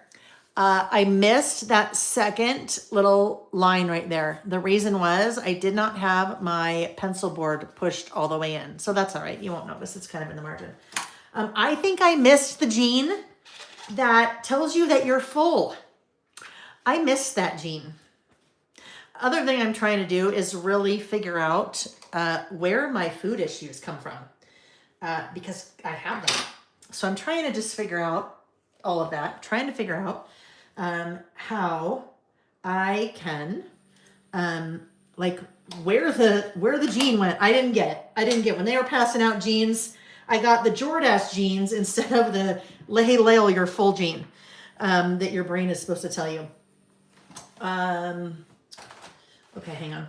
Now I'm like trying to think and talk at the same time, which a lot of times it's like trying to think and chew gum at the same time. It doesn't work very well. Anyhow, one of the things that I have learned is that, sorry for that noise as I'm just cleaning that off. One of the things that I've learned is that protein makes you feel full longer. It fills you up more, right? Makes you feel full longer. So if you are full longer, then you don't feel like you need to eat as quickly as you might otherwise, which that would also be me. So just trying to figure out some things. Oh, I know, all to say I had 40 grams of protein for breakfast. So that's pretty good in one meal. And that was Greek yogurt and cottage cheese, 2 tablespoons of hemp hearts. That's another quick 10 grams of protein. And then some blueberries to get some fiber in there. And yeah, so I know it's not that I know I had plenty of breakfast, just I guess a weird little dizzy there. Protein is good. It's very good for you. Yes. It is very good for you. It's just, I don't love the meat. So I love cottage cheese though. Oh goodness. I like it. All right. So I know what's going to happen here. I am just going to try this without the pencil board. The reason I need to do this without the pencil board is because I need to probably roll this a little bit. Because my insert is full, getting full. Ooh, okay. That didn't work out so great at all. What I was trying to do by rolling it was over here. Once your insert starts to kind of curve like that because of everything that's already taken place, it's a little bit harder to get the stamped image there. But in doing so, I lost part of this and then also that center part. So what I'm going to try to do quickly is grab a sand eraser. Now this will take a little bit of it off, but not all of it. So sand eraser is what it sounds like. It is an eraser that has sand in it. So it's a little gritty. Those I have on the website, little sand eraser. Sorry.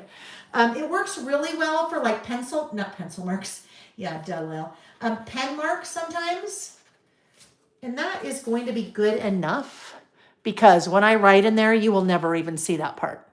This part, I can also fix that though. The way that I can fix that is by getting out the corresponding Mowed Lawn colored pencils, watercolor pencils. Ooh. So let me just locate that quickly. I do not do mixed media. I do not watercolor.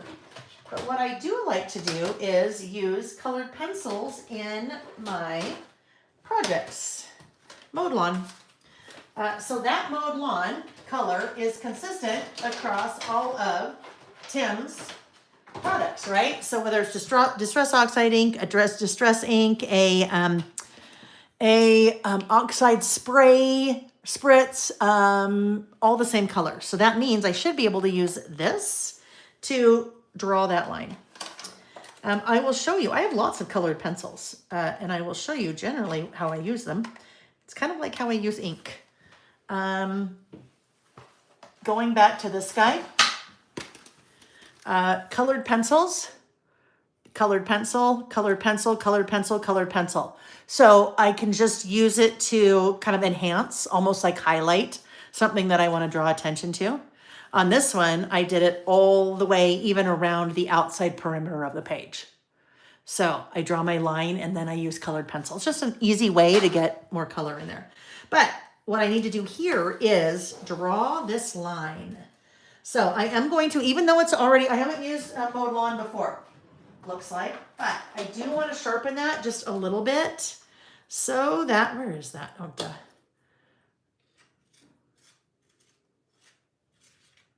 Sharpen it a little bit to get a little bit more of a point on there. And the reason I'm doing this is because part of my little stamped box there did not stamp. Where is, excuse my reach. I don't know where my little metal ruler is. I'd like to use a metal ruler. Let's see if I can do this freehand. That's Mowed Lawn. Just make sure before I do that.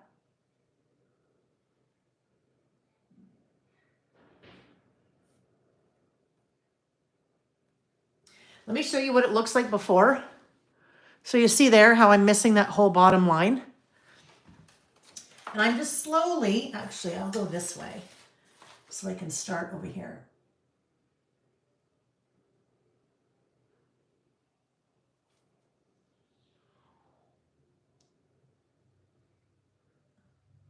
Slowly fill that in. I know no one's ever going to know I did that, right? No one's ever going to know. Okay. Golly jeepers. All right, so there's my side. Now I need to do Nick's side. His side. Nick has 5 things on his list. So let's take a look again at what we want to do. One of those is still on the stamping block. We're to the point in the day where now there's stuff everywhere. Oh, there. Yeah. Now there's stuff everywhere. Had no clue. So Carol, and those, I mean, so here's the deal. That's really a fancy solution for a problem. Like I said, I don't use, I mean, they're meant for watercoloring. And I don't do watercolors. I don't do mixed media. I have them because I like to have colored pencils that match if I want to, you know, doodle or whatever it is. But there's a lot of other colored pencils that I could do the same thing with. I don't have to have, I mean, I'm not saying that, you know, I would say if you're going to use them for something else besides that, well, you do you, right? But I have lots of other colored pencils and I have swatched them all, most of them. I don't know where my swatch book went. I was using that last night. But anyhow, I could, if I didn't have that exact Mowed Lawn color, I'd just pull out my little swatch book for my colored pencils and find one that was the closest. All right. Actually, and I don't know if that's what you're talking about. You could have already been telling me, you could have been talking about something totally different. Nancy, it is not a special pencil sharpener. It is a nicer pencil sharpener, Prismacolor. I have these on the website. I think I still have a few left. But it's just a nicer quality pencil sharpener than, maybe one that you'd find at a dollar store. Dollar store one would still work, but let's see. Misty, you have shared quite a few tips and tricks already. So Misty, I thank you. I am glad that you appreciate that. That's how I learn, right? That's how we all learn. It's nice, I think, to be able to watch people and, you're not only like watching them work, but sometimes it's nice to have them tell you what they're doing, why they do something, why they didn't do something. Because that's how we learn. So I appreciate that you appreciate that. All right, then I could do this one here. And then, look at this guy. This will be the last one for Nick. There we go. All right, now what colors do we want to do there? Okay, so this list is taking a long time, right? But that's okay because we're just playing, we're experimenting, we're having fun, and some things go fast, some things not so fast, and this is a not so fast one. All right, so do we want to do the same thing? Do we do a pink, orange, yellow, green, and might as well. And then we'll swap that one. We will do Salvage Patina. Pink, orange. We're kind of doing Roy G. Biv here, right? And then let's swap that one out for this one. All right. Stephanie said, you can try laying your page on the table, letting the rest of the book. So this is what she is meaning. And I'm actually going to, I'll just pretend with this. I'm going to tilt the camera a little bit so you can see the edge of the table. So I think what she is saying is you could, laying your page, letting the rest of your book hang down, hold the previous pages, clean stamped images. So you could try that. You certainly could. There's lots of different ways that you could try to get around something like that. I would say practice first. Whatever you're doing, practice. Just like I test first, I would, take something, even if it's like a composition notebook or something, and practice that before you do it. Practice makes perfect, right? Just so you know what's coming down. You know what you're in for.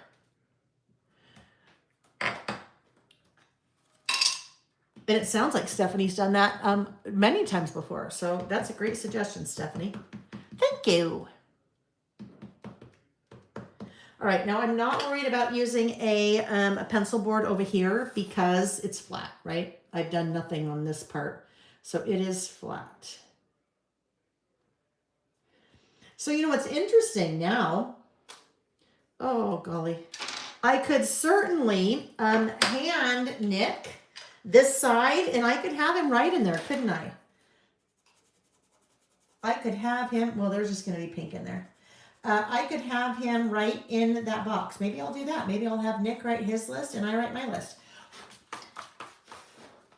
Okay. Move this guy. Now I just totally messed up what I was doing. Got all off kilter there. All right. Clean that guy off. Put him back over here. I got too much ink on that. That's why that happened. And I probably pressed down maybe a little bit more in the center than I needed to. All right, now I've lost track of what I was doing here. This goes here. Does that go there? That go there?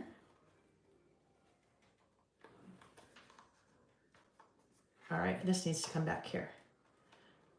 All right, and then we can put a little, we'll leave space over here for a little butterfly or something. All right, next up, as we talk about stamping, the way that you learn is by playing, right? By playing. So many things I learned because when I started stamping, I mean, I'm sure there were plenty of videos out there that would teach me how to do it, but when I started stamping, it was right before the pandemic, maybe a year before.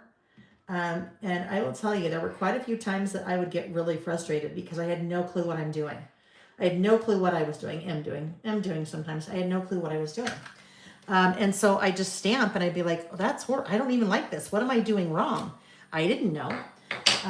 So by practicing and then starting to watch people and figuring out what you do, how you create masks and different things like that, the difference between different types of inks and properties and things like that. But just all through playing. And it's absolutely okay to have a playbook, right? Maybe you have a composition notebook, or maybe you have a traveler's notebook that you just play in. And you're kind of experimenting and playing, and that's how you learn. Better move that one too. So I will try that, Stephanie, because I want to see how it works. I'll tell you, I'll be scared to death to do it. I'm pretty conservative when it comes to, I will try it though, because yeah, if it works. I mean, I'm sure it works. It's probably operator error. If it doesn't work, that would be why. It'd be operator error, me being the operator. All right, yellow here. You can go back to this one. I know, this part's kind of like watching paint dry, you guys. I know. One thing that you can do, if you like using boxes like this on a lot of your projects, whether it's a scrapbook page or a mini book or a card or tag or in a traveler's notebook or whatever, you could absolutely get out your stamps, get out a bunch of your ink colors, and pre-stamp a bunch of white cardstock pieces, right? So basically do all of this ahead of time. And then when you're like, oh, hey, you know what? I think I want to do a list with blocks like this. Go to your little container where you've stamped all these things and pull them out. Because you could then either fussy cut them or use the coordinating dies that go with them. And then you have your little boxes already made and ready to go. Because part of the battle is getting all the stuff out, right? So once it's out, you might as well put it all to use more than one time. Because what I could do is I could basically take my Misty. Misty is your stamping platform. And put all of these stamps on the platform. Have a large piece of white cardstock in there, depending on the size of your Misty. And whoop, in one foul swoop, you could have all 8 of these blocks, right? Done in the same color. Clean it off, stamp another color, and then basically just have a whole sheet of color in all of the different boxes. So sometimes, I know some of you like to go to crops or retreats or things like that, where you're, there for a weekend or something, or maybe you go to a craft store and you're doing it all day or something like that.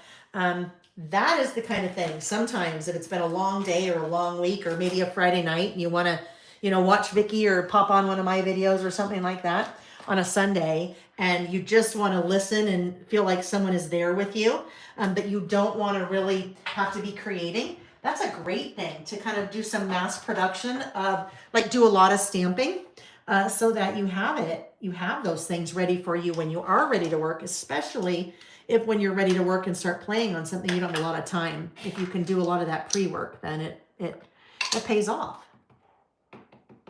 All right, we are just about done with this. Then I can write my lists and do my decorating, and then we'll be ready for our last one. Our last one should go pretty quick. Yeah, famous last words. It will be a single page list. So let's do this little guy right here, I think. Okay. Now, I did not, am I okay there? I don't know. We'll see. Nope, I'm not. So this I was fully anticipating because what I did, I put my stamping block in the center, or I put my stamp in the center of the block. What I was not thinking about was that this block would run into this edge over here. So what I should have done before I did that, I should have said, oh, you know what? I should left justify this stamp so that I'm right up there against the edge. So if you look at that, it got a little blurry and it shifted on me. It shifted a tiny bit over to the side, but you know what? That's not enough for me to start over, certainly. If I wanted to, if that really bothered me, I would just, I would take a page out of an insert that I already had. I would stamp it on the lines and then cut it out and put it right over it.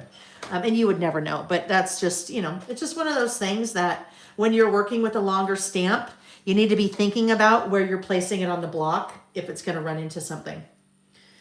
All things that happen, right? All things that we learn as we go. And even though we know we aren't paying attention with it. All right.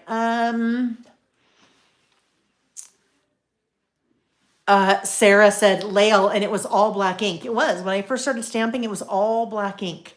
She said when you started using color, it was like a seismic shift, right? A seismic shift. All right. So a perfect Sunday, his and hers. I think before we do the list, I am going to grab now some. I think we're just going to stick. We could stick with butterflies or we could stick with hearts. I don't know. Look at this one sticker sheet. I could probably just be done with. Let's do it. I could just be done. One sticker sheet. The other way that sometimes you'll see me use, you'll see me use the reverse grip tweezers is sometimes like on your sticker sheets, the stickers need a little help starting, right? So like that guy, if I bend that, then that little guy is kind of starting to come off for me. And then I use it with my, I didn't pick that up in the right spot though, my reverse grip tweezers. Actually, I think I'm going to put a butterfly there and I'll use hearts maybe everywhere else. How about that? We could do our little yellow guy here. So let's move this guy. Yellow's back on the sheet for a minute. And then we'll do yellow, ooh, or, no, I kind of like this one.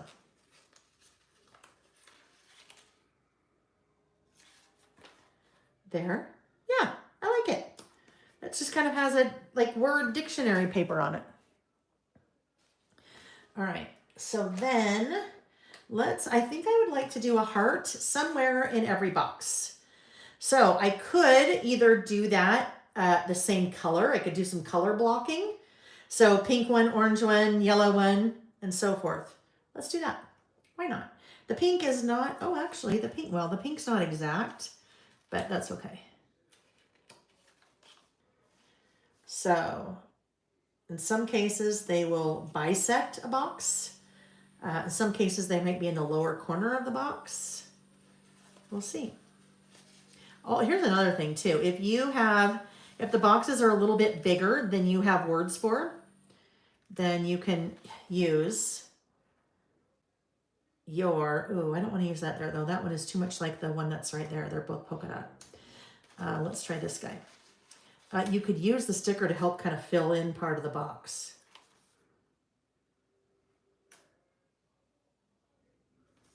There. And I'm also just kind of trying to keep in mind where all the other stickers are.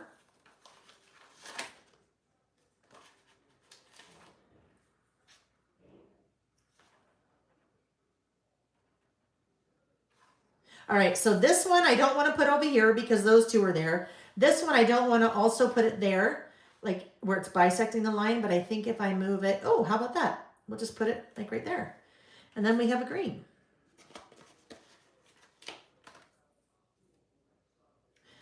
Now I won't do that. It could help cover up a little bit of my ink there, but I don't need to. You won't even know that's there when we're done. All right, there we go. And then we need some pink over here. Let's do this guy.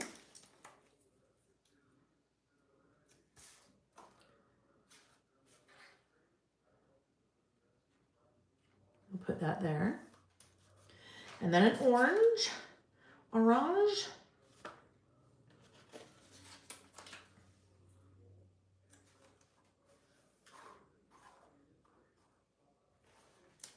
Yellow. Yellow, who's your fellow? That was, okay, somehow that was one of those little, I don't remember what it was, but one of those little things we would say as a little kid. Dressed in yellow. Whatever. Oh, you guys, sometimes I will tell you that if it pops into my head, 9 times out of 10 on one of my lives, it comes right out my mouth. That's just my brain. All right, and then we have the blue. So the blue, guess what? We can use the blue to help cover up a little bit of my smudge there. How about if we did this? There we go. That covers up the whole smudge. No one will ever even know. Now I kind of have this glaring large white space up here, right? So what if we take care of that with our little butterfly stickers here?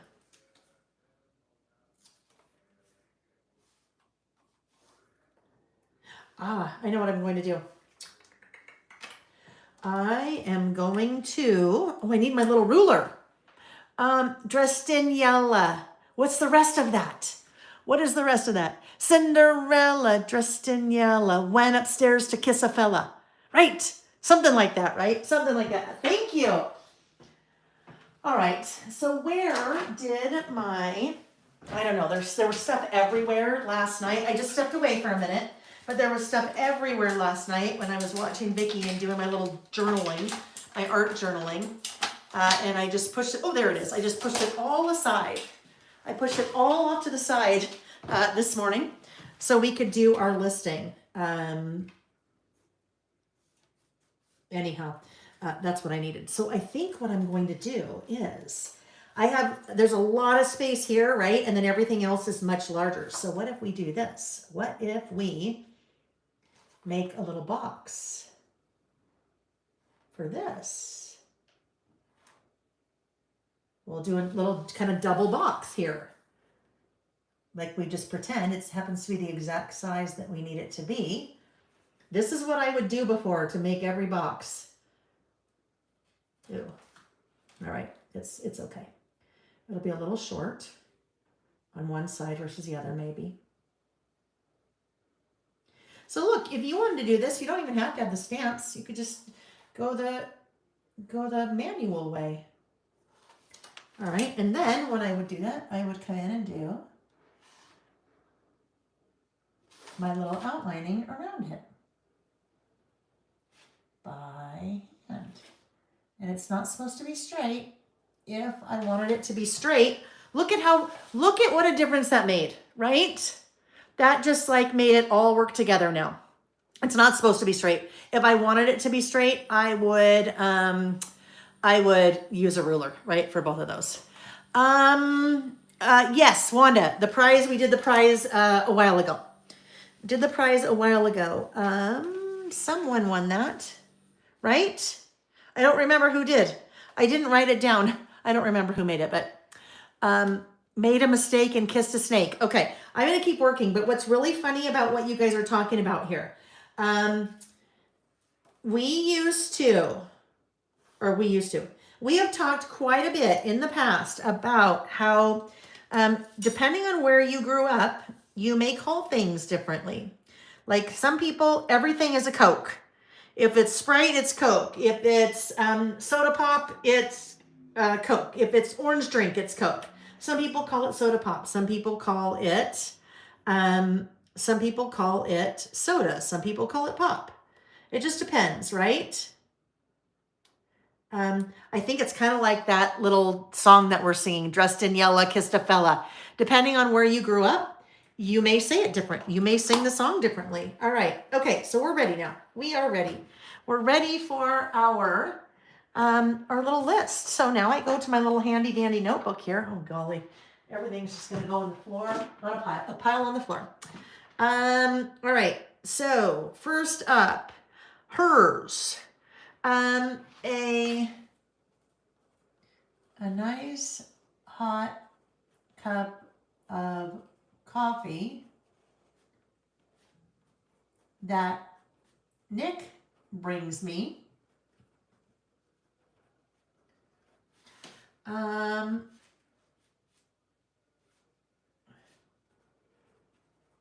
Reading in bed.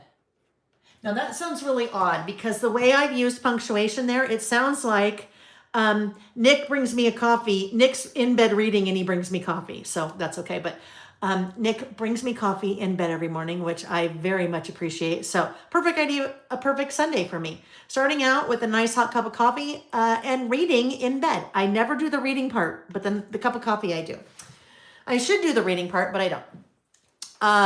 Next up, we have,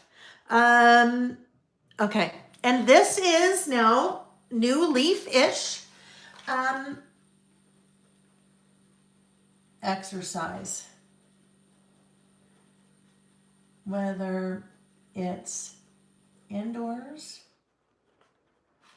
on the Peloton or outside walking or hiking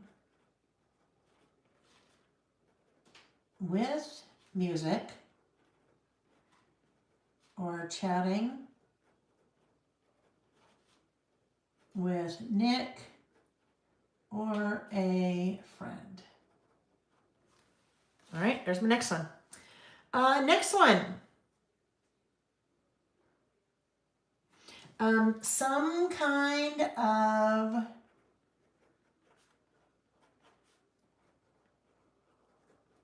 creative play. With play being the operative word.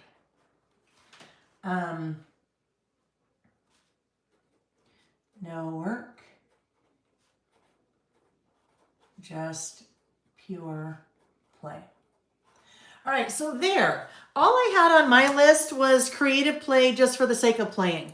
So based on how big my square was, I had to work a little bit more with the space I had. So I always have an idea of what I was going to say, but sometimes it's ad-libbing if I need to add more or, you know, have it be a little bit different.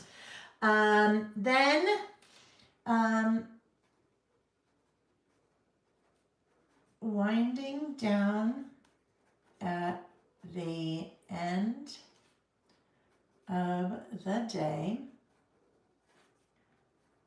by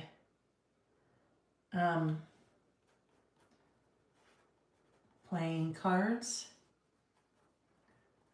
or watching a show snuggled up on the couch. So that'd be my idea of a perfect Sunday for me. For Nick's idea of a perfect Sunday.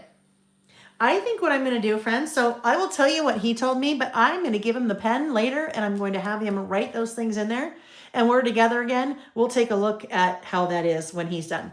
But he told me, reading the paper, the real New York Times and the real Salt Lake Tribune from 20 years ago. So not the paper from 20 years ago, but the physical paper.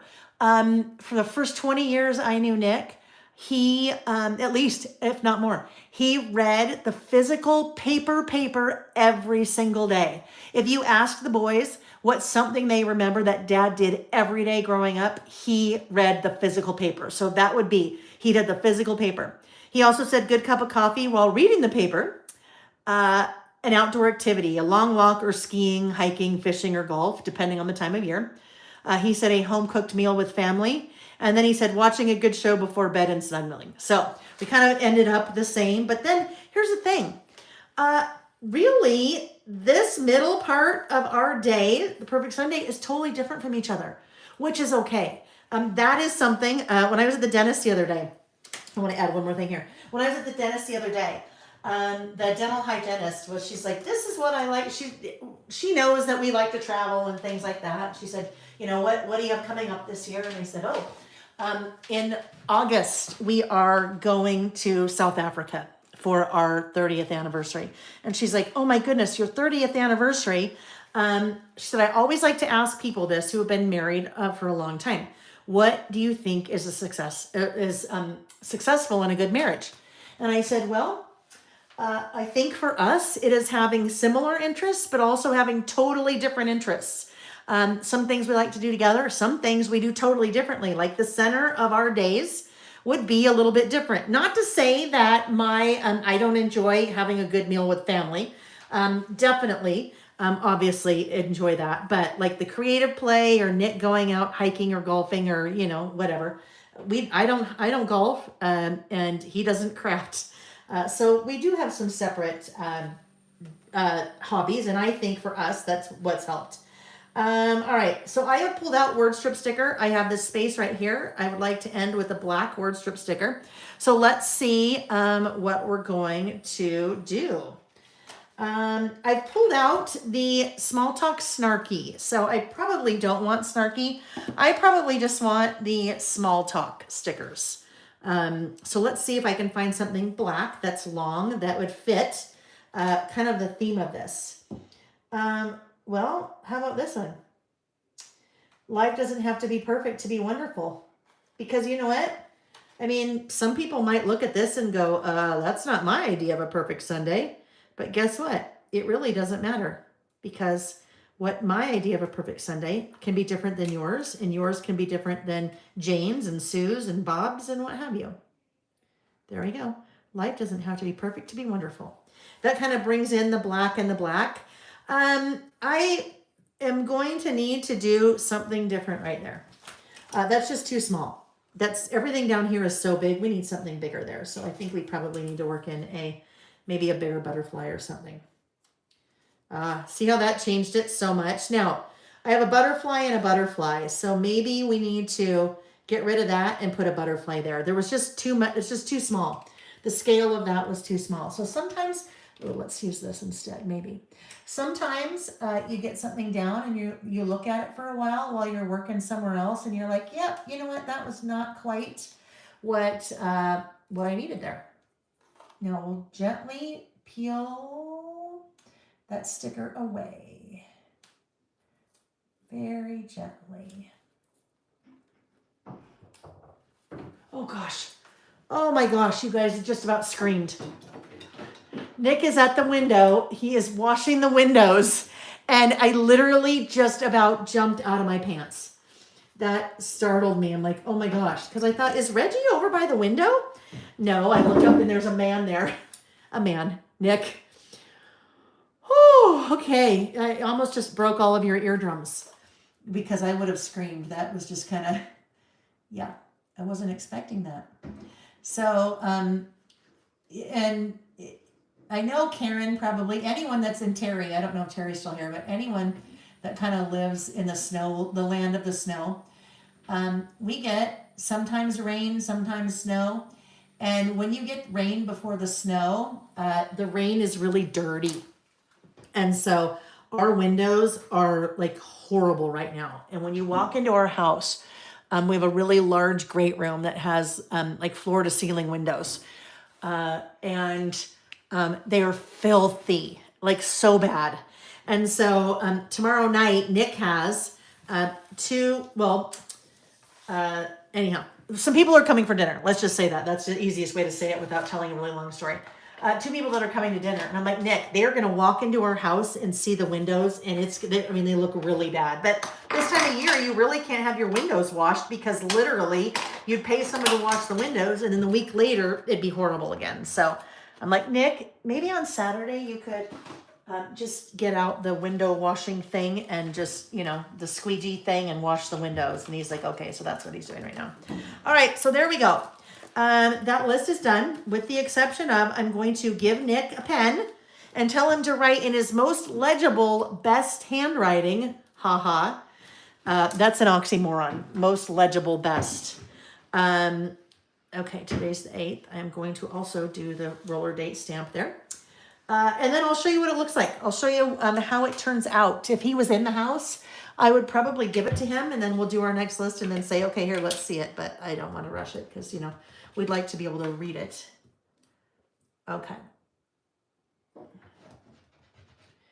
right, but just as important about, getting someone else's voice in your projects, in my opinion, is also yours. Now, we always get our own voice in here, right? That's 99% of the lists I do are about me.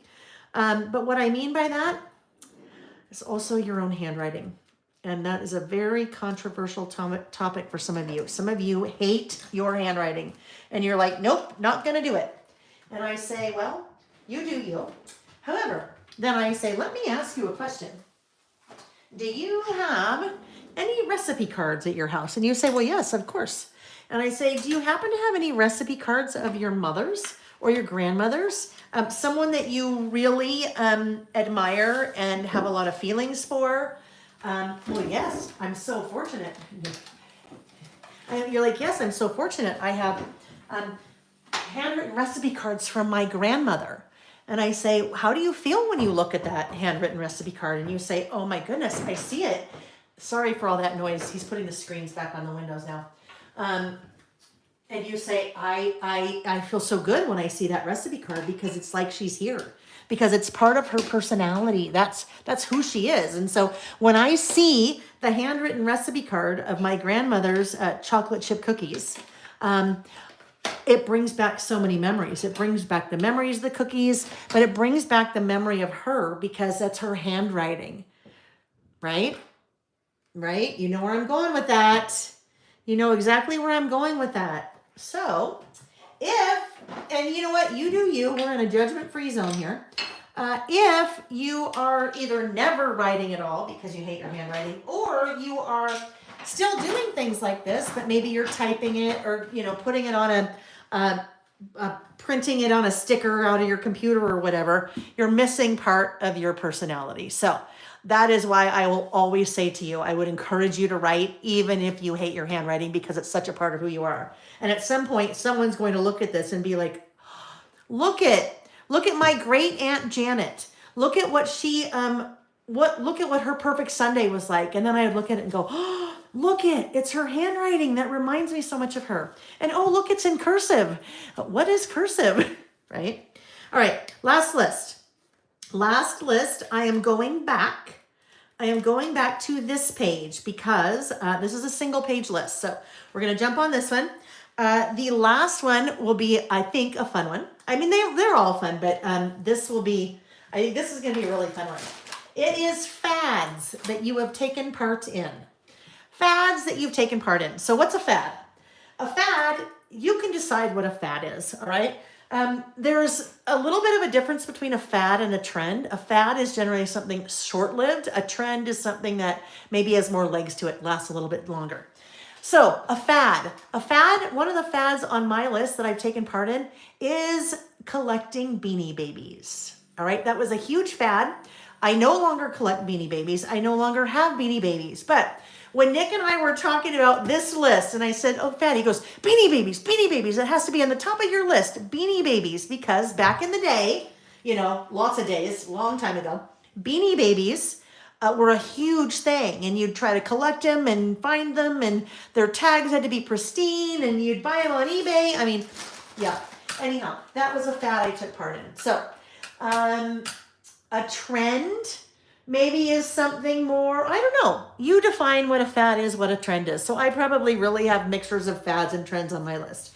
But that is our last list, fads and trends. So I will tell you what I did on how I ended up when I was writing all this down, all the fads that were going to be on my list.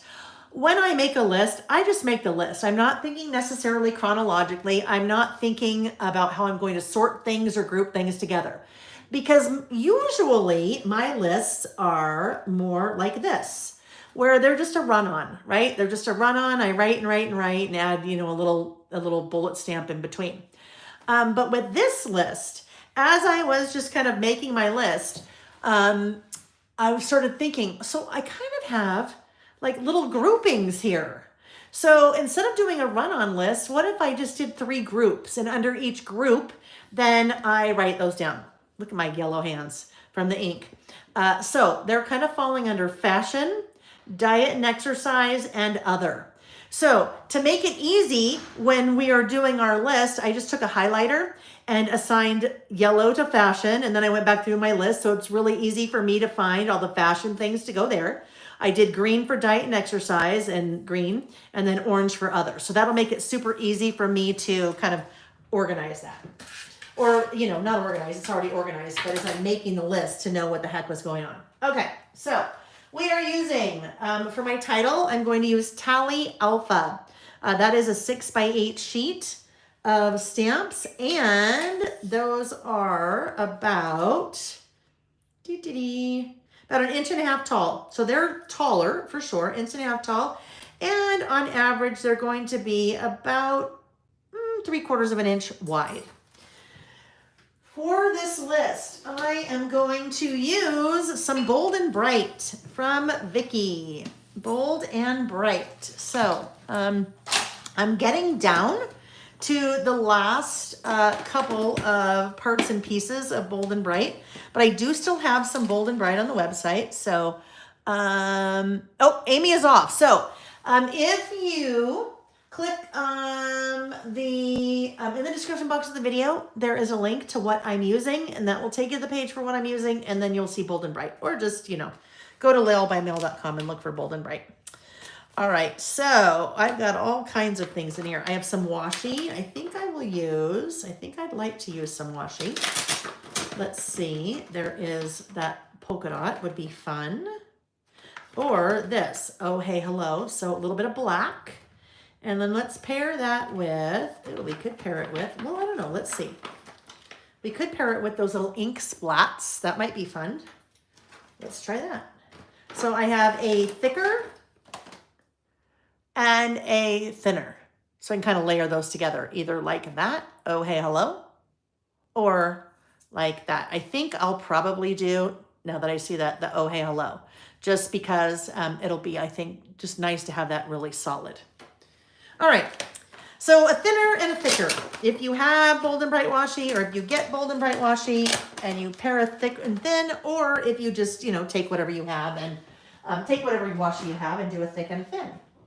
All right, I would like to grab, I'm just bending down for a second, so let me grab this.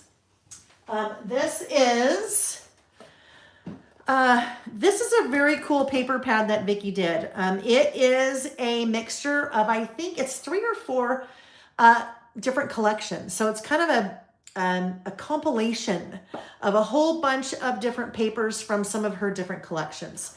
And these are also linked on the website. So I need something, now that I know I'm doing this, I need something that is, oh, well, you know what? This one would work great. Now, this came in a 12 by 12. This particular paper pad was only offered in a 12 by 12. So I need to, oh, so that would work, right? That would pull in that teal if I wanted to pull in the teal as a background. And then there was something, and there was another teal in there. That would work also. But I think that's probably too much together. It's probably going to be that guy. If this was done in a 6 by 8, I would for sure use a 6 by 8, but it's not, they didn't do it. Ooh, all right, so this one, they didn't do this particular pad in a 6 by 8. We could do that, or we could do this guy. I think I like this guy. So we'll pull this guy out. Ooh, okay. And I love that together, that orange and that pink. Okay, got a little distracted there by that color combination. So if you are still with me and you're watching live, pop in the chat and tell me what would be a fad. What would be a fad that you have participated done in your life? I came up with lots. I would probably say, I don't know, I'd probably jump on fads sometimes. All right. Sometimes not. There are probably some fads I'm in the middle of right now that I wouldn't call a fad because I don't want to call it a fad right now, but one day I'm sure I'll be like, oh, remember that? That was a fad. All right, so I need this to be 4 3/4 by 8. That is what I typically do for my backgrounds, 4 3/4 by 8, because my Traveler's Notebook inserts are standard wide 5 by 8.25. So if I put that there, I end up with a nice white border all the way around. Now, some of you are cringing already. Some of you are like, oh my gosh, Lael, oh my gosh, I can't believe you're gonna do this with that next to this. Some of you like everything to match perfectly left to right. That is A-okay. But I'm also here to tell you, it doesn't matter if they match, right? This is just a fun book that you're playing and being creative in and making lists, right? It's not like you're doing a 12 by 12 scrapbook page and you open up your album, although I didn't do this either, where the left page has to match the right page. I'm all about, using the space, right? Using the space that I have. And if that goes next to it and it doesn't match with it, you know what? I'm okay with that. Because if otherwise I'd either be, doing a similar list there, and there'd be nothing wrong with that, or I'd be skipping that page. All right, so I have just pulled out this 6 by 8. It is a graph paper or a grid paper. So you can barely see that. It's kind of a little light blue grid. There's also a lined version. All right, so it's just basically like your white cardstock, but it's just white cardstock with a little bit of extra, very subtle design or decoration on it. This is a right-facing page, so I need to round my outer right corners. And I do that because the inserts I use have rounded corners. So I just like that to kind of follow that rough shape.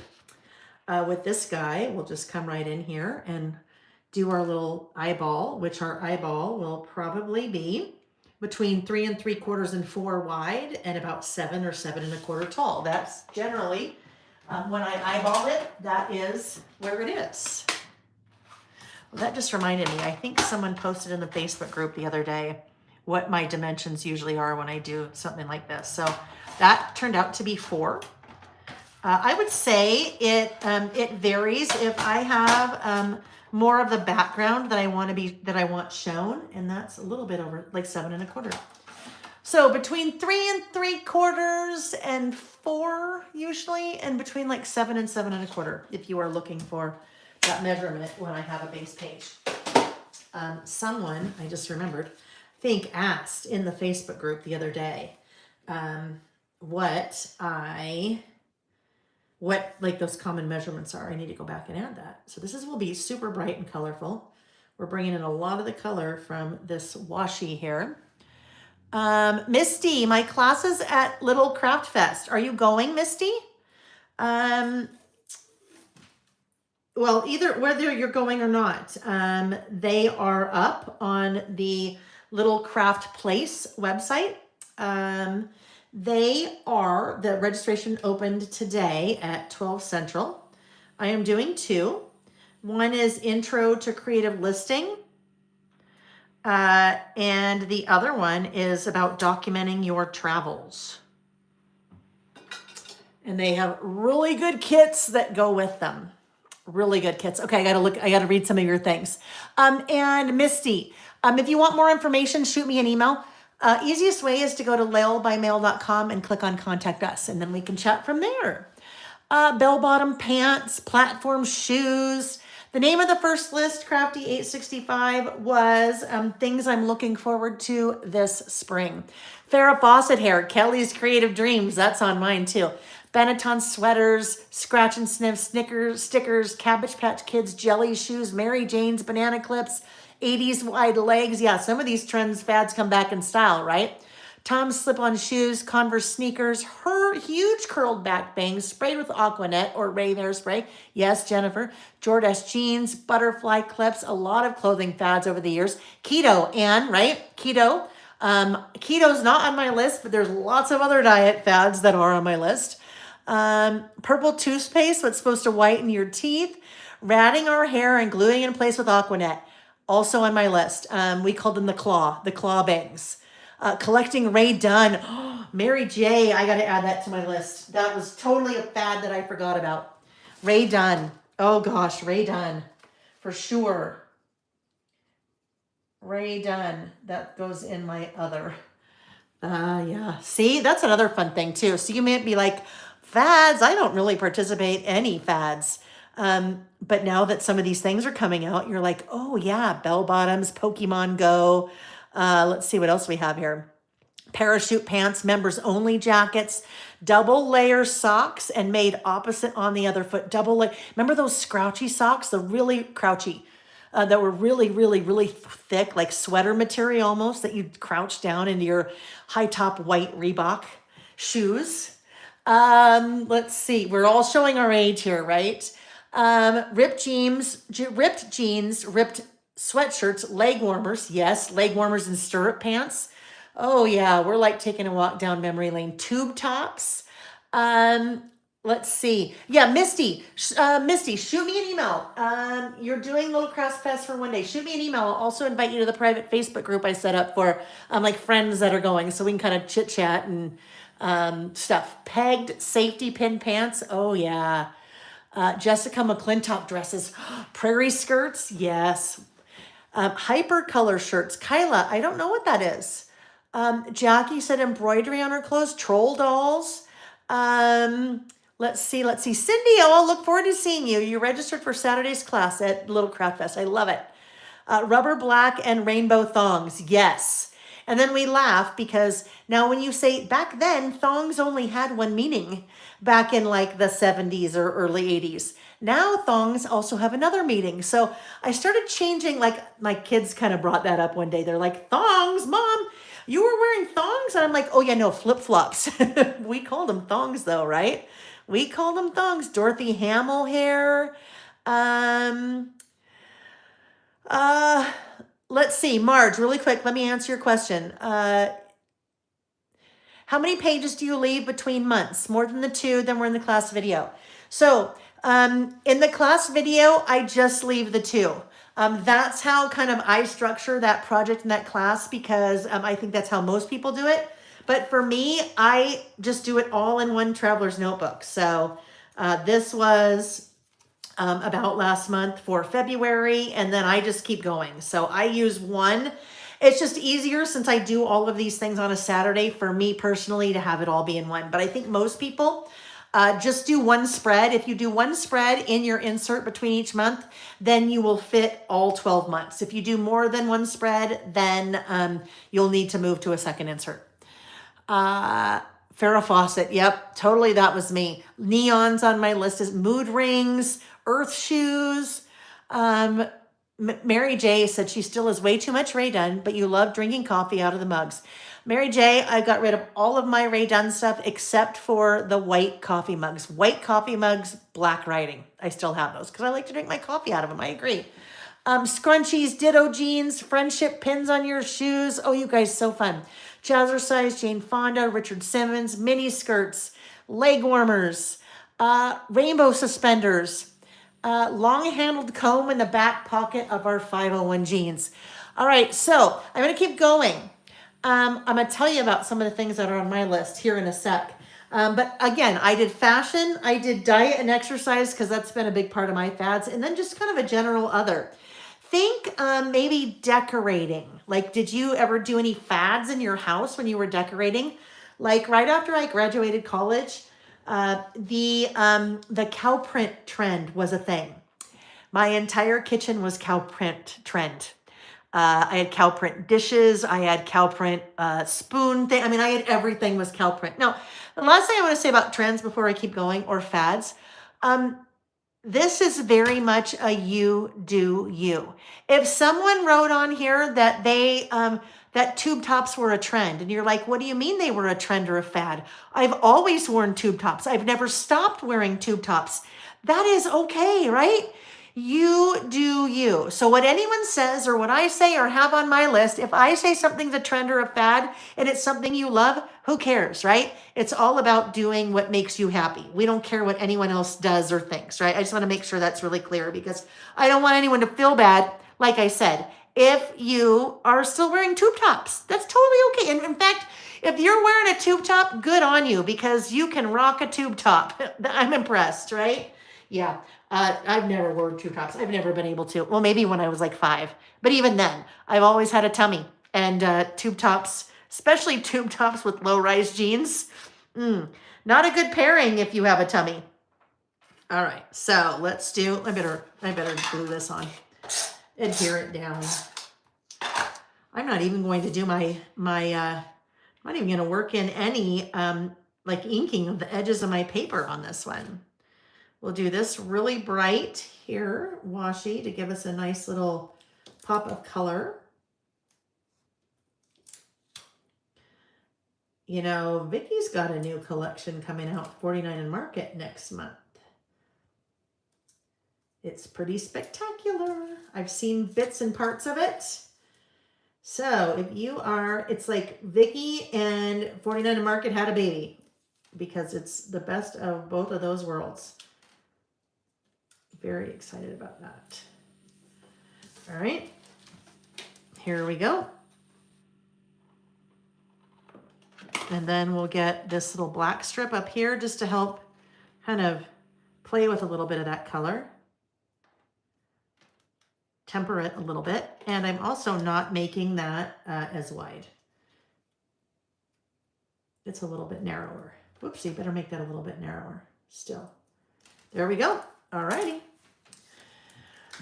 Let's do our little outlining, because it wouldn't be a list without an outlining, would it? Alrighty. And then we even have to go down here. So clearly this is going to be a quick list. Now some of my lists go very quickly and some of them take a long time. And as long as I'm happy playing, I really don't care. If I get to the point where it's starting to be work or stressful or whatever, then usually I stop. I'm like, I'm stopping, I'll work on that later. You know, it's no longer giving me joy, because all of the things that we do, all of our hobbies should give us joy, right? If they're not giving us joy, then you know what? Maybe it's time for another hobby, or maybe it's time to just walk away for a bit, right? Sometimes if you're working on a project and you're like, holy cow, I'm stuck, I'm getting frustrated, I don't know what to do, I'm making mistakes, it's totally okay to walk away. Walk away for an hour, walk away for a day, walk away for a couple of weeks. Generally what happens when it happens to me is I walk away, and then when I'm ready to pick it back up again, it just like comes together so quickly. Sometimes you just need a little space and perspective, and then you're good. All right, there we go. Let me see. Cindy rocks the muffin top. I love it. A trend, a fad that I have always been, I can't even call it a fad anymore because I've always done it, is a muffin top. I like you, Cindy. I rock a muffin top right there with you. I would have a feeling there are probably a number of us, probably just based on age and things like that. There are probably a number of us here that rock a muffin top, and I love that perspective. You rock a muffin top. Rock a muffin top. Oh my gosh, so fun. Stephanie said, Lael, we need a list with me weekend event in person. Stephanie, you are not the first person to say that. I got to get my head around it. I just have to get my head around it, because it is, that is a huge undertaking, So yeah, maybe one day. I mean, we're closer now than we've ever been, because I have way more help now than I ever had. Amy is a significant part of my business. Lily and Denise that do all of the order picking and packing and shipping and fulfillment. They are a huge part. I now have 5 graphic designers that I work with, or that work with me on a varying basis. But 5 graphic designers, which they've just most recently, really within the last couple of months, 3 of the 5 are new. So that has been a huge, and it's, it's still very new. 2 of them have really just started working on some things for me. So that has been a huge lift off my shoulders, because I'm not a graphic designer. Very, very much not a graphic designer. So it's just opening up a whole other world for products that I can do. So we're closer, because as I have more time, because I'm not working on picking your orders, packing your orders, shipping your orders, because it's only been a little bit over a year that I wasn't involved in that. Prior to that, I was involved in every aspect of that, which, you got to do what you got to do. But at some point, if you want to grow your business, you've got to work towards pulling yourself out of the things that someone else can do, and you working on the things that only you can do. Now, obviously, financially, that has to play out as well. But, Yes, so I am getting to the point where working on my business as opposed to working in my business. And that is, that takes some work. If you've ever heard that, working on versus in, and you could actually take that to a lot of things. I mean, you could take that in a relationship perspective. Sometimes you got to work on it instead of being in the day to day. You got to step out and work, not step out. That's the wrong word to say there when we're talking about a relationship. Yeah, anyhow, you know what I mean. You know what I mean.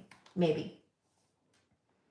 F-A, I'm just trying to figure out placing on this. Again, I do not put all of my letters on the same stamping block because I cannot get them close enough. I like my letters to be really close together. So we just have to work with it a little bit here and see what our spacing is. You noticed I drew a line.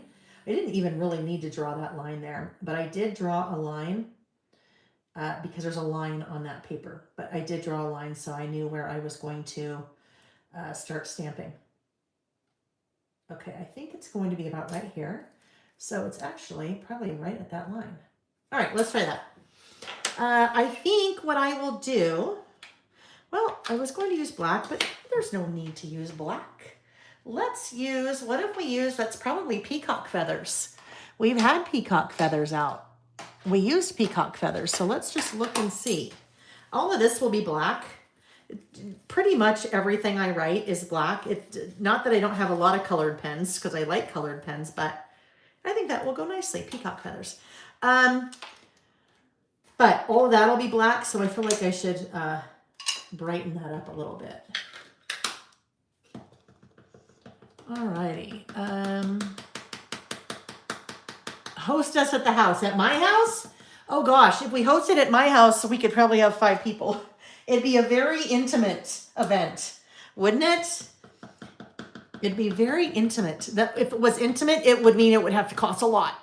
Well, I mean, I guess if it was at my house, we wouldn't be having to pay for any kind of facility, right? Venue.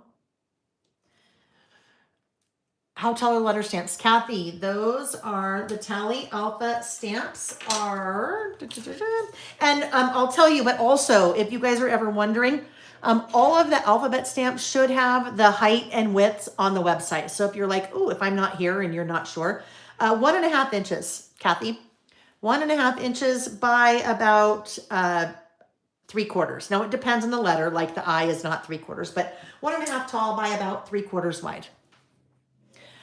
Cherie, you just got back from dropping off 2 collages that you entered in an exhibit at the Buckhead Library in Atlanta using your stash in a fun way. Cherie, that is amazing. Good for you, right? Good for you. I bet it was scary. Was it scary to enter? I mean, you know, when we were little kids in kindergarten, we thought our art was great, right? We thought our art was great.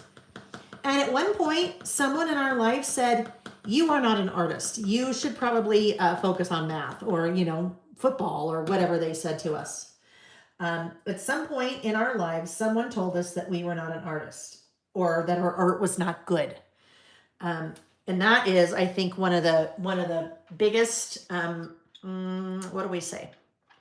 Biggest, not a travesty, but, you know, a travesty is very kind of melodramatic there, but it's one of the saddest things, I think, that if you like to play artistically, it's one of the like saddest, almost soul-crushing things that could happen to you because someone some point in your life told you were not an artist or you were not good at art, which is sad because art is very subjective and different people get different things out of art. And if you are not playing and doing like what Cherie very bravely did, entering her art, her collages in an exhibit at the library in Atlanta, then we're missing out on things, right? You know what? Do you have pictures of those, Cherie? If you have pictures of those, I would love to see those. And I'm sure there are other people here that would love to see them. So if you're in the Facebook group and you wouldn't mind posting those for us to see, that would be really cool. I promise you, none of us will say that it's not good. We will be happy and celebrate with you, and I'm just very interested in seeing what it is. And anyone else, if you're not in the Lail by Mail Facebook group and you are on Facebook, go to Facebook, search for Lail by Mail. You'll probably see a number of things. You'll see a Facebook page that's public. You'll see a Facebook group that's private. So you just have to ask to be in the Facebook group. And of course I will let you in. But there's also a Facebook group, a private Facebook group out there for those of us going to the Little Craft Fest. So if you're going to Little Craft Fest, make sure either to email me and I'll send you the link for that, or find it and request to be added. All right, fats. So really important thing right here that I do not want to do. Remember how I had taken my pencil and I drew a line there? I do not want to erase that right now. The reason I don't want to do that is because the Distress Oxide ink, pigment-based ink, it takes a little minute to dry. So if I came in there with my eraser and started erasing in that area, not dry, I'd end up with a big old smear down there, which I don't want to do. So I will come back later. I did that over here last week. I underlined where I was going to stamp or drew a line in pencil, so my done would be relatively even. And then this morning I erased it. So I'll wait until we're together next week and I'll erase it. I don't need to wait that long, but I'll forget. Actually, though, no, now that I just said all of that, I probably will do this. I'll probably take my black pen, since sometimes I like to underline things like that. So I find that gives me a nice kind of little separation between my title and where I'm about ready to start my list. All right, so I mentioned I have three categories of things on my list: fashion, diet, and exercise, and then just kind of another. So that is how I'm going to categorize them, or put them and group them like that. And so I have three categories. I need three numbers. I'm pulling the Focus stamp set, and I'm going to use those numbers from the Focus stamp set. 1, 2, 3. That's also another way that I can bring in a little bit more color, right? Oh, look at that. Just happens to fit. Like, seriously, I could not have planned that better, and I did not plan that. Because really, normally what would happen to me, I'd be like, oh, I don't have enough room, and then I'd be trying to take that oh, hello and drop it down a little bit, but we fit. All right, so what do we want to do? I mean, it could be really colorful. It would be really colorful if I pulled in any of those colors, right? I mean, we've got a lot of color going. Today, we've got a lot of color on our list, especially the last two. I kind of like to bring in that really bright pink. So let's look for a bright pink. Let's look. Yay, Cherie, I'm so glad you're going to post. Thank you. I can't wait to see it. Cherie also had an aide at a playground camp when she was 6 years old okay, wait. This is opposite what I was thinking. You had an aide at a playground camp when you were 6 years old who told you how beautiful your collage was. Oh, and then you went home and your mom made fun. Gosh. So you got it from both sides. Oh, golly. Hi, Laura. Nice to see you. Friends, if you know Laura, or if you don't, Laura Lee is one of the members of my design team and can rock using my stamps like you cannot believe. Every project I see of hers, I'm like, wow, I want to be you when I grow up. Like, seriously. She asked the rainbow splatter. That is from Vicky's Bold and Bright collection, Laura. And so fun to see you here. If you guys ever would like to see, hopefully you would, projects that the design team does, usually they are on the products. So if you looked at, like, say, the Focus stamp set, you'll see lots of project examples using that stamp set, some from the design team. Oh, Laura, and you don't even know this. So I'll also tell you, for the very first time in this year's idea book that's coming out on March 21st, there is a chapter called Design Team Inspiration. And that, when I go to page 42, look it!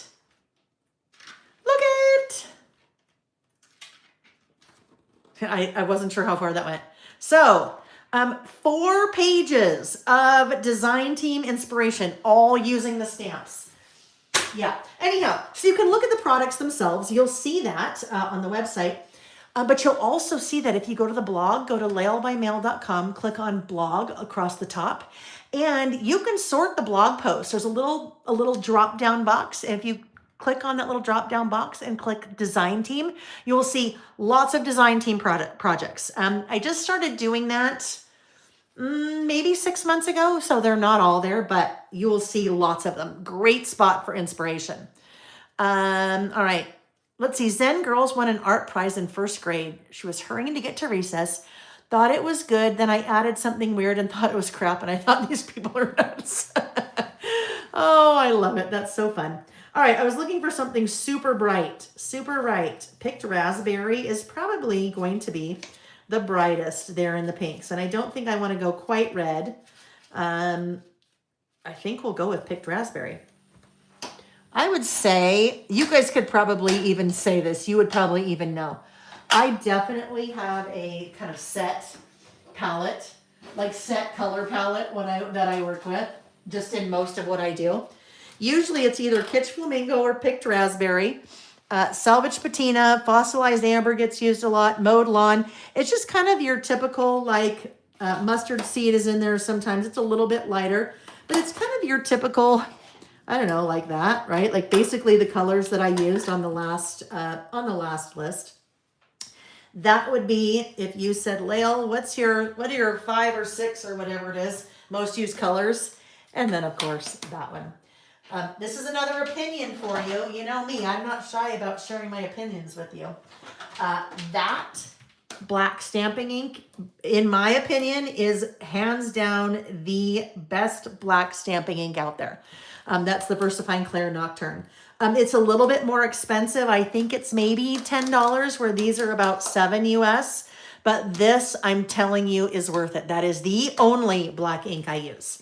All right, so quickly, you noticed what I did? Oh, I didn't even need to, never mind. I was checking to see if my stamping here would hurt over here, but I don't need to worry because I'm not stamping directly on the page. Oh yes, picked raspberry. So one is going to be, actually, you know what I think I'm going to do? Oh no, I'm okay. I was going to start at the bottom with number 3, but I know I barely have enough room, so that one will just go right where it needs to go. All right, starting out with picked raspberry. So we're embracing all of the color here, right?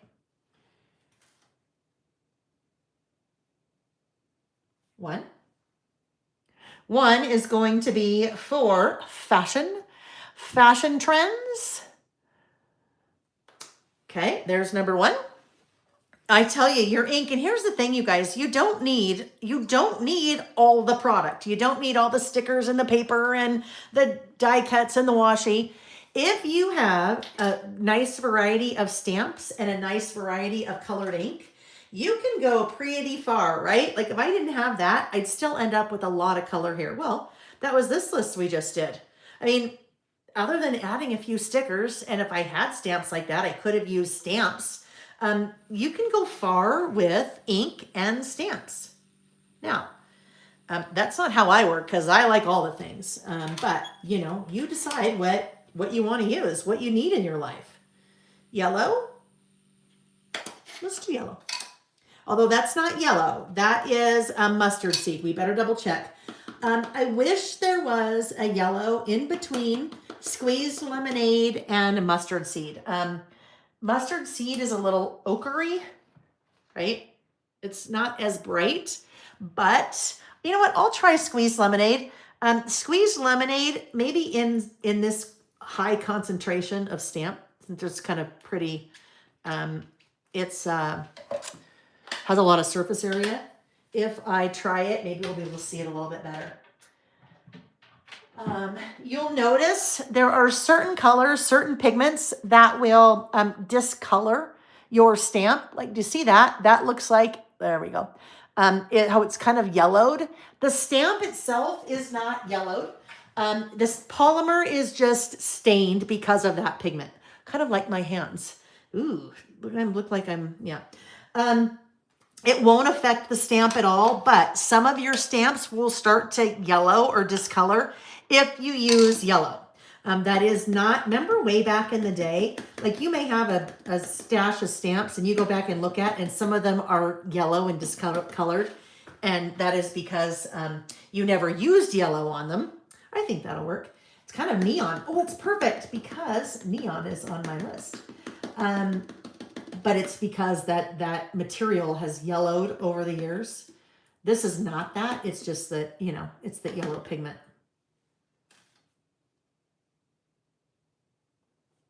One, two, three. 1, 2, 3. Sarah, you use Worn lipstick. You know what, Sarah? I always forget about Worn lipstick and Abandoned Coral. Sometimes I forget about Abandoned Coral too. There's so many good pinks in the distress range. There's so many good pinks. Worn lipstick. Let's see where I have them. Oh, right. So Worn lipstick is a little kind of has a little bit more red to it, maybe. Worn lipstick, it's funny because when you look at it next to that almost starts to look purple. What were we just talking about after Worn lipstick? Oh, Abandoned Coral. Where's my Abandoned Coral? Oh yes, I always forget about this one too. So almost like a little bit of an oranger one, right? Yeah. That's why I have them all. That's why I have them all, because I like all the colors. And sometimes, that's sometimes why you need more than one yellow, because if I'm working with a smaller stamp, I can't see that squeezed lemonade as well, but you can see it loud and clear here because it's neon almost, and it's really gonna work with my neon. So maybe what I wanna do now, we wanna do orange. I think I'm going to like the orange next. Since we have so much kind of in the blue-green tones, we're going to do orange next. What is the difference between VersaFine Clair and VersaFine Onyx Black? Jennifer, I do not know. The only thing, and if anyone knows this, for sure, because this one is Nocturne, VersaFine Clair and VersaFine Onyx Black. Nocturne, Onyx Black may be the color, as Nocturne is the color here. Here, let me stamp the 3, and I will look at something really quick, because I actually have all of the VersaFine Clair colors, because I am looking at bringing those in too. So they've all already been swatched. Woo! All right, cat-like reflexes. Just about ended up with carved pumpkin all over my sweater. That would not have been good. Okay, let me look over here. Let me just bring this whole thing. This is going to be the easiest way to do it. Let me see if there is a Onyx Black in here. This is the easy way to do it. Oh, here we go. Onyx Black. So Onyx Black and Nocturne. I have no idea. Let me look for wherever Onyx Black is in here, and we'll just compare both of the, we'll compare, of course it's going to be at the very bottom. Ooh, look at that one. It's going to be at no, where is it? Did I miss it? Oh, here it is. Okay. VersaFine Pigment Ink for Fine Details, Onyx Black. VersaFine Clair, they're both pigment ink. I don't know. I will have to play around with those because I do not know. Brings out the finest detail, longest lasting, perfect for watercolors, white edge. So interesting, on the back, it is the exact same description.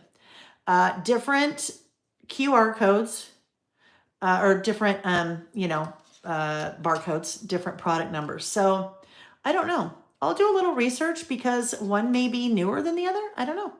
I know, that's funny. You guys are like, Lael, it's right on top. I was looking for a black one, so I didn't even, yeah. All right. I'll do some research because I don't know. That's a great question. All right, so we are now ready for our groupings. Gosh, that's a bright one, right? But it actually does kind of work really well.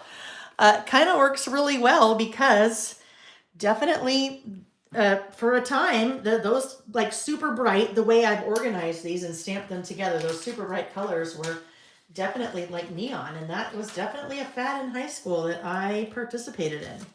Fads. And now I have to, let's see. Fads I've taken part in. So I'll have to figure out how to add that later. We'll just keep going. All right, so the first one, fashion. So what I thought I would try to do is, well, I'm going to do it. We'll see if we like it or not. Fashion. And then this one is diet and exercise. So what if I do this? Diet and exercise. All right. Oh, that's kind of fun how that does that. And then this one is just other. Everything else, other. So we'll just do other right there. Fashion, diet and exercise, other. All right, under my fashion fads, I also am going to need just a little, very small bullet stamp because those will be run on, but I need something to separate them. So we're going to keep this super easy. I'm going to bullets and more. This is the first of 3 bullet stamp sets that I have released. This is, I think, I want to say this was stamp number 2. I think this was the second stamp that I ever released. Bullets and more. So you have bullets and more 2, and bullets and more 3. And those are stamps that I use all of the time in my list. Like that was one, that little check box, that little check mark guy was from, oh, I don't know, bullets and more 3. So pulling out, that's just that little tiny asterisk. I don't even know if you'll be able to see that. You'll be able to see it when I, oh, okay. So this would be fun. You can tell my mind's like going a mile a minute because I'm like not even finishing sentences. I'll use the color of the number as the color of my bullets in between. All right, so for fashion, permed hair. I've had a perm several times in my life. Now, again, if I have this on a fad list and you have permed hair, that is absolutely okay, right? This is my list, and if you rock permed hair, good for you, because it'd probably make life a lot easier if I had permed hair, right? Permed hair, pink hair in high school. I had like a pink color wash in my hair, which, you know, if you have blonde hair, probably not the best thing, especially after it's right before you go back to school and it's end of summer and you have green in your hair from the chlorine from the pool, but you know. All right, next up, preppy, the whole preppy look. The whole preppy look. That was big again for me in high school. Kind of the pink and the green and the popped collars on your Izod shirts and Farrah Fawcett hair. Farrah Fawcett hair, which were like the wings, right? The layered, the curled back layers. Claw bangs. A number of you referenced that. You may have called it something else, but that would be where your bangs were like ratted with a comb and then sprayed to high heaven with Aquanet to get them to stick, right? I have a photo somewhere. I'm gonna try to find that, and I'll share that on when we're listing all day on the 22nd of my claw bangs. Such a hoot, right? Such a hoot. Let's see. Leg warmers over jeans. Yes, right. Totally. Leg warmers over jeans. All right. Claw bangs. Claw bags. Claw bangs. Claw bangs, claw bags. You know what? In 20 years, I'd be like, claw bags? What the heck are claw bags? Claw bangs. Neon is also on my list, like neon clothes, right? Neon everything. Like you'd have neon socks and neon hair ties and neon everything. Shoulder pads, parachute pants. Shoulder pads. I remember like shoulder pads, like Dallas and Dynasty era. I had lots of blazers that had like pretty prominent shoulder pads in them. Parachute pants. Kind of like MC Hammer pants. Although parachute pants we had when I was in high school, and that's what they were called. MC Hammer was not a thing, I don't think, back then, but parachute pants is what we called them. Swatch watches.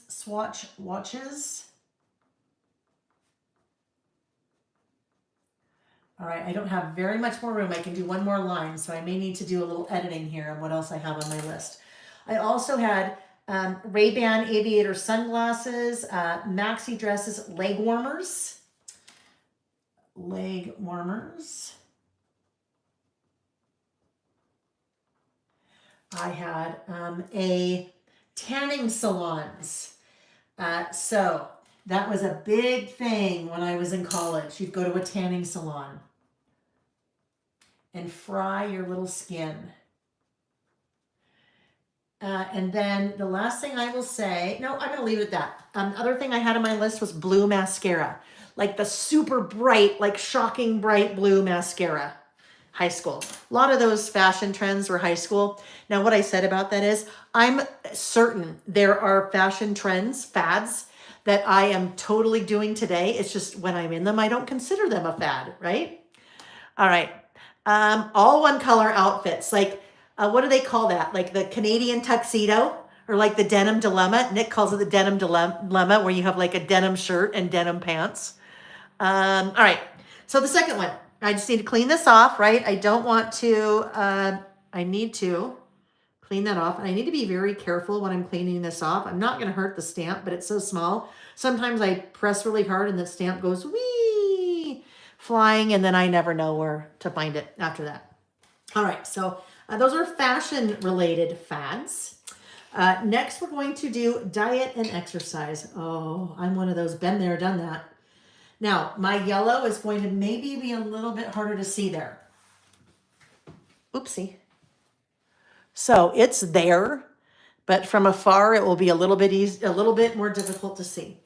All right, so now on my list, that's how I grouped them. This is my green. Pretty much every fad diet you can imagine.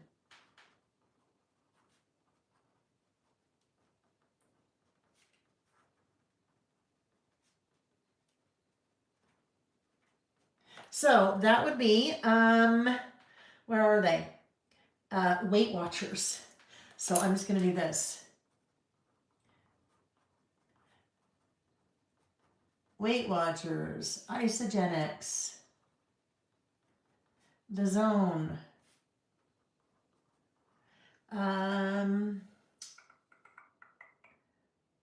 Paleo-ish.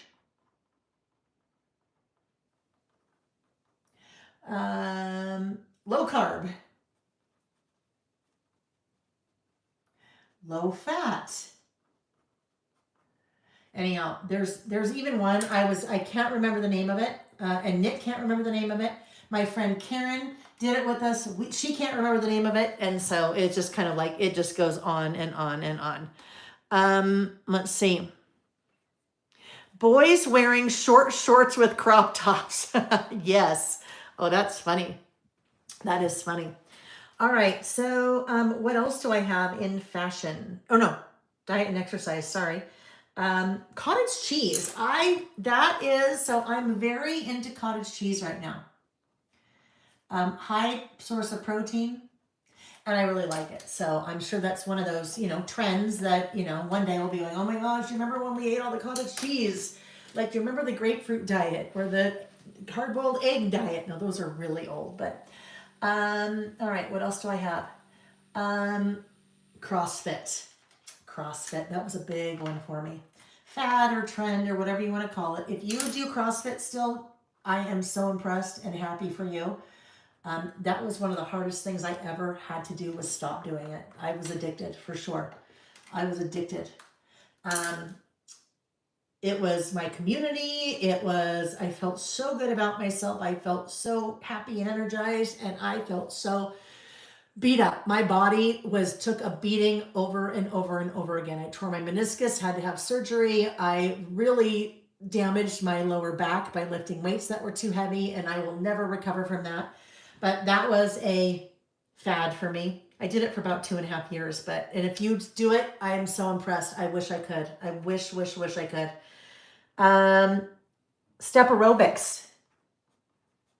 Remember that? And again, I shouldn't even say remember that. I should say, great workout. And then Jane Fonda workouts. And now one of the things, I am very into my Peloton treadmill, and I am very active on that. So eventually, who knows, if I do one of these in 10 years, that may be on my list. I may be like, oh my gosh, when I was into the Peloton treadmill, I would, oh, why did I take that off? And now I can't walk because I did that, or, yeah, but that's kind of a current fad I think I am in. Tybo, Richard Simmons, Suzanne Summers, Thigh Blaster, South Beach Diet. Fad art would be a fun category. That would really be a fun one. Cottage cheese recipes. I have a lot.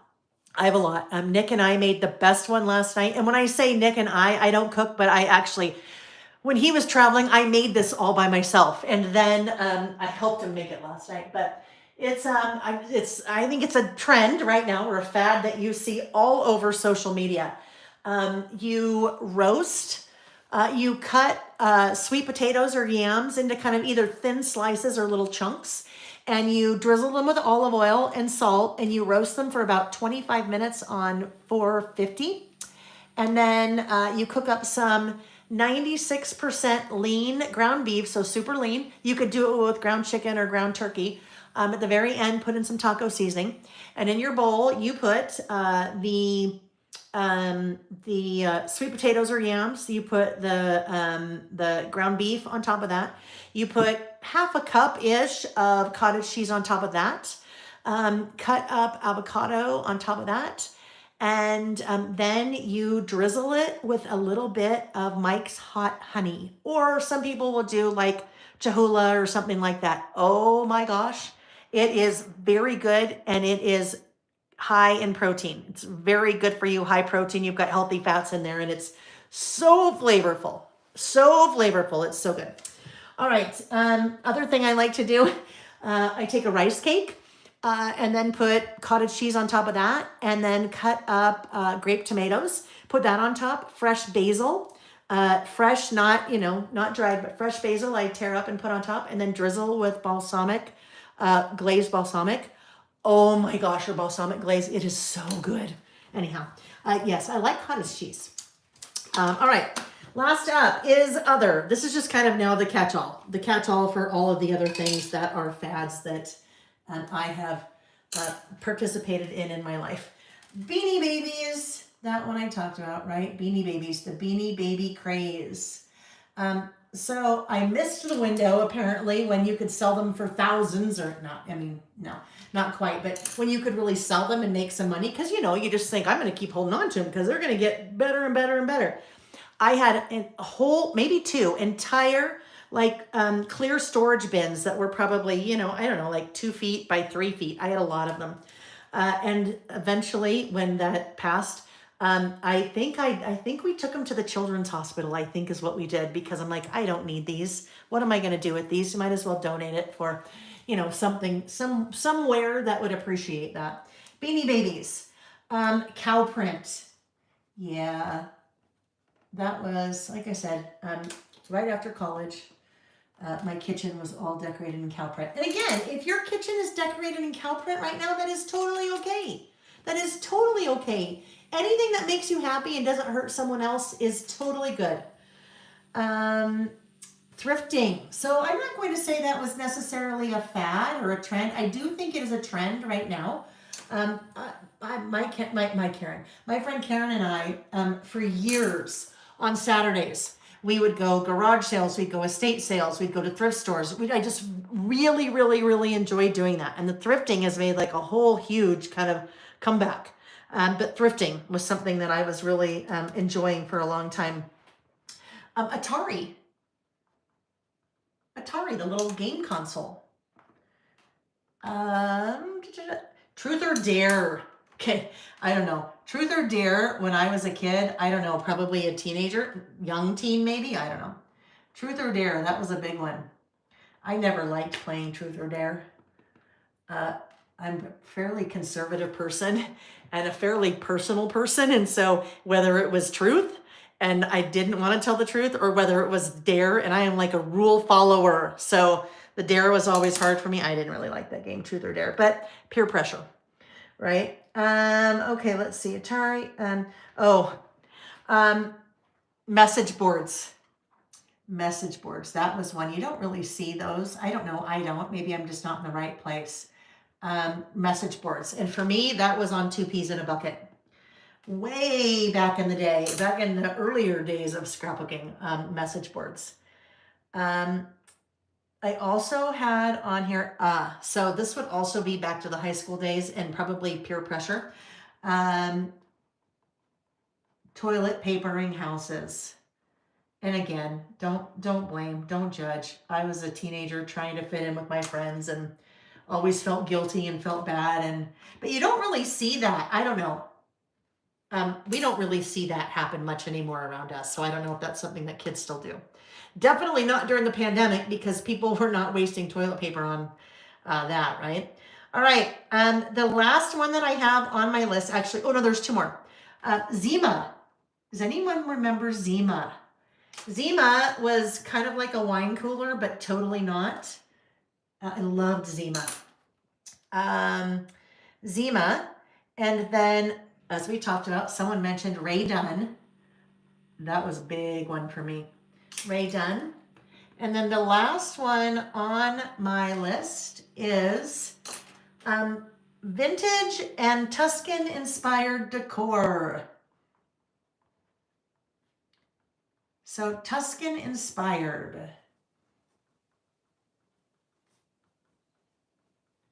Dark furniture, tapestries, treatments on the wall that made it look old world or Tuscan. That was another fad that I participated in. And our last house was very much that whole style. And nothing wrong with that. Totally awesome. But that's not my style anymore. So I think what I will do, last to date it. So I've kind of been playing with the little curves here a little bit. So what if I played with this curve and did March 2025. All right. So what's interesting, I will look to see, this was what my list looked like, fads. And that's what I had. I had no preconceived idea of what products I would use other than I'd use Bold and Bright. So really with all my stamping, I don't have a lot of room for, I feel like maybe we can, I don't know, maybe sticker over here or somewhere in here. It might be pushing it, no. But let's see what I have and see if I want to add a little something. And then we will call it a day, 2:30. I know we get closer and closer to all dayers all the time, right? Wallpaper, Sun Country wine coolers in a 2-liter bottle. Go Jolene in a 2-liter bottle. Okay, remember, I moved to Utah when I was in 4th grade, so pretty much totally different world when it comes to trying to find any kind of, I don't think I've ever seen any kind of thing in a 2-liter bottle related to alcohol. Red grape malt duck. No clue what that is, Karen. Alice said nasty fake beer. Zima, Jolene, and Anne also love Zima like me, right? So what was I just going to say? I don't remember. It just in my head and went right back out again. Yeah, you missed 2 Peas shopping. I know 2 Peas was it was for a while, it was a really good place. It was cool because like-minded people could get together and share their work in the different boards and just hang out, and there were challenges, all kinds of really fun things.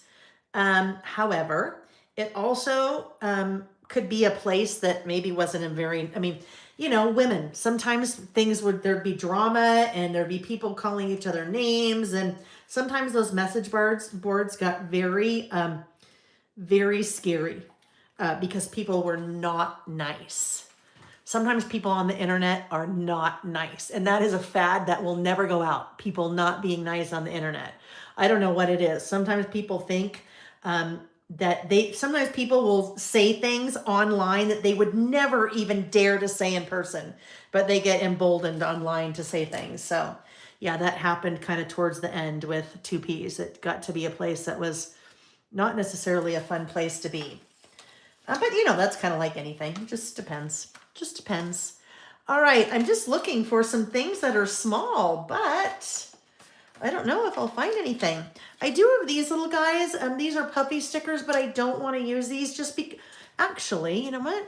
I'm probably fine.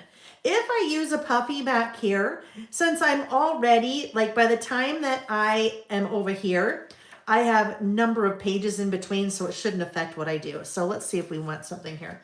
Something cute. How about this? How about this little black butterfly? We'll just do it right.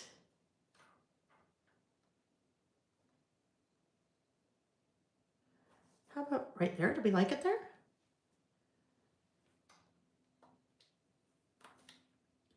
Over there? No, I don't like it there. I kind of like it in the middle. That's what I'm going to do. Get it in the middle. On an angle. All right, there we go. There is my fads list. So, third list is fads. Our first list was things I'm looking forward to this spring. And on that one, we used Tea Garden from Simple Stories. And our second list that I'm going to have Nick write his things on what a perfect Sunday is, because he told me them this morning, but now I'm going to have him write them, and I'll show you this finished one when we're together next week on the 15th of March 2025. All right, friends, I am going to rotate the camera and we will say our goodbyes, but we need to talk about save the date. Save the date, super important. Save the date, Saturday, March 22nd. Well, really, it all kicks off on Friday, March 21st. Friday, March 21st is the day. It is the day of our, hold on, let me rotate the camera. It is the day, the exact day of our 5-year listing anniversary. March 21st, 2020. That's 5 years ago. So when you think back, holy cow. That was the first weekend of the pandemic after everything had shut down. And that's where all of this started for me. I've been in the industry forever, been teaching forever, but this kind of live streaming first started. My first one wasn't even live. My first two weren't even live. Anyhow, here we are 5 years later. So big save the date. Celebration starts Friday, March 21st at 8 a.m. Pacific time, with the launch of a whole bunch of new Mail by Mail products on the website. New Traveler's Notebook covers, idea books, stamps, dies, themed Traveler's Notebook inserts. So quite a bit coming that day. That Saturday, March 22nd, we will do a full day of listing.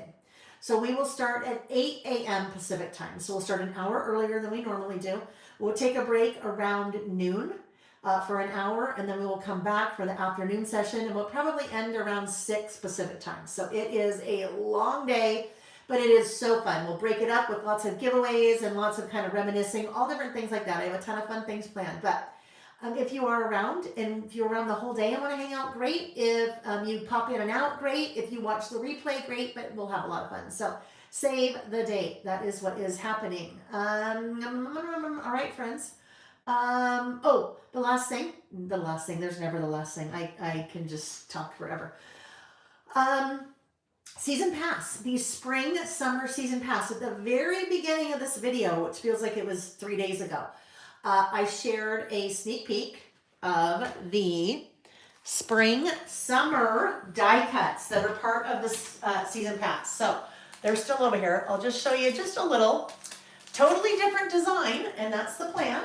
Every quarter, every season, totally different design than the first one, than the winter spring. So this, the whole the whole spring summer season pass, I should have up and ready to roll probably the 14th.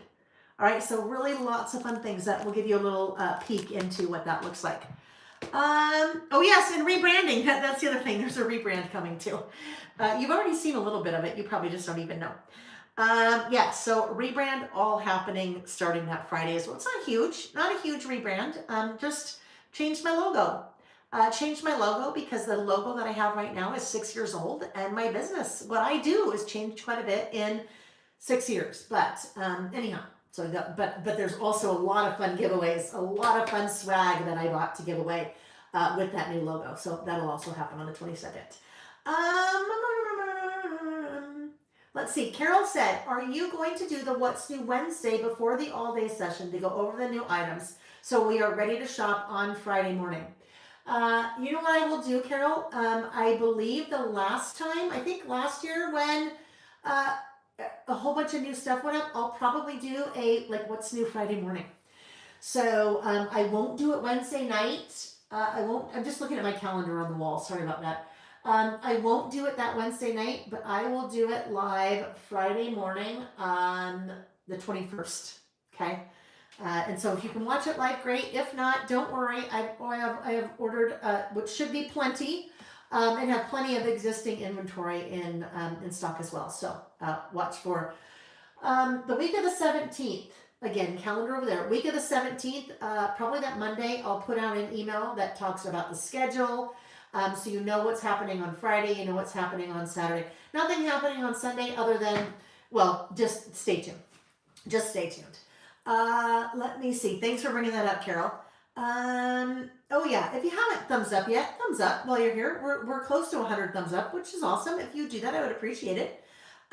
Karen did 5 2-page spreads today and plans to do even more today. I love that for you, Karen. That's awesome. I love it. You guys, thank you for joining me today. It's always so fun for me to be here and do this. I miss it when I'm traveling and we don't do this. I am a person that I need creativity in my life, and this is where I get it. Last night, I treated myself to 2 hours of playing and being creative, and I'm just like, golly, why don't I do this more? So I always know if I have no creativity planned in my life, I know I can always get that here. And I can't tell you how much I appreciate you guys for that. Because if I didn't do that, I would never do it. And that would just make me sad. So if you guys weren't here, I wouldn't be here doing it, right? You know, you just find other things to do instead. Like, I don't know, mop the floors or something. I don't know. So thank you. As always, for giving me a place where I can come and be creative and be social and be with you guys and laugh and have fun. And I don't know, I think we can never have too much of that in our lives. So thank you, thank you, thank you. If you have any questions that I missed, shoot me an email, laelbymail@gmail.com, or go to the website, laelbymail.com, and click on Contact Us. Remember that giveaway? Oh, I don't think I talked about, oh no, I did. The other giveaway is a whole bunch of the You Are My Sunshine goodies that I did not use, or maybe I used a couple stickers off of a sheet, but there'll be a lot in that prize. So the way you participate in that prize is you leave a comment on the video when it's over. So that's an after party prize. Leave a comment on the video when it's over. You have between now, or as soon as we end, and next Saturday morning, the 15th, the 15th before we start, and I will draw a random lucky winner from those comments to win that big old prize. All right? I think that's all, friends. I think it's probably time for me to go have something to drink and something to eat and get ready for the rest of the day. So thank you for joining me. I hope you have a lovely rest of your Saturday. I have a great rest of your weekend, and I hope to see you next Saturday. And if it's not next Saturday, I sure hope that you join us on the 22nd for our big 5-year celebration, because I couldn't do it without you guys, right? It's all about you guys, because you've been here with me. Maybe you've just joined me today. Maybe you've been with me since that very first March 21st, 2020, but all about you guys and celebrating. So I look forward to seeing you then. Take care, guys. Bye-bye. Bye. Now I have to walk around to the other side of the camera. And this is like the outtakes, right? Walk around to the other side of the camera. And on one side, hit the X. And on the other side, because I got it not easy anymore, do that. And then other side to stop streaming. And Reggie is looking at me like, are you done already? Can we go do something else, Reggie the cat? All right, friends, goodbye.